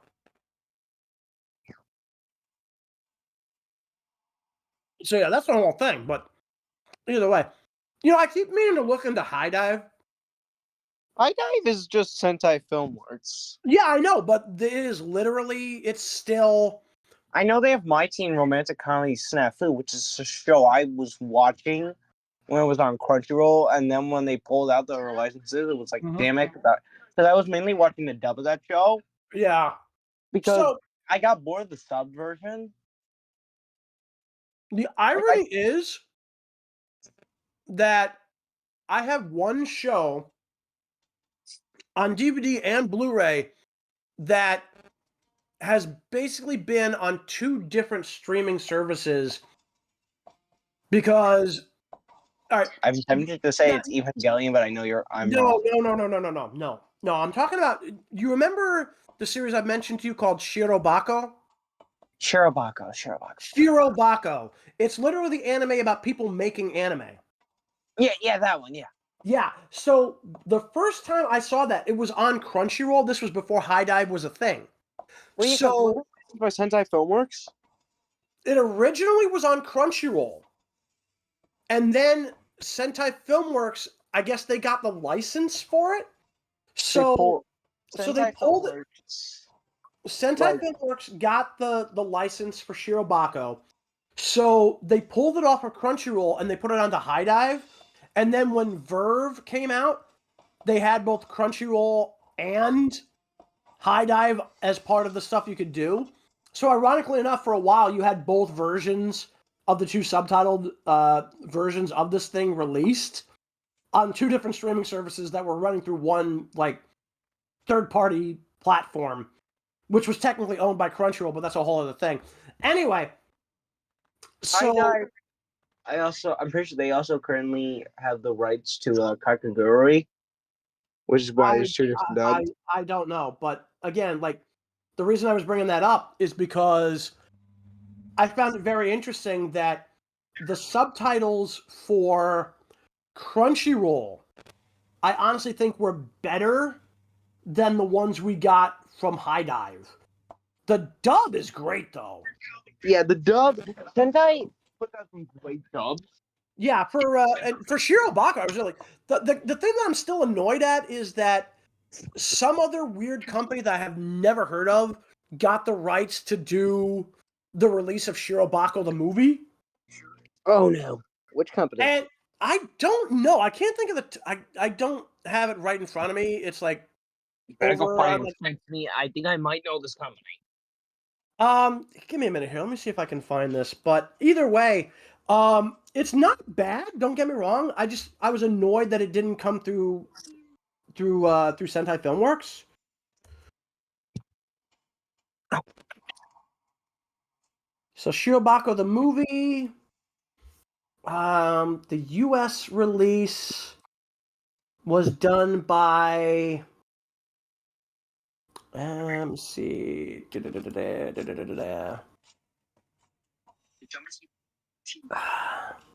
Technically, it is technically Shout Factory, but I forget what the other company was that did the actual material. But either way, Wait, what? What? Okay, that's random. So What is it? apparently the movie apparently streamed on Crunchyroll in 2022, which is very, very weird. Pretty sure the third season of My Teen Romantic Comedy Snafu was on Crunchyroll. I'm still pissed we never got the second season of Shirobako, because originally it was supposed to be a 52 episode series. Shirobako, Ken? Yeah, Shirobako got like one season of like 24 episodes, then the movie, but we were supposed to get 52 episodes for Shirobako, so. But yeah, no, I honestly know nothing about My Teen Romantic Comedy Snafu. I know of it. It's a good but- show. Yeah, I'm not really a big fan of, rom-coms in general, let alone ones featuring teenagers. I just think it's a good show that's funny. That's But fine. It's just like, it's less about the rom-com aspect, honestly. It's less of a rom-com, really, and just more of just a funny slice of life show. and again, I'm not the biggest slice of life fan. Honestly, Shirobako was legitimately the first time I ever really sat down and watched a slice of life show and actually liked it. So, but in any case, yeah, like I keep thinking I should look into High Dive just to see what they've got on there, because I think they have. They have all the shows that were ever licensed by Sentai Filmworks and are currently under their license. And a lot of them were shows that were on Crunchyroll, and then when they bought Funimation, Sentai pulled out all of their shows that they had on Crunchyroll, and then they brought them over to High Dive. Mm-hmm. Well, no, it's when they bought Crunchyroll, not when they bought Funimation. Funimation was already under Sony's umbrella. Crunchyroll You know what is I what meant. they bought. You know yeah. what I meant. Yep, just making sure we get everything clear so this way our viewers aren't confused. But either way, yeah, no, it's like, so that means I know there's, what is it, Vow Under Snow, which is that one movie for Fate, Prisma Ilia, or whatever the fuck it is. I Fate still need to Talent watch Winner. the Fate shows. The Fate then- shows for the most part are on Crunchyroll, which is interesting. I might see if I can also watch the Unlimited Blade Works movies. I think they were. Because I know wasn't wasn't there like the retelling of the games with like the movies? No, all right, so hang on. So there's a movie for Unlimited Blade Works and there's a TV series for Blade Works. But there's 3 movies for Heaven's Feel, which I've never seen. I know that like the dub cast is different for Yeah, because like, at that Unlimited point Blade it's Works for the movie and the show, yeah. which is the weirdest thing. I'm not too surprised because it's literally 2 different companies that were doing it. Which companies were doing it? Originally, I believe Funimation did the dubs for the original Fate Stay Night series, and then a different company, and I don't know who it was. I honestly have no clue. Did the dub for UBW, but it was distributed, I believe, through. It was either Funimation or Sentai, I forget which, but because there's a reason why that they have the different appearances in the animation. The original Fate Stay Night series was done by Studio Dean, and then Unlimited Blade Works movie and TV series, as well as I think Heaven's Feel, were both done by Ufotable. So wait, yeah, they're both done by Ufotable, because that's the same studio that made Demon Slayer. Right. So the original animation for the first route for Fate was done by Studio Dean. So they may have hired their own dubbers at Ufotable, or I honestly don't know. Or maybe Usually it's okay. So basically, if I'm understanding this correctly, Unlimited Blade Works and Heaven's Feel and Fate Stay Night 2006 are all adaptations of the same game with different story routes. correct. So basically, there are 3 storyline routes in the original visual Yes. novel. I remember I used to be So the obsessed first with the route, visual novel. right? The first route is called the Fate route. That's the one that was Fate Stay Night. Yeah, The second The second route is legitimately called Unlimited Blade Works, and then the Isn't it third like- route and the third route is called Heaven's Feel. Yeah, wasn't it like though? Each route was depending on who. Like when Amelia made one decision in the beginning of the route. I honestly don't know how you get onto the different route lines because again, It's usually based off one decision. I've never played the game. It's usually based off one decision. That's fine. Again, dude, I've never played the game. So, and I'm trying to dumb it down. Right, but here's the thing. I'm not worried about that. All you need to know is that all 3 routes have been adapted to animation. The difference is that the Fate route was adapted by Studio Dean, whereas UBW and Heaven's Feel were both adapted by Ufotable. Also, you didn't have to really dumb down anything, Sear, for welcome to being. It's usually why you dumb it down. Well, no, like, dude, I already know about the existence of the 3 routes. I don't care about what gets you onto each route. You wanted to know if all 3 routes were adapted into animation. The answer is yes. Mm-hmm. And then, of course, you've got the prequels for you got fucking Fate Zero. Then you've got that weird series with Ilya as a magical girl, which apparently there's a movie for, which is Vow Under Snow, which is weird because Prisma Caliad Liner is, I believe, under Crunchyroll's licensing, but Vow Under Snow was on High Dive, so you figure that shit out. Fate Prototype is supposed to be getting an animation, and Netflix just dropped, what the fuck is it? I'm not even sure. No, not Netflix. Crunchyroll just dropped Fate Strange Fake, which was a complete clusterfuck. They're gonna need a TV series to expand that thing because what even was that show about? Okay, so Strange Fake, from what I've been led to understand, it's another story in the Fate universe that they made after the original game. It's like, I don't even know how to explain it because it's such a goddamn, like, what I've seen of it, it's a complete clusterfuck. But to be fair, that's what most of the Fate animes are. Yeah, let me put it this. Well, yeah, I mean, at least you have a general idea of what you're dealing with. So, Fate Strange Fake is where a bunch of mages in the U.S. tried to create their own Holy Grail war. Damn it. And they did some weird-ass things to it, and they got a whole bunch of weird servants that have almost nothing to do with the ones that we know, with one exception. Gilgamesh. Gilgamesh is in Fate Strange Fake, and so is Enkidu. Those are the 2 we keep around. Enkidu has, get this, Enkidu, the actual person, not the weapon named after it. Again, those are the 2 people we keep around. Again, Enkidu's never been in animation before.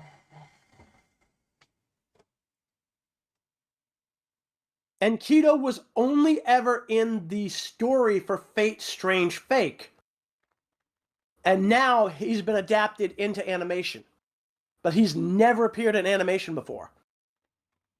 You were making it seem like as if Enkidu was like already in something though. So that's what kind of Enkidu is part of Gilgamesh's story because he's based on a real myth. Gilgamesh and Enkidu are from Babylonian mythology in real life. That's why Enkidu matters. In the original games, Gilgamesh, from what I've been led to understand, has a noble phantasm named after Enkidu. But now the actual Enkidu is in this other anime film as a character, is what I'm saying. Yeah, my brain is gonna have to wrap myself around this clusterfuck. Maybe not, because from what I keep hearing, they're going to do a full expanded anime on this thing. They better fucking do it. They're gonna have to, because there's so much here that they tried to cram into this goddamn movie. How long is the movie? I think it's a little over 2 hours, and it's still a confusing mess. Jesus Christ, just make it 3 hours at this point. I feel like that I honestly don't think that would help because literally the entire movie, they don't even start the goddamn war. It's literally 2 hours of them setting up the fucking characters. So there's Mortal Kombat 2021. This movie came out in 2022 in the US. Yeah, so it's just like Mortal Kombat 2021, where it's like the whole movie was just like, oh yeah, we're setting up the tournament, and then we never actually get to the damn tournament. Pretty much, yeah. No, that's pretty much what's going on here, yeah. Exactly. They're just setting up who the characters are, and then they got a couple of characters they haven't even explained. This is why I'm starting to transition more to watching Slice of Life. I'm getting kind of done with the action at this point because it was like, seriously, we can't just have anything that's not fucking clusterfuck anymore. If you, there are anime that are action adventure stories that are perfectly fine. You just don't want to fuck with something as involved as Fate and try to do it as a movie. Unless you've already set up the characters. Well, I mean, to be fair, here's the thing, though. With Unlimited Blade Works, the film, people were able to jump into that because they basically just said it's based on one of the other routes of the game, and everybody already knew the characters who, even if you hadn't played the game, if you'd seen the original anime, you knew who the characters were. The only difference was they were doing slightly different things because they were going down a different storyline. Same thing with Heaven's Feel. Because you already know who these characters are, you have a general idea of their stories, you're just seeing a different story featuring those characters. Whereas when you get into something like Fate Strange Fake, which has almost an entirely alternate cast, except for, as far as I can tell, Gilgamesh, although I keep hearing that potentially they might try to bring in... No, they were going to have another character who was going to try to get involved in this from the outside, who would have been involved in Fate Zero. Specifically, what's-his-face there, who was, the Master of Rider in Fate Zero. Was supposed to have come into his own as a full-fledged mage, and now, like, he's got to, like, deal with shit, like, behind the scenes while trying to deal with this other crap. So it's a whole weird thing. Because again... Food Wars, take me home. Food Wars! No. No. No. Yeah, don't Like, sing dude. The last thing we need is an anime about, like, dude, I'm sorry. We don't need, like, dude, Sear. We do not need to talk about an anime that literally makes people orgasm, okay? I'm sorry. Just not really? You didn't have to say that I'm word. sorry. There's literally no other way to explain it than that, Shadow, which is the sad part. It's really, and we're gonna act like there is a show about there about where the main character's power is done by tits. Dude, you Sear, have to explain it. Sear, Shut up. Sear, trust me. If you think that's bad, like I've literally seen an anime that is literally about, oh, this character can write and draw manga super fast, but only when he's horny. Oh, I know that one. Yeah. Like, again, if you think... I might be mixing up names here, but I think it might be called Arrow Manga Sensei, but I might be mixing up names. No, you're definitely not. It's like, this is like a whole other thing. I forget what the show was called. This was made well before Arrow Manga Sensei. Arrow Manga Sensei, though, at least has a funny side to it. I'll take your word on it. Anyway. I haven't finished it, though. I haven't finished it. I gotta rewatch it. I've heard of it. I've never actually sat down to watch, and I don't think I ever will. I've heard it's really funny. In any case, I kind of just finished watching like Cafe. The show I was watching called the Cafe Terrace Sense. Guys, it's a weird show. First off, you're breaking in and out there. Second off, You got to be a little closer to the microphone. Supposed to be bad enough when Jayse has PC Shadow. with his mic. Shadow? No What? one asked. I'm just No saying. one. Just saying. I know, and what I'm saying is, nobody asked. Hey.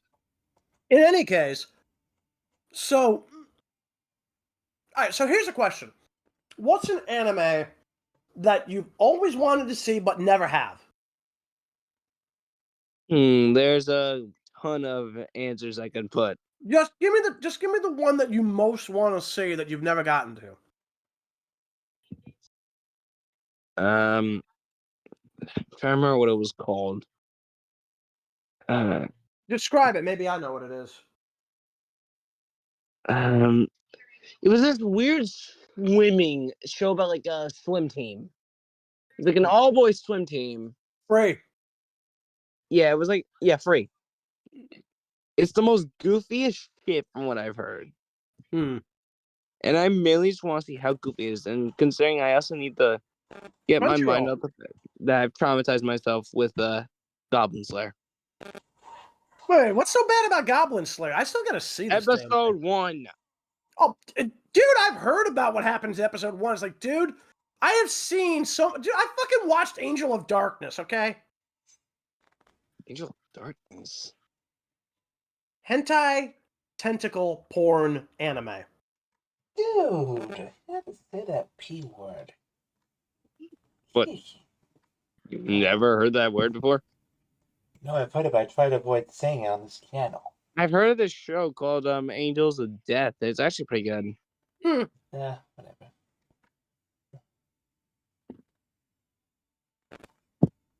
Anyway, also, Shadow, stop being so goddamn flaky about words. They're just words. In any case, what about you? Anyway, what anime would you have wanted to see that you haven't seen yet? I honestly don't have any, because like I said, most of the animes I've heard of, I've watched, so I can't really answer that question.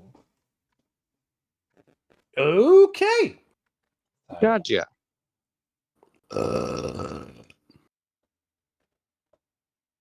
Well, I feel better.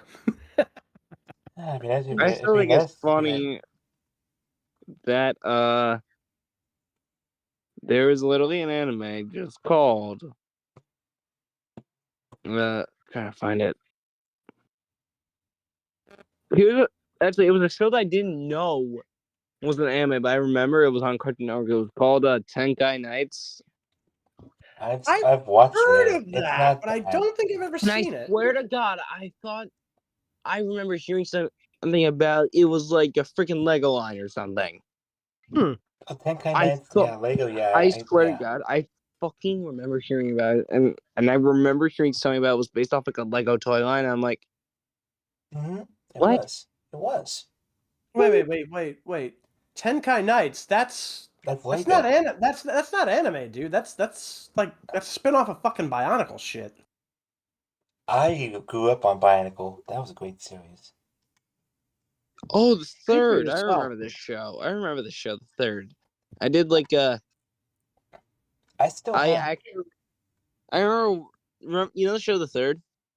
The girl with the blue eye, yeah. I remember I went to like a dubbing panel at the local convention that was at my nearby my house. I don't go to conventions. And that's how I met Michelle Knotts at that dubbing convention. Nice. As I was saying, I still have the McDonald's toys when they were doing the Bionicle stuff. I still have them. Bionicle was the shit, and I only realized recently that the blue one was a fucking girl, and I feel stupid. Wait, the blue one's a girl? Apparently. Wow. I did not know that. And I didn't care. Oh, come on. I'm sorry, like, dude, I never really gave a damn about Bionicle or Tenkai Nights or fucking Ninjago, okay? I don't even know why I actually took an interest in Tenkai Ninjago was Nights. great. No, it really wasn't. Oh, come on. No, I'm sorry, dude, it really wasn't. Dude, also, You're you gotta remember, Warwolf was a different age than us. You're perfectly free to like it if you like it. For me, I just had no interest in any of it. Just that the guy that played that played Kai passed away. That was It was sad. the guy who played Cole. My bad, Cole. Wrong letter name. Cole. Black I Ninja. feel like there's a show called XXXaholic. Why does that exist? It's actually pronounced Exholic. Why does that exist? It's actually not what you think it is. Despite the name, it has nothing to do with hardcore Something that anime rhymes or with anything. corn. It's literally nothing to do with porn or anything. It's literally just an anime that's called Exholic. It's a mystery comedy. Mystery comedies aren't bad, depending on which ones I watch. I don't even know if that's the best way to describe it, but that's the way I would describe it. Hmm. Do I hear Witchblade is any good? I've watched that. Dude, the I love Witchblade Witchblade. anime is gorgeous. It is. That's what I've been hearing. I mean, But is sure. the writing any good, Warwolf? The only thing is Dude, the episodes look alright, dude. revealing. I've got the whole series on DVD. I loved it. Okay, I'll take your word for it, and I will start watching it tomorrow morning. I have it. It's Yeah. on Hulu. I will watch it from there. If I remember right. Oh God, you're Is the watching it dub on any good? Hulu? Really? Why Hulu? It's on Hulu for some reason. Oh God. Dude, it's only on YouTube. You can watch it on YouTube. Witchblade's on Witchblade YouTube. the anime? Yes. Bullshit. I'm serious. Look it up. I know it's. I want proof. I know it was on Crunchy at one point, but It's on Hulu apparently, and the dub is there too. But is the dub any good? Yes, the dub and the sub. I thought they were both decent. Because remember, one of the enemy Witchblades turned to stone. Hey, Sorry, I didn't mean to spoil that one. Forget I said anything. fuck you. I said I was sorry. Chill. Yeah, dude. If you want, so Sear, do you have Crunchyroll? I used to have premium, but now I don't. Okay. Well, yeah, no. Witchblade is on Crunchy. Witchblade is definitely available there if you want to see it there, and if it's on Hulu, yeah, that's fine. I don't know why you would want to give money to Disney, but I don't know why. Maybe I'm a masochist. yeah, it's like, dude, why would you spend $80 a month on Disney when you could spend maybe 15 to 20 on Crunchy? Because I don't have any way of just buying the expense anymore. Or have- dude, all you gotta do is if you don't really do anything with Hulu, drop Hulu. This way, you're not spending $80 and just pick up Crunchyroll. Just tell them you're not getting something new. You're switching to something old because you were done with this other one.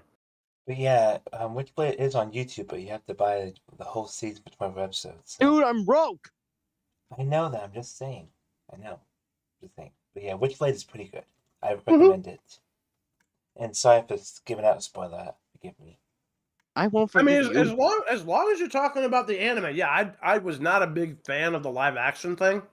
They made a live action Witchblade. Wait. Oh yeah, it was years ago and it was god awful. I mean, actual living women wore the outfits that were very revealing. No, they didn't. That's the sad part. Oh, thank God. They literally turned the Witchblade into some kind of fucking mystic armor bullshit. That's not what This is a Witchblade magical is, girl. though. No, no. Witchblade's supposed to have the revealing outfits. That's what made them. It's like Kill la No. Kill. It's supposed to have revealing outfits. Yes, and I love Kill la Kill. You already know why I love that show. We know why you like Kill la Kill. Yep. Yeah, you like boobies. No, mostly because Ryoko is cool and I like her transformation. You like boobies. boobies. No.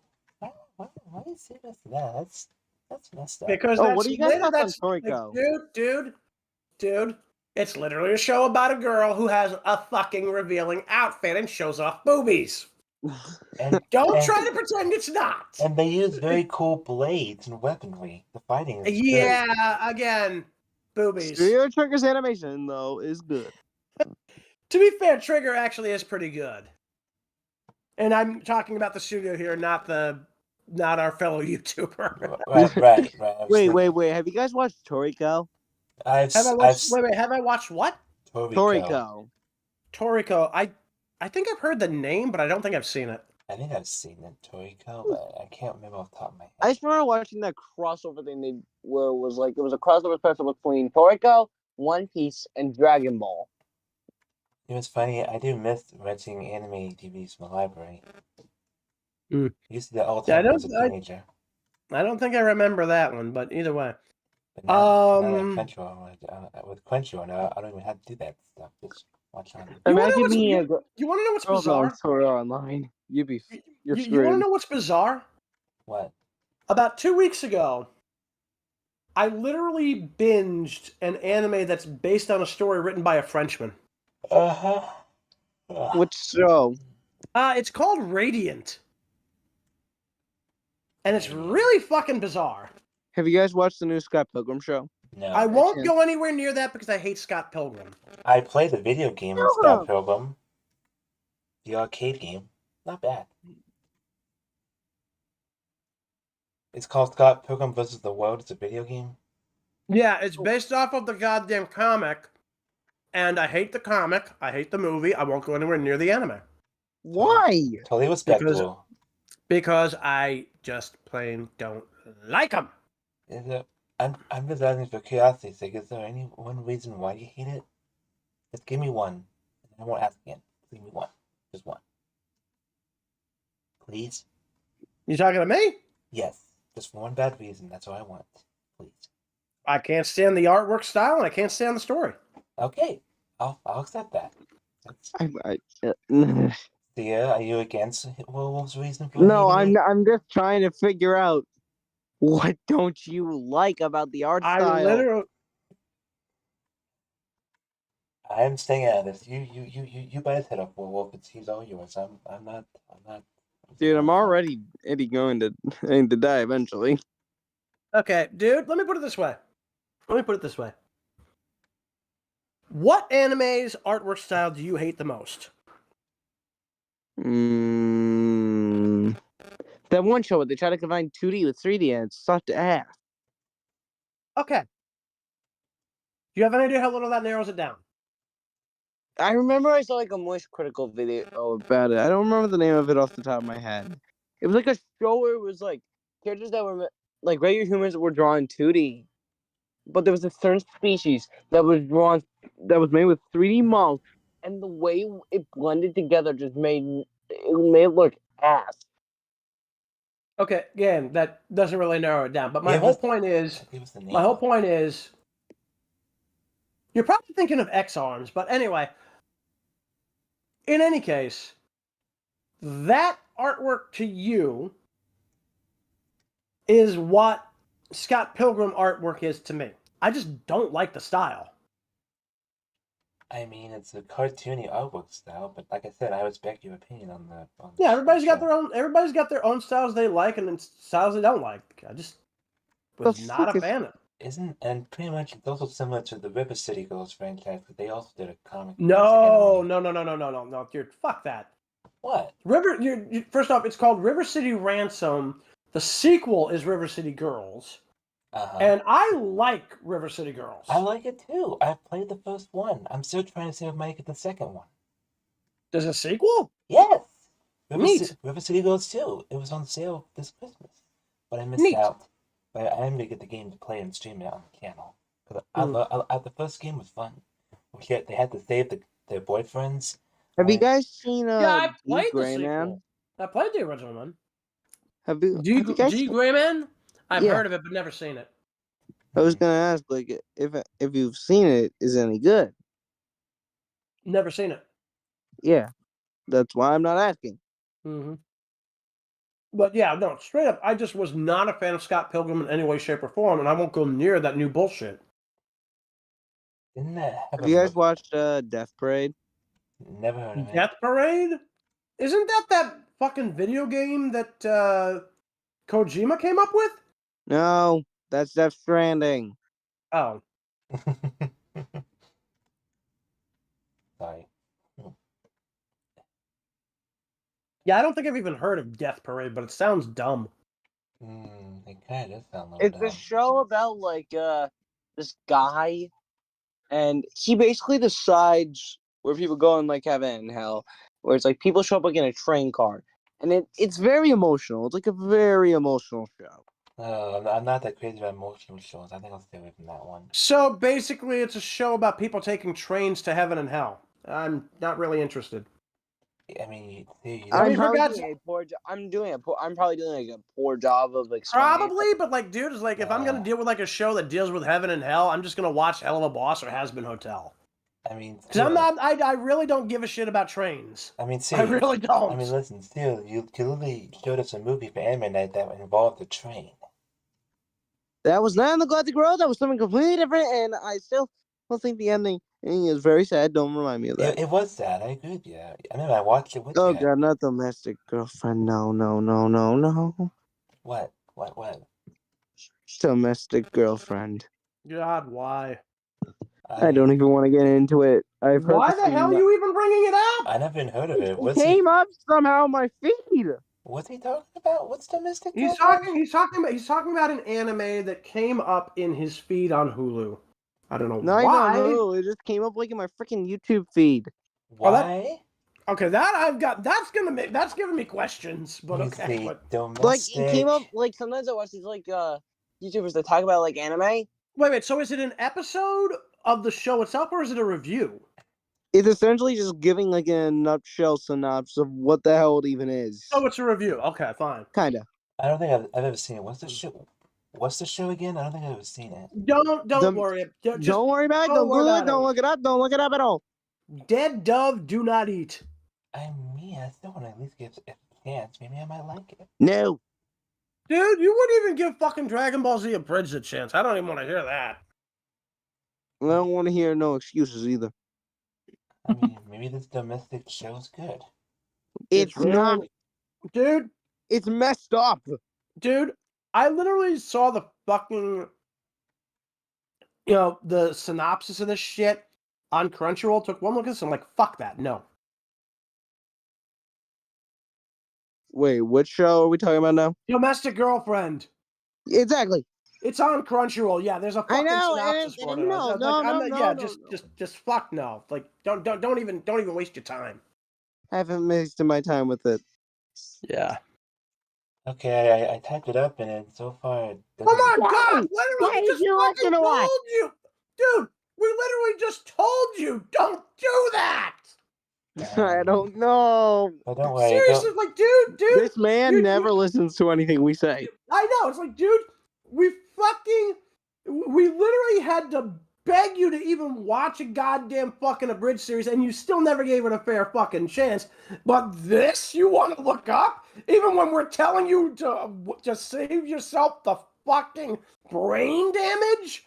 What is wrong with you? And so far, it looks terrible. Why is our words somehow still not enough to convince you? I'm just a guy that's hard to convince. That's Oh my God, dude! You're not just a guy who's hard to convince. You're a guy who doesn't listen. Like when we tell you something is good, you fight us on it. When we tell you there's something you should avoid, you go looking for it. Is this inability to follow like basic advice, like some kind of genetic malady or something with you? There's a chance. Oh God! Why? Wait, have you guys seen a Black Bullet? I've heard the name, but that's about as far as it goes. I watched it and I'd recommend it. It's a good show. I will say this: avoid killing bites. It's stupid. Killing bites? It's fucking weird. As it sounds weird, the way the name. You guys know of any good vampire animes? Vampire Hunter D immediately comes to mind. Aside from Vampire Hunter D and Hellsing. Vampire Hunter D Bloodlust. That still is Vampire Hunter D. That's still Vampire Hunter D, dude. Technically, it's a different film. It's still Vampire Hunter D. It falls on the same series. It's like you're trying to split hairs here, Warwolf. Well, again, It always does. They're literally two different films. One's based on the first book. The other one's based on the third. It's still part of the Vampire Hunter D series, so it does not fit what I'm talking about. Heck, even your character Sonic gave Sally that for Christmas. You say that like it's a bad thing. Anyway, so let's see. Good vampire series. Are we talking anime or are we talking live action? Anime. To be fair, there aren't a lot of really good vampire anime out I know there. somebody tried to tell me not to watch like Vampire Night over. Apparently, there's like some incest Oh my or god, something involved. dude! I had the misfortune to look through a copy of the manga for that. Let me put it this way: if you hate Twilight, you will despise this with a passion. I hate Twilight, but apparently I did watch Vampire Night Apparently, there's like on a scene Anime of Network. incest or something like in freaking Vampire Night. Is that true? What? Is there like apparently there's a friend tried to tell me there was like a freaking incest scene in Vampire Night. I have no idea. All I know is if you hate Twilight, you'll hate this. Well, the thing is, I didn't like Twilight, but I liked Vampire Night. Yeah, again, like if you actually like Vampire Night, you might have more trouble than we originally thought, man. I watched the whole series on Anime Network when I was a teenager. Okay, you were an edgelord back then. That is somewhat forgivable, but good God. Monster Mercy. Oh no. Oh no. Why are you Not saying no? Monster Why are you Musume. saying no? What's wrong, Sear? Monster Musume doesn't really have much to do with vampires. No, I'm looking through just random ass anime right now, and I see this. I'm like, oh no, I know what this is. I feel bad for the MC in that show. In any case, Doesn't Devil May Cry count as an anime for vampires? No, it's about demons. Sorry. No, My bad. the only two that immediately come to mind, and one I've only seen, truth be told, I've only seen part of each, although I've seen the manga for one of them. Rosario and Vampire isn't bad. I've seen that one. That's a harem. Yeah, that's definitely, yes, it is a harem. Rosario Vampire, yep, that's a good one. And then the other one, shit, I just had it in my fucking head too. Dance in the Vampire Bund. Never saw that one. Oh, not that one. I'm assuming you've seen the manga for that one. I have. Okay, yeah. And I know about the controversy about the censorship. I don't want to hear controversy at 12:40 in the morning. Wait, are you talking censorship for the manga or the anime? Because I know I think it was both. I don't remember hearing about any real censorship of the manga. It was like, I know it was like with the anime, like Funimation censored like a bunch of scenes. Again, it's Funimation. Are you really fucking surprised? Yeah, but remember, there was like a freaking girl. It was like she's freaking 9. Well, to be fair, I mean, it's because she's hiding her true form. I mean, Washu did the same thing. I don't give a shit. It's so freaking messed up to look at. Just curious. Am I bad that I watched Ghost in the Shell? No. Are we talking the movie or are we talking the TV show? The TV show. Okay, so you're talking about Standalone Complex? Yeah, that one. That sucked. Okay. But I guess the movie was good, huh? Wasn't it like the movie was fine. The animated film was perfectly fine. The TV show was shit. What was even your problem with the show? Yeah, I'm curious. No. I just didn't like the story, and they made Motoko a goddamn fucking Mary Sue. It's like nothing ever actually, gives her any trouble in the entire thing. I mean, she did wear a nice outfit. Oh my god. A nice outfit can't save bad writing. Again, artwork is fine. The story was shit. If you had the power, you could probably rewrite some Oh, of no, those bad enemies. Asteroid War. Oh my god. Yeah, I'm not even like I said, like, dude, like Standalone Complex was one of those shows I just did not want to go anywhere near after I'd started watching it. And like there are so few shows that I absolutely hate on sight at this day and age, but that's one of them. Cowboy Bebop is another. On site. Me and Sear love Cowboy Bebop. You already know that. Yeah. And I could watch it over and over and never get tired of it. That's why I ended up hating it. You hate Cowboy Bebop? At first I didn't. Oh yeah, you've mentioned before that. Yeah, because literally it's like Cartoon. Yeah, because basically Cartoon Network wouldn't stop showing the goddamn thing over and over and over and over and over and over and over again. It's like the first time through was okay. The succeeding 25 is like, just let it fucking die. Let it die, let it die, let it Okay, chill, we let are it not die. referencing the Lorax. Shut up. I don't care. Anyway, It was there, and I will take it. I mean, I'm not gonna have I don't any. want to hear about your sexual escapades, Sear. No. I mean, It's not I have sexual. nothing. I have nothing against Bloom, but yeah, I mean, Cowboy Bebop was a good anime. Again, dude, the animation was fine. The story itself, again, for a single watch through was fine. But again, the fact that they would not let this fucking thing die just drove me nuts. And what was worse, what was worse was that this was literally the first fucking thing that would be on Cartoon Network every single goddamn night. I had to sit through all this. I had to sit through the shit just to get to the good anime.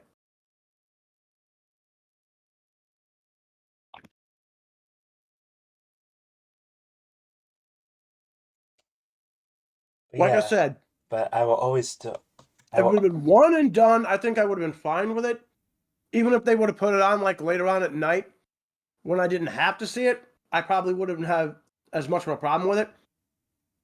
But having that shoved in my face every goddamn night, first thing, even after they'd finished the goddamn run, they just kept looping it on repeat. Drove me crazy. At least, but I bet you that it didn't drive Steve Bloom crazy.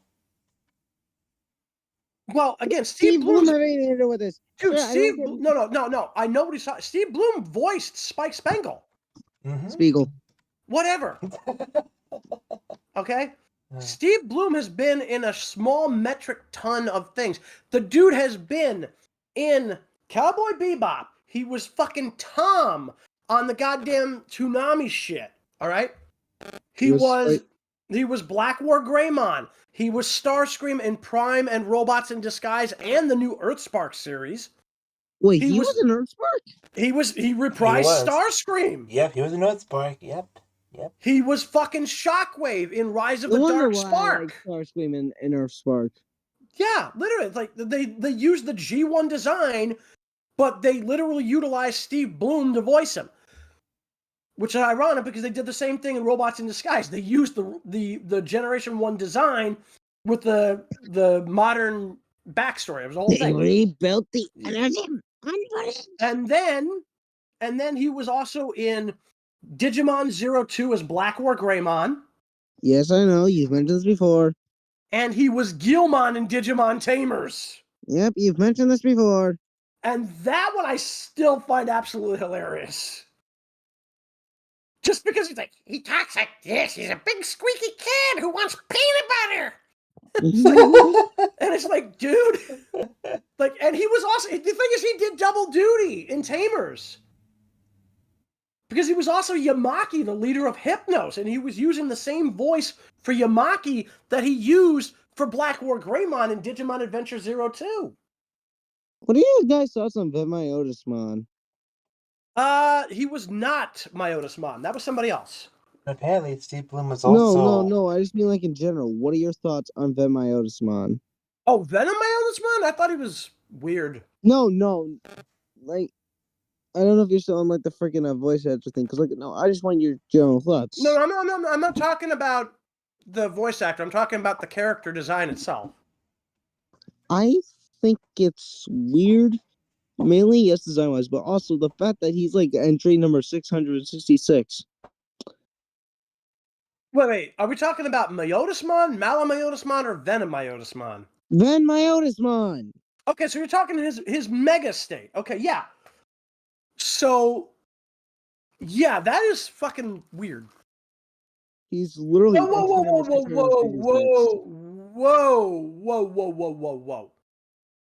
Venom Myotismon is not entry 666. Then which one's in the entry 666? Apocalypse.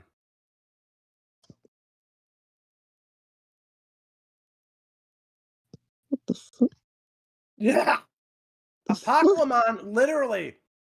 The idea is he's a Digimon so powerful it can cause an apocalypse. That's why it's in his name. And why do we say that Vemyotismon is the equivalent of Devil in Digimon again? Wait, what? Apparently, there was something about like how Venmaiosmon is the equivalent of the devil in the Digimon universe. Bullshit. Bullshit. Because that wouldn't explain Devimon then. Yeah, exactly. That's what I was thinking. It was like, I'm sorry, Devimon exists. Devimon, Demi-Devimon, Ice Devimon, Lady Devimon. I don't know why my friend We've looked got fucking- several devils in the Digimon, lineage there. Which, by the way, speaking of Digimon, we are getting a new movie based around Digimon Adventure 02. again. No. Digimon Adventure Tri was based on the original Digimon Adventure. This is based on the sequel series, Digimon Adventure 02. Kind of burns So now out we're of getting Digimon. Davis. Now we're getting Davis, Yoli, and Cody. They were the Great. one. Yeah. Because remember, we already have TK and Kari because they were carryovers from the original team. So yeah. But we are getting a set of movies that's going to be based off of 02, and it's going to jump off of the events of Digimon Adventure Last Kizuna, which I haven't seen.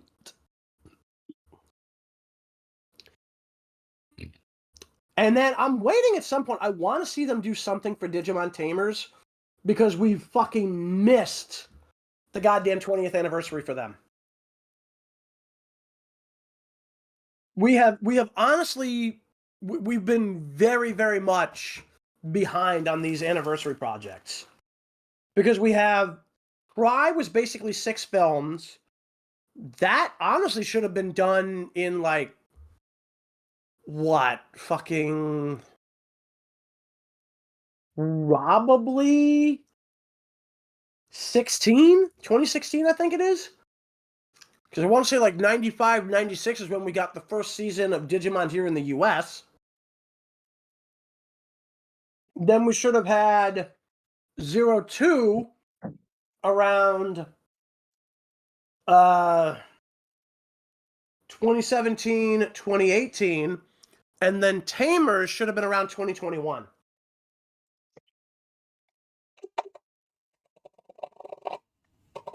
So I'm waiting for them to do something significant with Digimon Tamers. The sad part is I haven't even seen the Digimon Tamers films from back in the day. I saw a fan sub of one of them years ago, but that was it.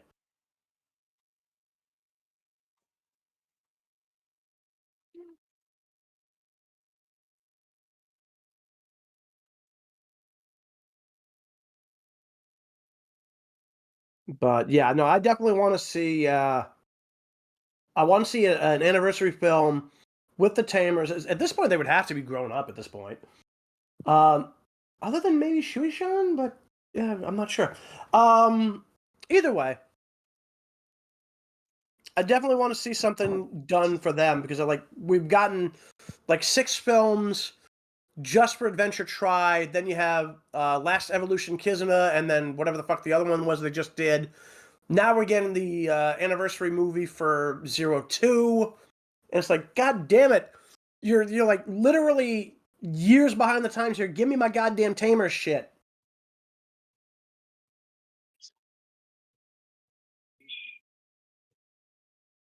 So, you still here? Yeah, I'm still here. Yeah, I'm still here too. Good. Good. So, but yeah, I'm still gonna watch the second season of Halo no matter what the critics say. Still gonna watch it. Wow. I have my priorities, my guy. Your priorities are your priorities influenced by drugs? No, my priorities are what stuff I like and enjoy. Your priorities again, are misguided. Dude, you're perfectly free to watch whatever you like, but I'm gonna tell you right now, that TV series is awful. Why? Just because we never got the reveal of what John really was under the helmet. No, it's dude, way too early though. That aside from the fact that it is way too early for that. It's like the writing was shit. All of a sudden, it's like the Covenant working with a human. I don't care if they were using her. they literally would never have touched a human because they were so goddamn opposed to them existing because of the fact that humans were themselves considered to be Forerunner relics because they were chosen by the Forerunners to be the inheritors of the mantle. Just like the precursors chose humanity to do that. Okay, seriously. Like, the irony is, like, the Sangheili, the fucking elites, the ones like the Arbiter is from, were originally allied with humanity in a war in prehistory before humanity was reset. All right? The Halo universe is a fucking mess, and that's putting it mildly. But again, they did so much shit in this fucking series that is way too soon in the timeline that it should not have been happening. Oh, and the whole, well, we need to have this girl of color leading the Master Chief around by the nose and showing him what a horrible person he is. It's identity politics mixed with bad writing. Never a good combination. Totally respectable. But yeah.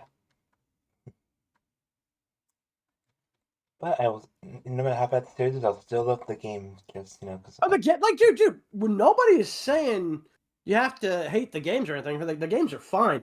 But, dude, God, why are you torturing yourself with a show with such bad fucking writing? Yeah.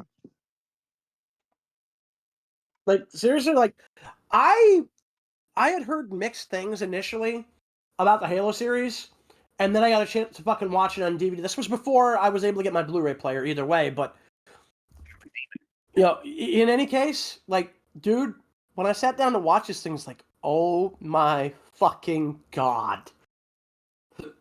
Just no. Man, you gotta admit the part where the Covenant and the Halo guys were fighting was pretty cool for this episode. The fighting was fine. The problem is they literally do so many goddamn things in this show that you should not be seeing anybody from that universe do at this time period. And there's some things that you just never should see at all. I'm sorry. Nobody wants to see the Master Chief fuck. I'm sorry. What? Nobody wants to see that, and it's in this fucking series. Okay. Like, dude, how much of the show have you seen? Because I'm telling you right now, there's a full-on fucking sex scene in this series. I watched the whole first season, but I think I might. Okay, then you know what I'm talking about, because they literally have the Master Chief fuck the Covenant's goddamn fucking double agent human. Okay? The one that they end up killing anyway. Because again, dude, the Covenant at that point hated humanity with a passion. They would not have fucking rescued one, let alone tried to use it to find the goddamn Halos, because they wanted nothing to do with humanity. Nothing about that makes any sense from a lore standpoint. Dude, it literally took the Master Chief beating the shit out of the Halo itself, the first one, and then taking out the Gravemind before the goddamn Covenant would even consider having anything resembling a goddamn civilized conversation with a human, and it literally caused a fucking civil war between the Covenant at the end of Halo 3! Okay? Yeah, dude, it did. I'm sorry, I'm telling you, nothing about this goddamn TV series makes any fucking sense.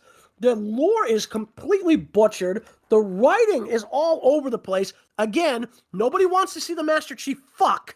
And quite frankly, nobody needs the goddamn identity politics that this show absolutely reveled in. Yeah, because the show, and also they do the helmet reveal, like I said. Again, yeah, that's too early. They should have just kept that for Yeah. the end of the season. You wanted to do the reveal. No, dude. If you're gonna do the goddamn helmet reveal, you can't do it until after they've covered Halo 3. Because literally it doesn't even come up till Halo 4. Wait, I know I played all the games, but didn't Master Chief even take off his helmet once? He takes off his helmet at the end of fucking Halo 4. He also After does in he- the end of Halo: The Covenant of All, just so you don't see his face. Yeah, we don't see his face, but I didn't remember he did take off his helmet. You get Wait, to wait, see wait, his wait, face wait, in the wait, legendary ending of Halo 4.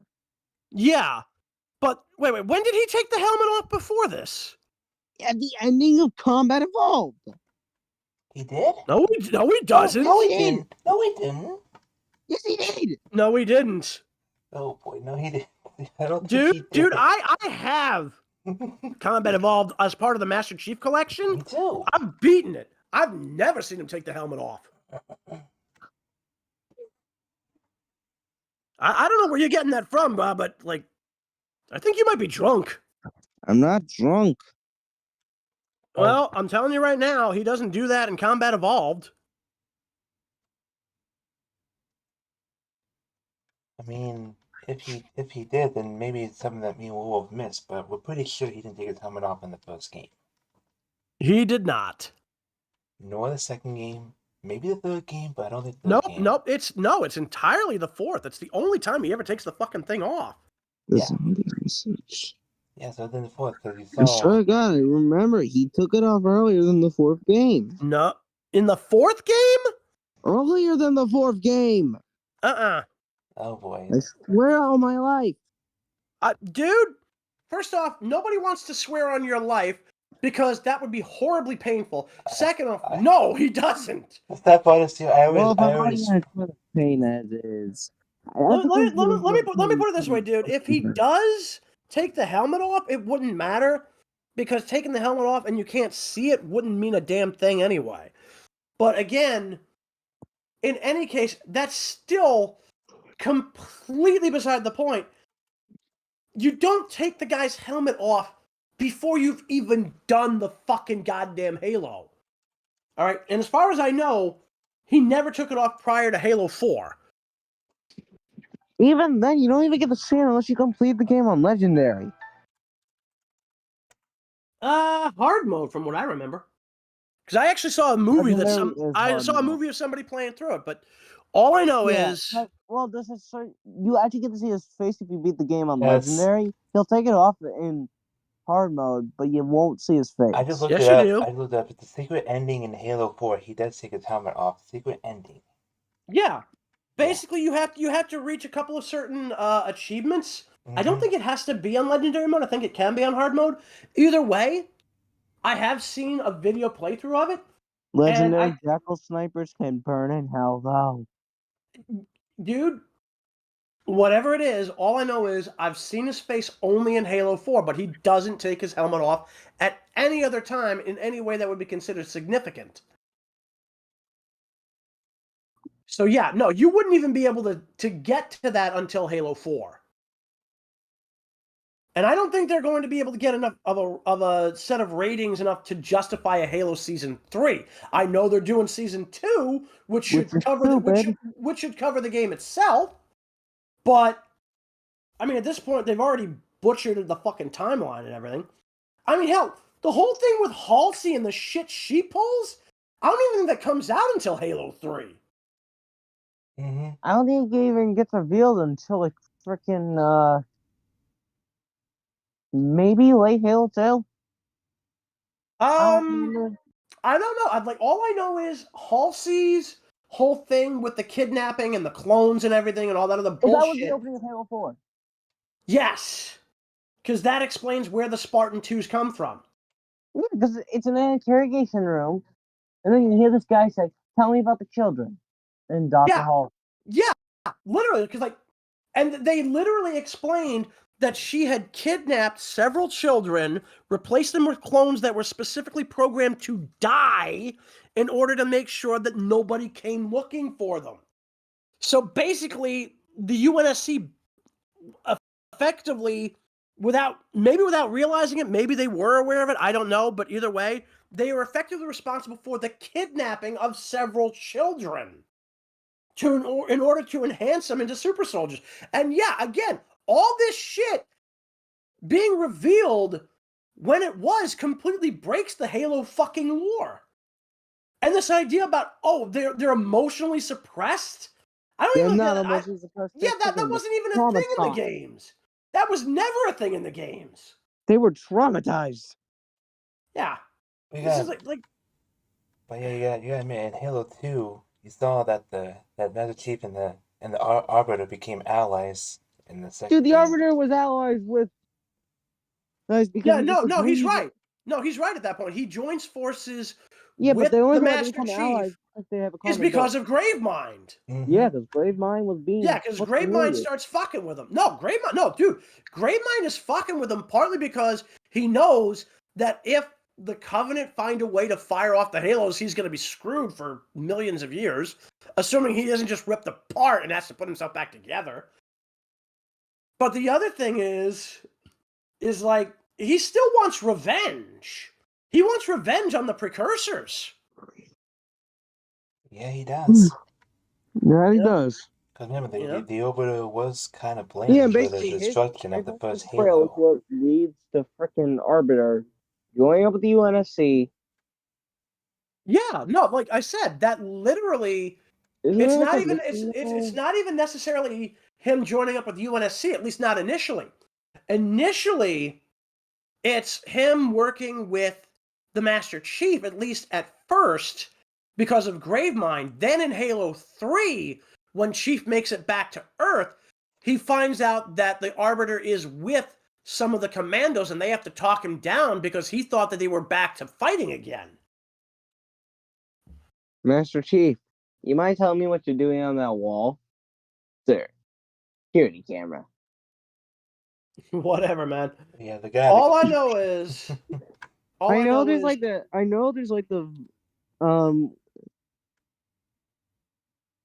I know Halo Reach apparently has like a mission that's implied. You're basically trying to protect a cargo that is implied to contain like a cryo tank of Master Chief, Mhm. and it's like, okay, I'm gonna assume that's the strategy game. no, that's Halo Wars. Okay, never mind. Also, by the way, folks, for anybody watching, if anybody here has, and you can leave this in the comments, you can leave it, in the chat. I mean, I don't know if I don't know if Shadow's following this right now, but either way, if you have any comments on the Halo series, like the TV show, I mean, personally, me and Sear were not fans because of how much it breaks of the established game lore. Mm-hmm. But I mean, again, Shadow, for whatever reason, likes it. Again, he's perfectly entitled to like what he likes. We just, from the perspective of the canon, we're not exactly thrilled with it. We'd love to hear what you guys think, so let us know. But yeah, no, the problem with Halo, and I'll give them this: the practical effects for the Halo Spartan armor And is the fight is scene. good. Oh, Yeah, no, that like was I love that. That was All the gorgeous. it's beautiful. the armor and the choreography for the fights, they're great. I'll give them that. I will Some of give the them camera that. work too is amazing. Oh yeah, like the cinematography helps. It really helps It's out. amazing. It helps out. It helps out a lot.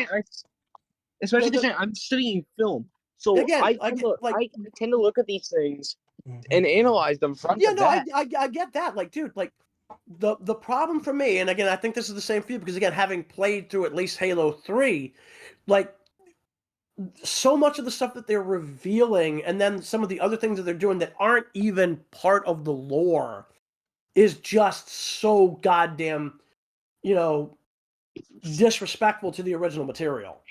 Yeah. But I mean, I'll give them this. Like the CGI for the Covenant is fine. There's CGI, there's practical effects for both the Covenant and the Spartans, and I will give them all the credit in the world. That's great. Cortana looks spot on. Oh yes, she does. Definitely. Oh, definitely. Yes. She looks identical to the games, which I got to give them all the credit in the world for, because even though Is she purple in the show? I think she is. She's like a mid purple. Oh, they at least got that right then.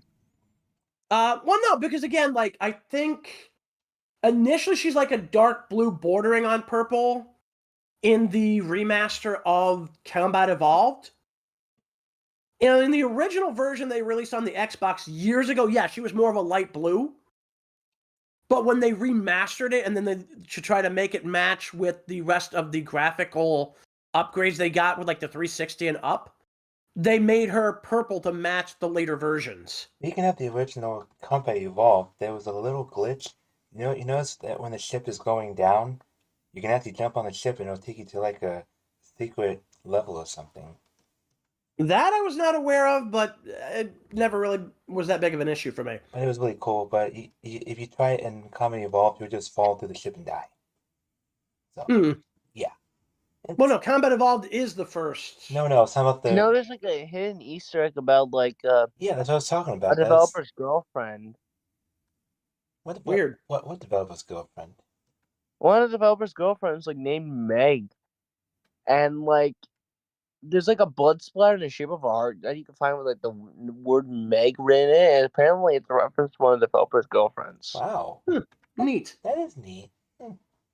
And then in Halo 2, they reference the same developer's girlfriend again, but instead you have to get on Legendary without dying. Oh, you want to know what's funny?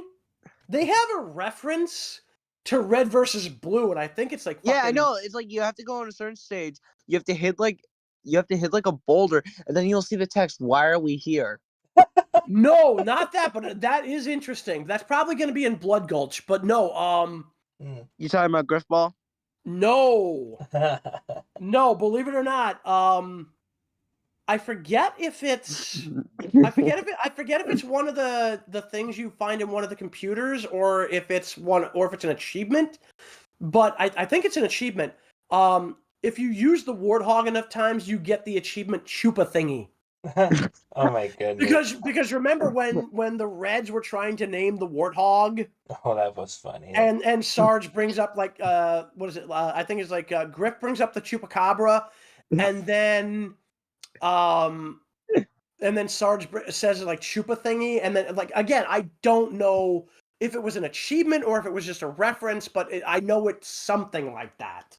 I'm curious though. And I think it's in Halo 2, but I could be wrong. I'm curious though, if we were to react to Red versus Blue, would they be fine with that, or would they copyright us for that? They might come after us. I mean, I think for that we'd probably have to do something more like what we initially did with Hell of a Boss, where we weren't sure if we were allowed to react to it, so we just played it in the background while we were watching it, but nobody could see it but us.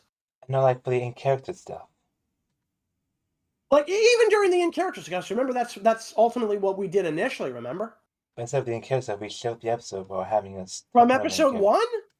For the Hell of a Boss stuff, remember we did we showed the episode while we were talking in character. Did we? I thought for the pilot, I thought we initially didn't, and then we found out afterwards that we were able to do it as long as we made it clear that we were doing reactions to it. Yeah. And then from like episode 1, so we're not talking.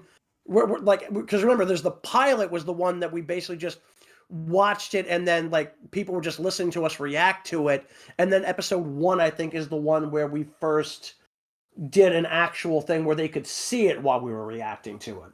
I don't remember what we exactly did for that. It's been that long, but I think we did that with one show or another, and I forget which one it was.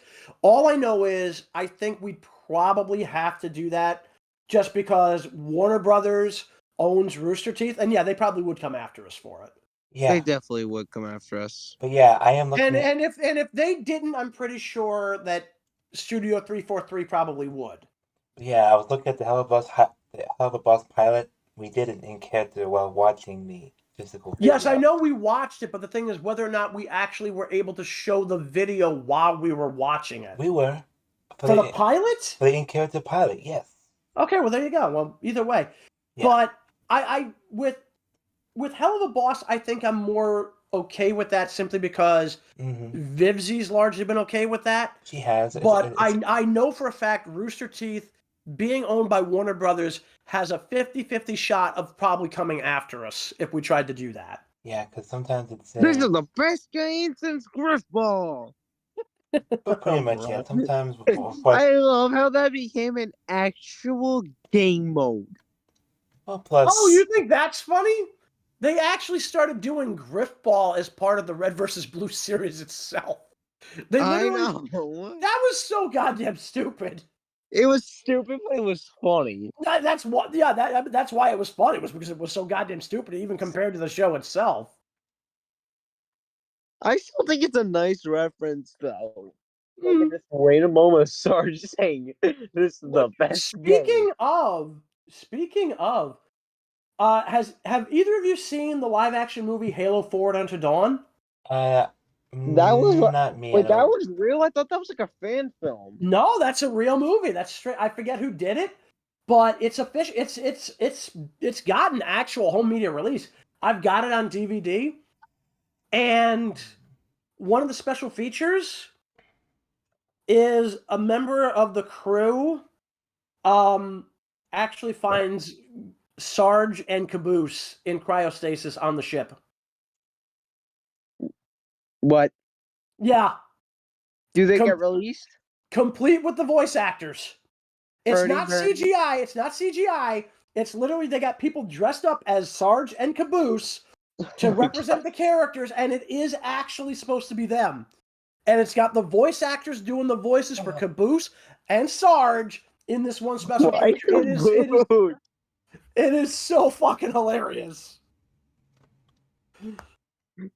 What? I just imagine Sarge waking up and he was like, "Oh crap! That one dub blue. Let's kill him." No, because this guy was just in regular UNSC fatigues. It's a whole weird thing. I think it's supposed to be set after the truce between the Reds and the Blues in like season 6. Oh yeah, they come up with a truce where it's like they get sent to the alternate world, right? And then they're forced to. Well, no, this is like because like when they come back from what they think is the future and they end up back in Blood Gulch. Remember, because like Griff just freaks out when they actually realize they're back in Blood Gulch. Yeah, he has that breakdown. Yeah, and then he wants to go home. He wants to go back to Earth. He's hanging up on this ledge, and then you've literally got Sarge and Griff, and then Donut shooting at him. That's where like this is the best game since Grippo. That's where we got that from. So yeah, no, that was in the first episode. No, not unless you're talking about the first episode of season 7. Because yeah, I mean then you'd be right, but no, not. Like, dude, Gripball did not come up in the first episode. Fuck off. She's still ordering. Yeah, no, I'm telling you right now, the Gripball thing was not in the first fucking season. It wasn't even in the first episode.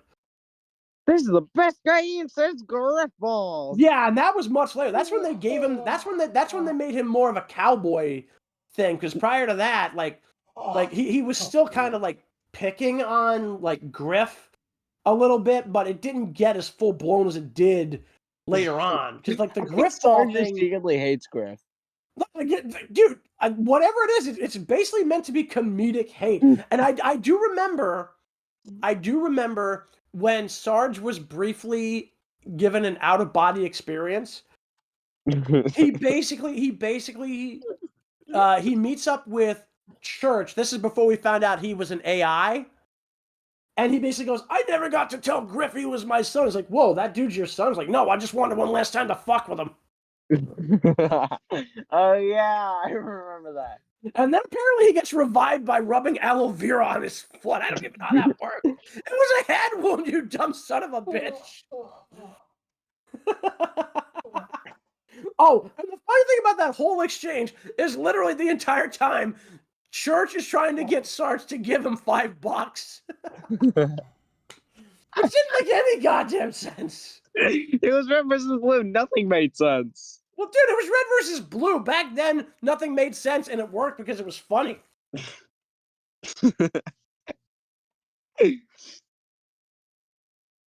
I still find it funny that somehow Elijah Wood ended up actually voicing a character on Red vs. Blue. Bullshit. He did. Who? I forget, but if you Google it. Wait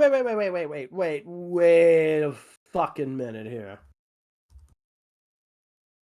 Why are Elijah we Wood. Yes, that Elijah Wood. From The Lord of the Rings. Give me a minute Yes. here. Holy shit. Oh my god, I'm only a little over a year older than this guy. That's horrifying. Yes, Frodo Baggins. Yes. And he's Yeah. only 43. I'm just shy of a full year older than this guy. Wait, he was in Back to the Future Part 2? Holy fuck. Oh yeah, he was. Yeah, Elijah Wood. That's weird. All right, so let's see. He was Sigma. No, in Back to the Future Part 2, he was No, literally. he was Sigma. What? Yeah. Wait. He was.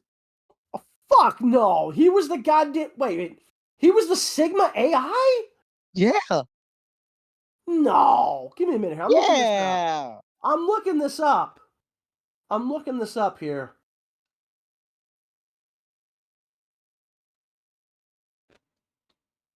Oh wow, that's interesting because he's not even mentioned on Wikipedia. I know there's like for this. do they still have like the Wait, there you go. the reverse? Yeah, no, they do how mention him. Chiefs work? Yeah, wow. Okay, I would not have expected that. Huh.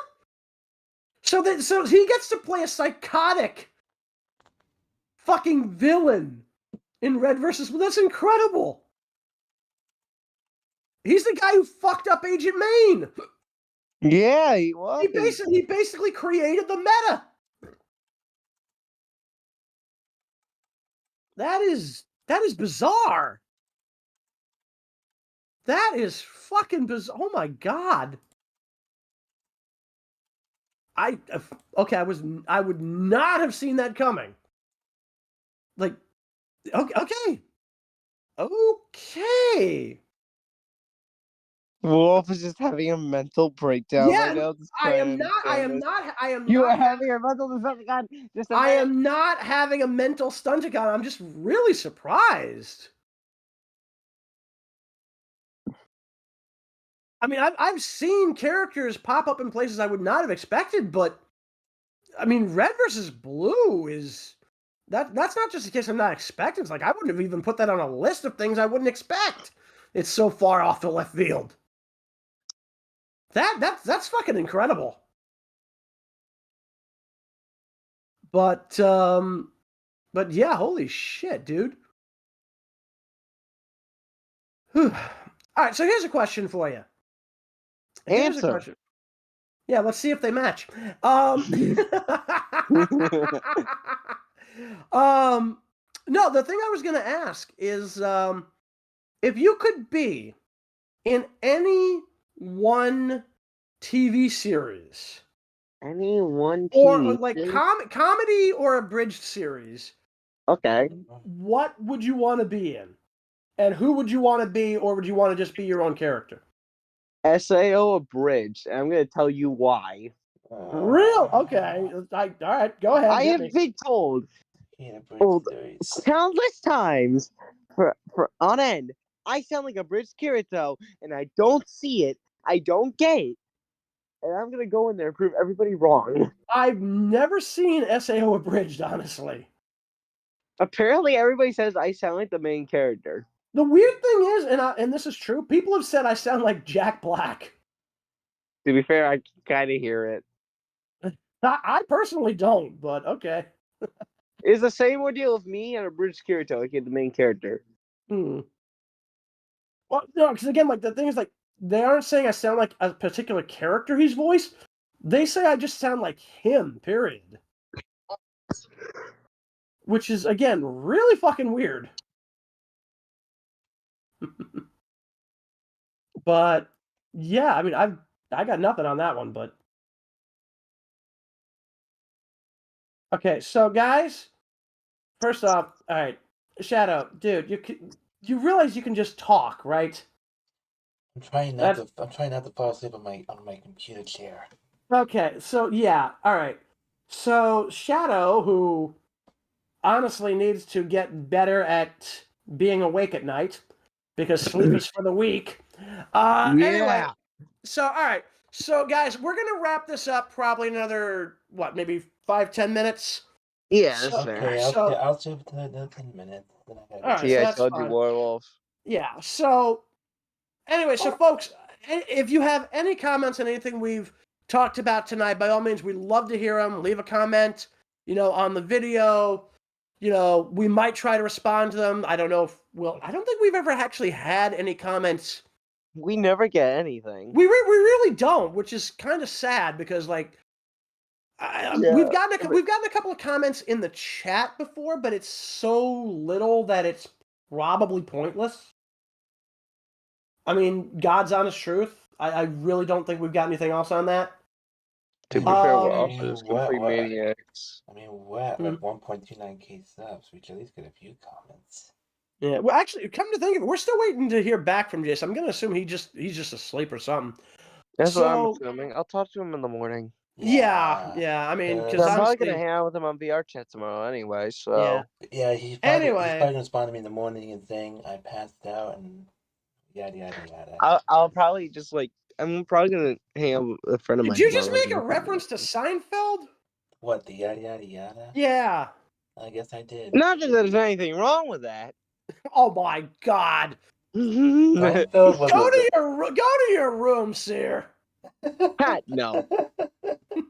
Go to your tree. Sorry, Wolf. No. No, that only works if somebody claims they're already in their room, Shadow. Oh. Also, stop quoting not Hell of a Boss, Has-Been Hotel. No. Again, seriously, stop doing that. No. Yes. No. I will get a hose. Wait, do it, bitch. Are you gonna spray him with a hose? That's literally the threat. Do it, bitch. You won't. I've got one in my hands right now. You miss. Careful, the Sear equipment's not waterproof.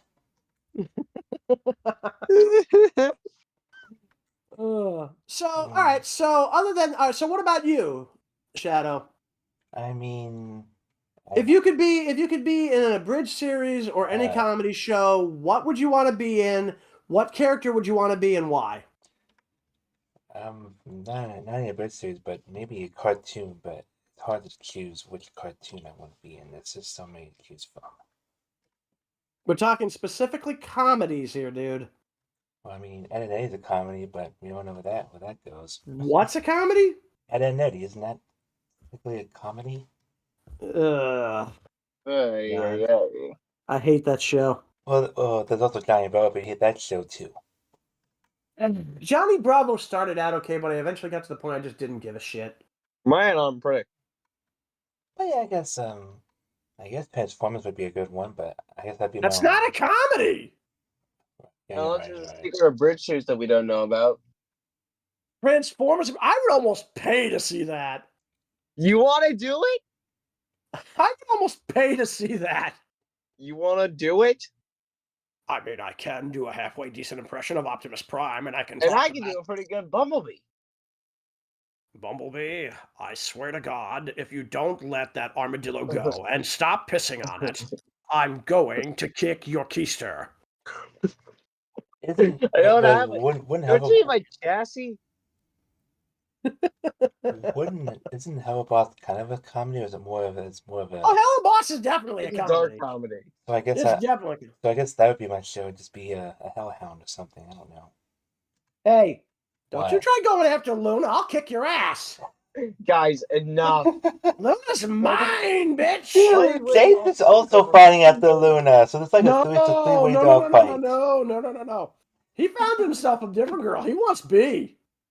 He wants that one. He wants the one that looks like a lava lamp. Yes, the one that I said looks like a lava lamp a million times. No, I'm the one who said she looked like a lava lamp. Why would he want that? I mean, she's a flying hellhound. He does look like a lava lamp. Oh, dude, seriously, Queen Beelzebub, yeah, she fucking looks like a goddamn lava lamp. I said it. Literally, the first time I fucking saw it, I said it during the show when we did our in-character fucking thing there with it, and I also mentioned it when we did the live stream reaction to it. I straight up said it. I literally said she looks like she's half lava lamp. Because she fucking is. Like, she's got the goddamn mane, the tail, and her goddamn stomach move like goddamn lava lamp bullshit, man. I'm telling you. Look, what matters though is that Jayse is specific for B. So if you two could stop swimming over a freaking hellhound, that would be great. Good luck with that, pal. It's never gonna happen. We're never gonna stop sipping for Luna. Well, then I can try the shotguns. But yeah, I would be a hellhound just for the hell Which of it. reminds me, I just realized What? Hell has laser guns, They do. Yes, it does.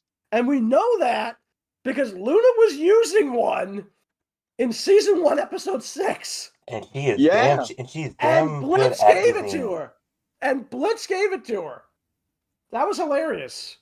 I still love how during the fight scene in season 1, episode 6, Blitz is just casually like, "Can I get you water?" It was still kind of hilarious. And this is while Millie's got her fucking thighs wrapped around this other woman's neck. She's like, Water? sure. And then she opens her mouth, leans her head back, and her tongue's like just laying out of her mouth while he's squirting the goddamn water into her. Wait a So second, basically, she's making an Ahegao face. Probably something like that, yeah. Just curious though, Wolf. If you were killed in Hell Boss, you'd be a Hell Wolf.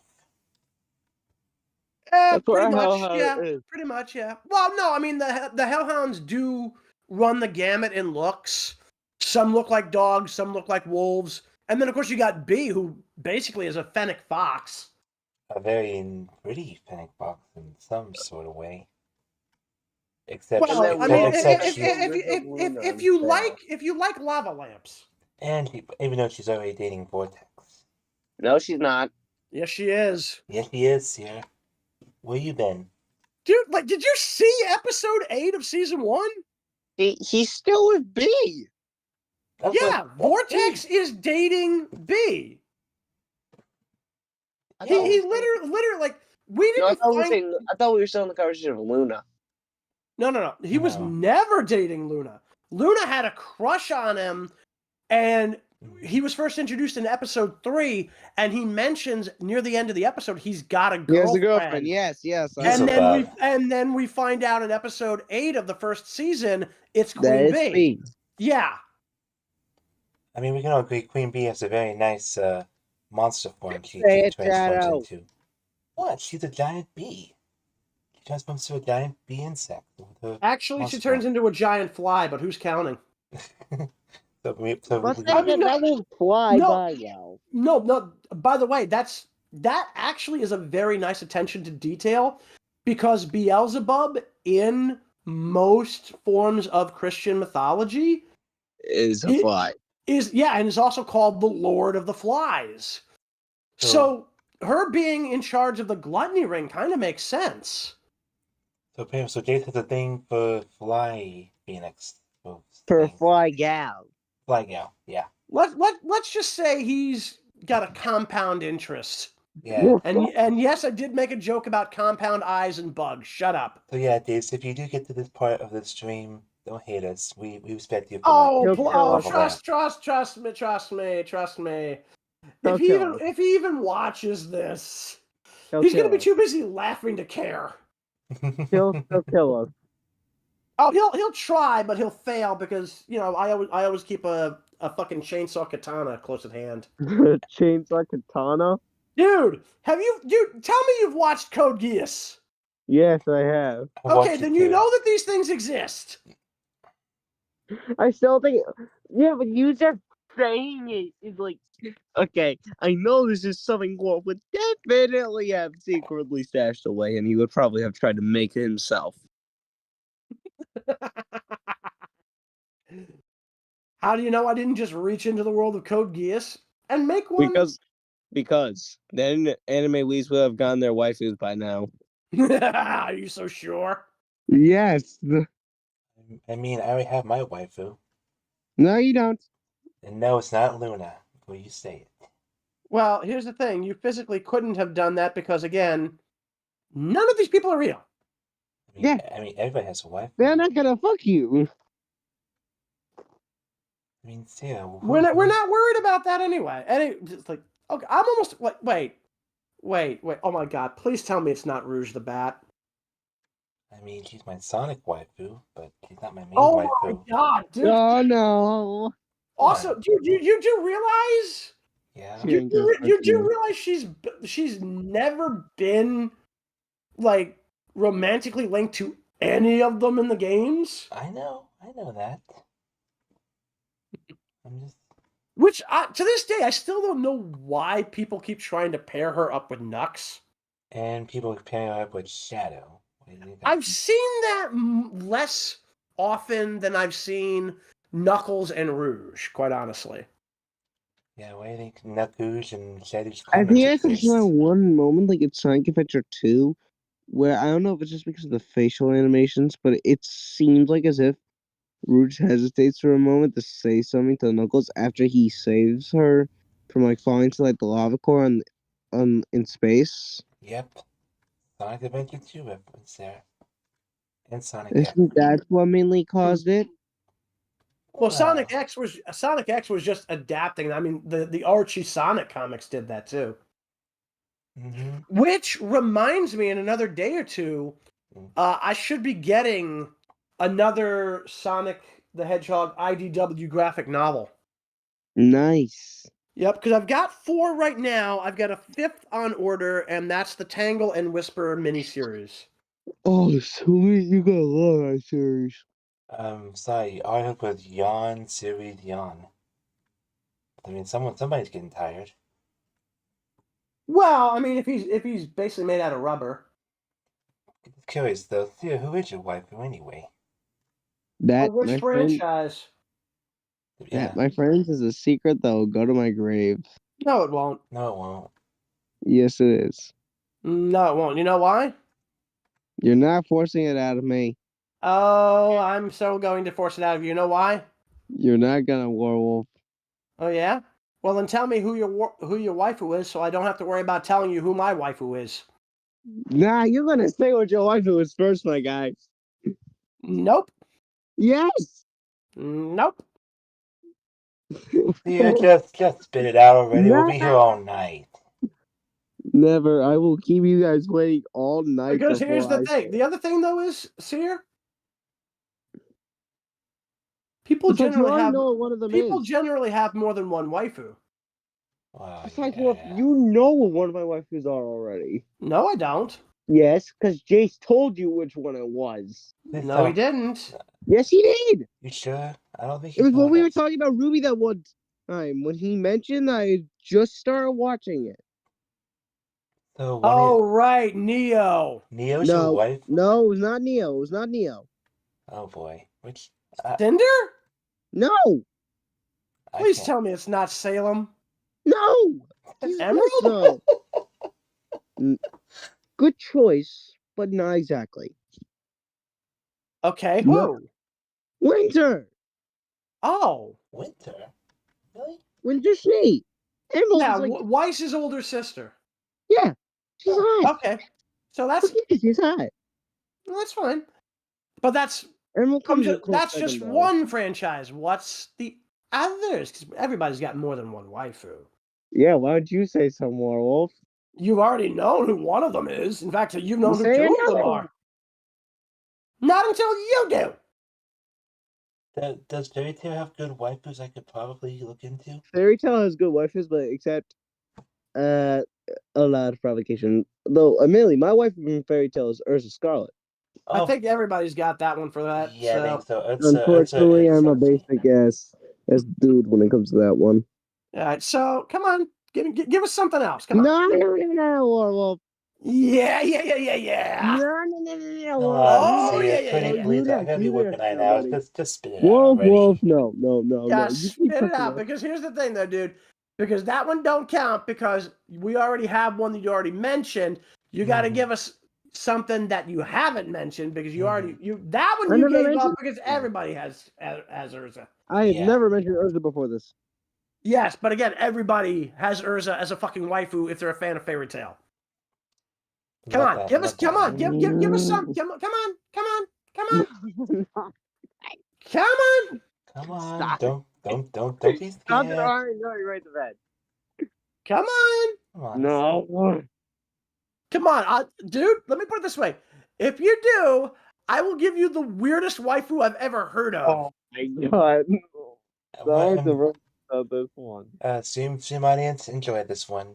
Come on. Give him it, I have to think. 1, That's our second Shadow. No, I was saying you said think. I give you 1 second. 1. I said give me a minute Okay. to think. Okay. So you have to start from 59, then count down all the way to 0.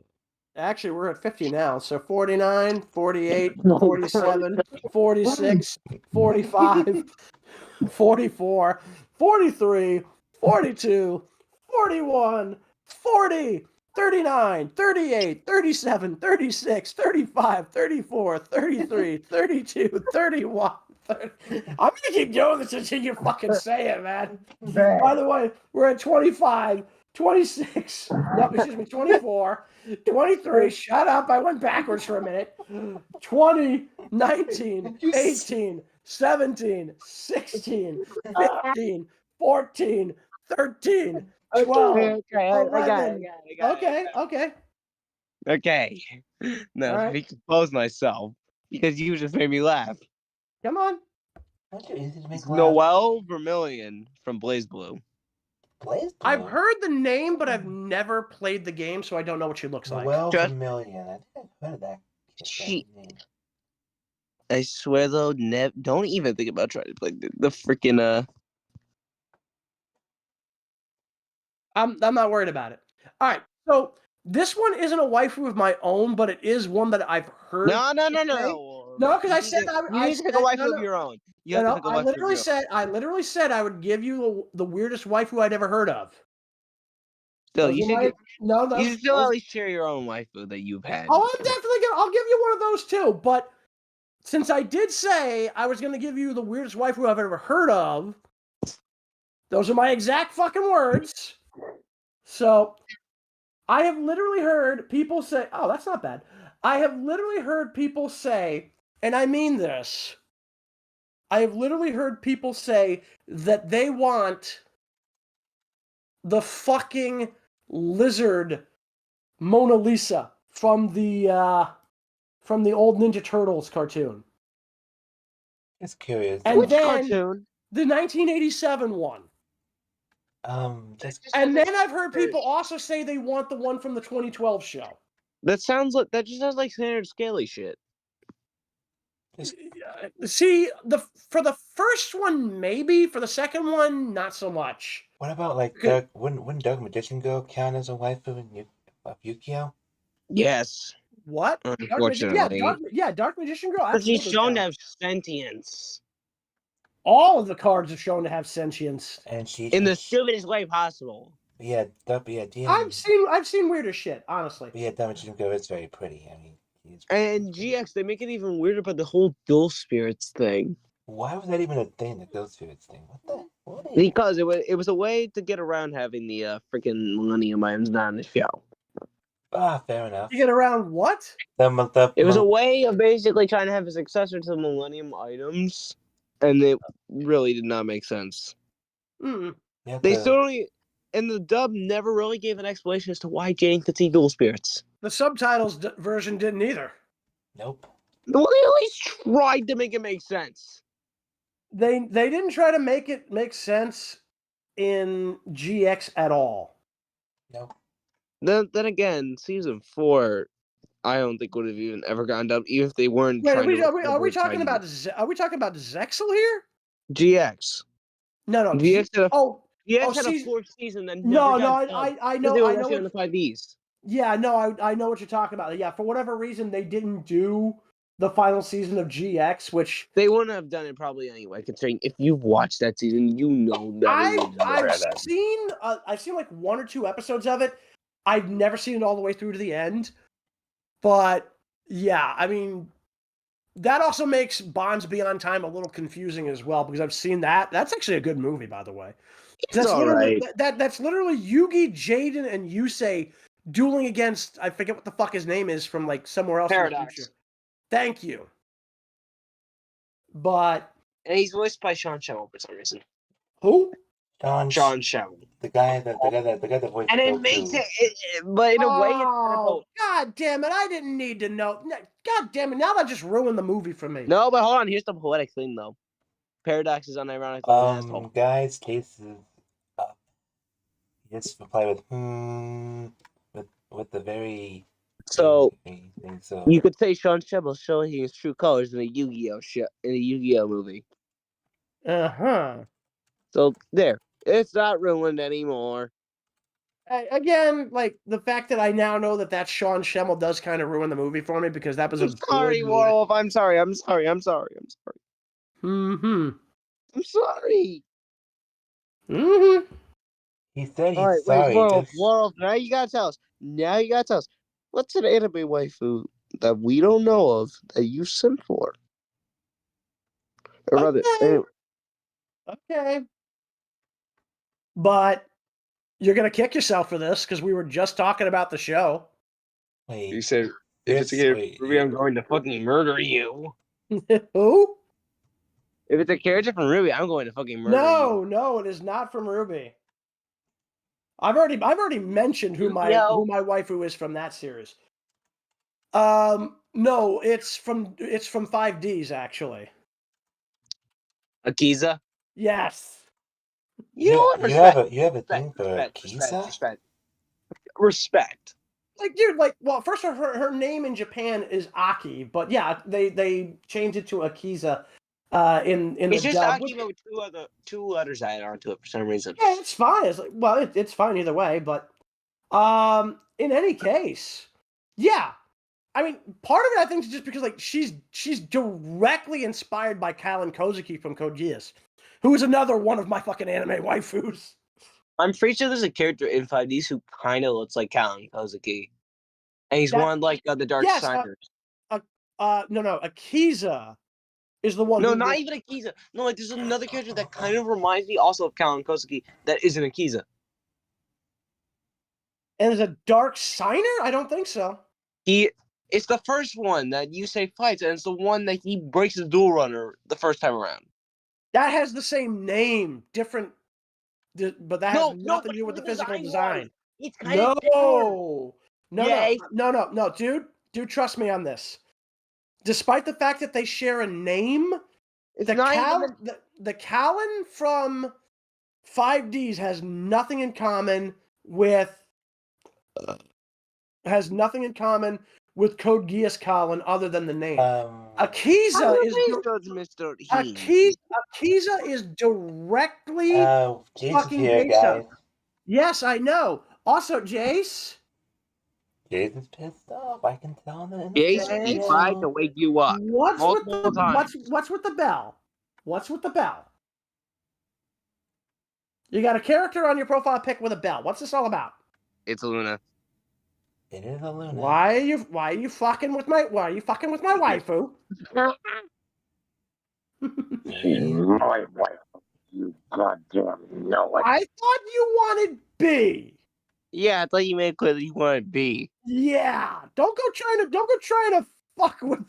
Don't go trying to go back on your word now, motherfucker. Oh damn. Please don't kick my ass. I had nothing to do with it. I'm innocent here. Neither did I, man. I literally told you a few hours ago we were going live. I honestly told you. I don't send for any kids. Yeah, we to be fair, like we've been doing this since like fucking 7:30, man. Where the fuck you been? Yeah, what happened, buddy? Where were you? My mother told me to get to bed early. Oh, well, here's the thing. Your mother, literally, I don't think it matters what your mother thinks about that. It's like we're literally here to do a stream. If your mother wants to go to bed early, she can go to bed early. That has nothing to do with you. I mean, yeah. You're an adult, Jayse. You can do whatever you want, man. Yeah, seriously. Yeah. In any case. But hopefully you'll be here the next stream, Jayse. Which reminds me, we now have a question. Oh. What's the question? Well, technically we've got two. First off, what anime series waifu do you have? We're not bothering with fucking Hell of a Boss. We're talking actual anime here.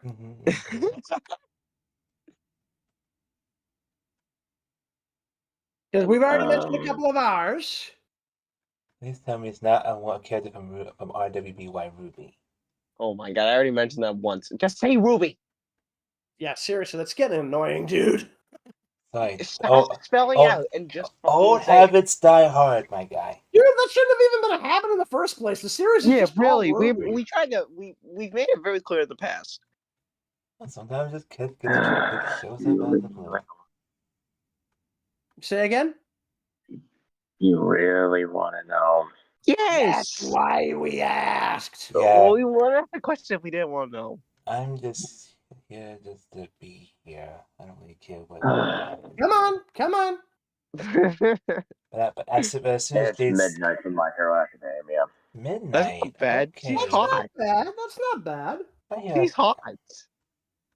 I mean, personally, I'm a little bit more inclined towards either Mount Lady or Odoraka, but Midnight's a perfect choice. I'm It's more perfectly inclined fine. to Endo.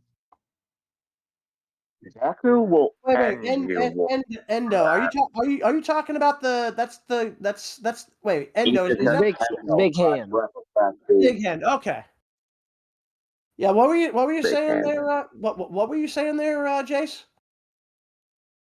And Ichika Kendo, class rep of Class B. Yeah, no, there's something else. You said something else before that. And Deku will end you for touching Uraraka. Oh boy, Deku ending Wolf. Oh, that'll be the day. Yeah, he wishes. That will be the day. Yeah, then Gang Orca will fly. Mm-hmm. I don't think orcas can even fly. Deku is literally has the power of the gods.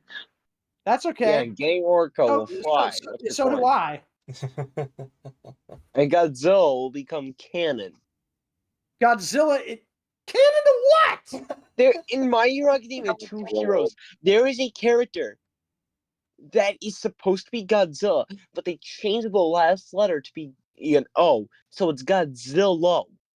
So basically, they did the same thing as Star Wars: The Clone Wars. Got it? Yeah, pretty much. Because the Zillo Beast. Yeah, that's literally what they did. Yeah. Yeah, he was literally meant to be a parody character. I know who you're talking about now. But yeah, I'm waiting for them to announce season 7 because you know that's coming. I thought they did get announced. Not that I'm aware of. No, I'm waiting for them to announce when it's coming out. Okay, gentlemen. Yeah. So anyway, the other question we had, because we've already covered this, what abridged series or comedy would you most want to live in, and what character would you be, or would you pick just to be an original character? Oh, My Hero Academia for sure. Oh yeah, are we talking an abridged series here then? Yeah, there is one that exists. Yep. Oh, nice. If you're listening, guys, to make the Spy Family abridged show, which is really good, by the way. You know, I haven't seen Spy and Family yet. I honestly have not really been able to bring myself to give a shit. Oh boy. But the My Hero Academia one, that's funny as hell. You'd realize Wait. Oh shit, is this the one where Uraraka was dating Bakugo?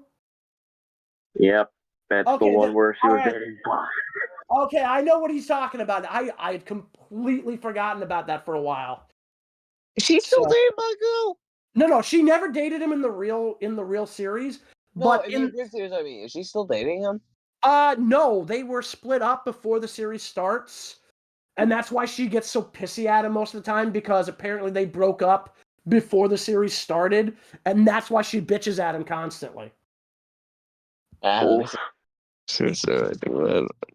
granted, my brain just goes stupid. Don't we all get a little brain dead sometimes, like Kaminari? You've seen how brain dead I get. Sad but true. No, you ain't brain dead like Kaminari, dude. Dude, no. See, he's not brain dead. He's basically in a situation where his brain's running on low beam. No, it's running on fumes. Basically, low beam. Yeah. Also, Jayse, these two dummies want Ruby to end already. We do, yeah. I mean, why the fuck would you bring that up right now, you shit? Because he likes to stir up shit. But like, dude, I've said this before. I'll say it again. Like, at this point, the series has run out of gas. Literally. it would basically be a mercy killing at this point. I'm sorry. Like, they really have not had any forward progression, like, since season 5. Hell, the only reason why Volume 9 even got made was because of the Crunchyroll deal. Yeah, that and, yeah, like, at that point... Well, no, not even that. Because they No, basically... really, that's the reason. No, dude. It's not the reason. The reason that they got on Crunchyroll was because the deal for Ice Queendom. Yeah, but the only reason why Volume 9 even got made was... No. No, Wolf, let me finish. Let me fucking finish. Oh boy. Let him cook. Yes, Jayse. Yeah, I don't trust him anywhere near a stove. Wolf, you actually see my cooking before you made that trust me. Okay, I feel better after that joke. I'm glad you feel better. Basically, the amount of money it would cost per minute of animation was like $30,000 or something, and Rooster Teeth apparently was at the point where they couldn't fund the full season, and apparently the Crunchyroll deal helped them fund that full season of Ruby Volume 9. Except that's legitimately not the case. Because what a lot of people forget is that they literally announced seasons 8 and 9 back to back as they were releasing season 7. This was like 4 years ago. So 8 and 9 were already in the works. That was already happening. What ended up getting them on Crunchyroll was that they wanted to do more stuff with the Japanese voice cast, and the only way that they were really able to justify it, because they didn't really have a lot of Japanese dubs, was they said, fuck it, let's just do an anime set in an alternate version of the events of season 1, and that's how they ended up working with whatever company it was. I think it was Trigger, or whoever the fuck it was, that ended up doing the anime for Ice Queendom. So, either way.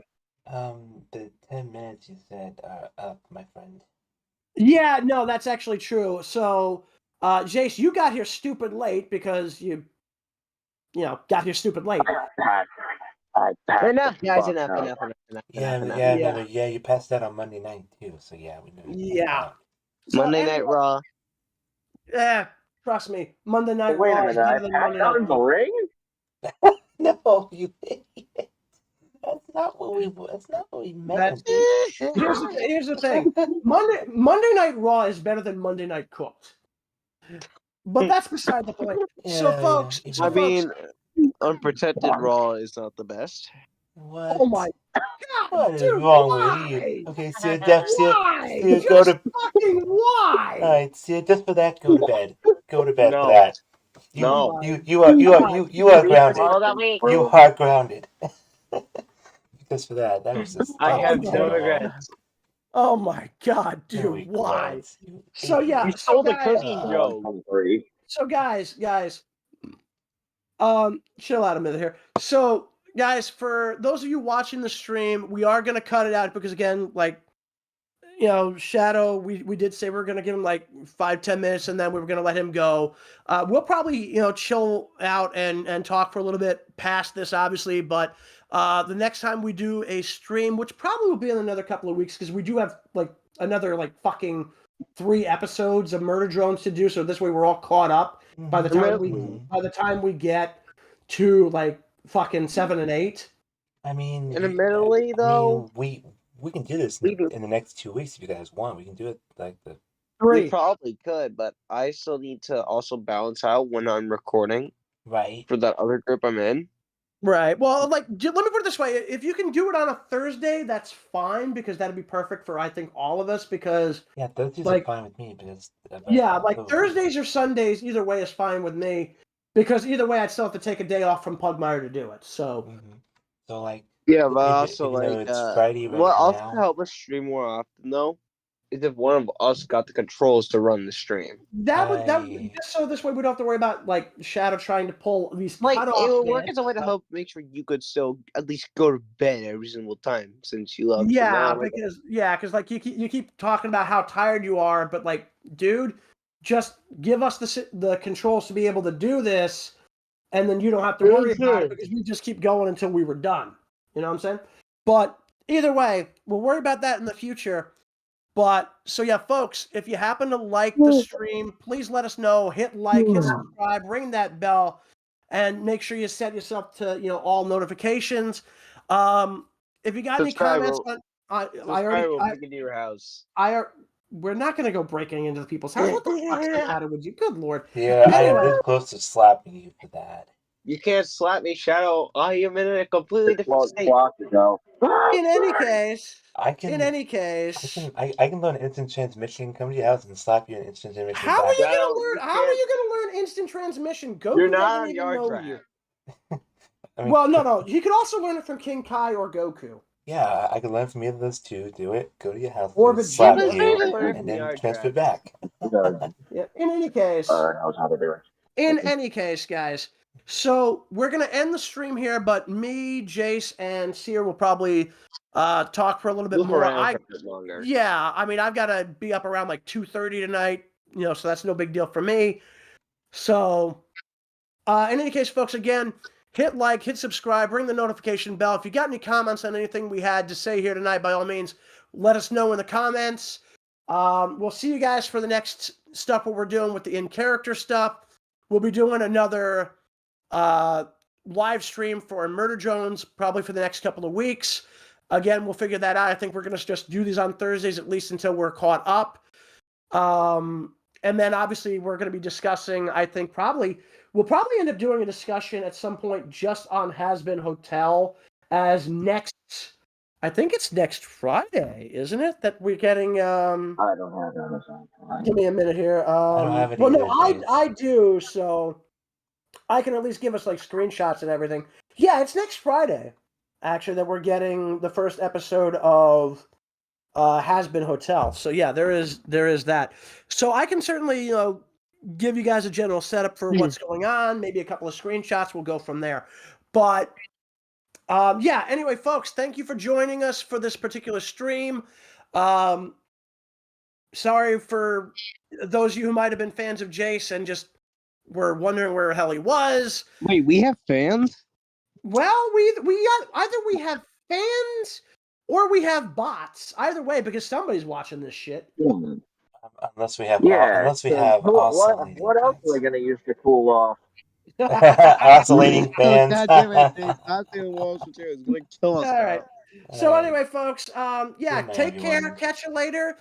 Shadow, go to bed and stop trying to put goddamn time limits on these fucking streams. That defeats the purpose of a live stream. Yeah. All right, so Night, folks. we'll catch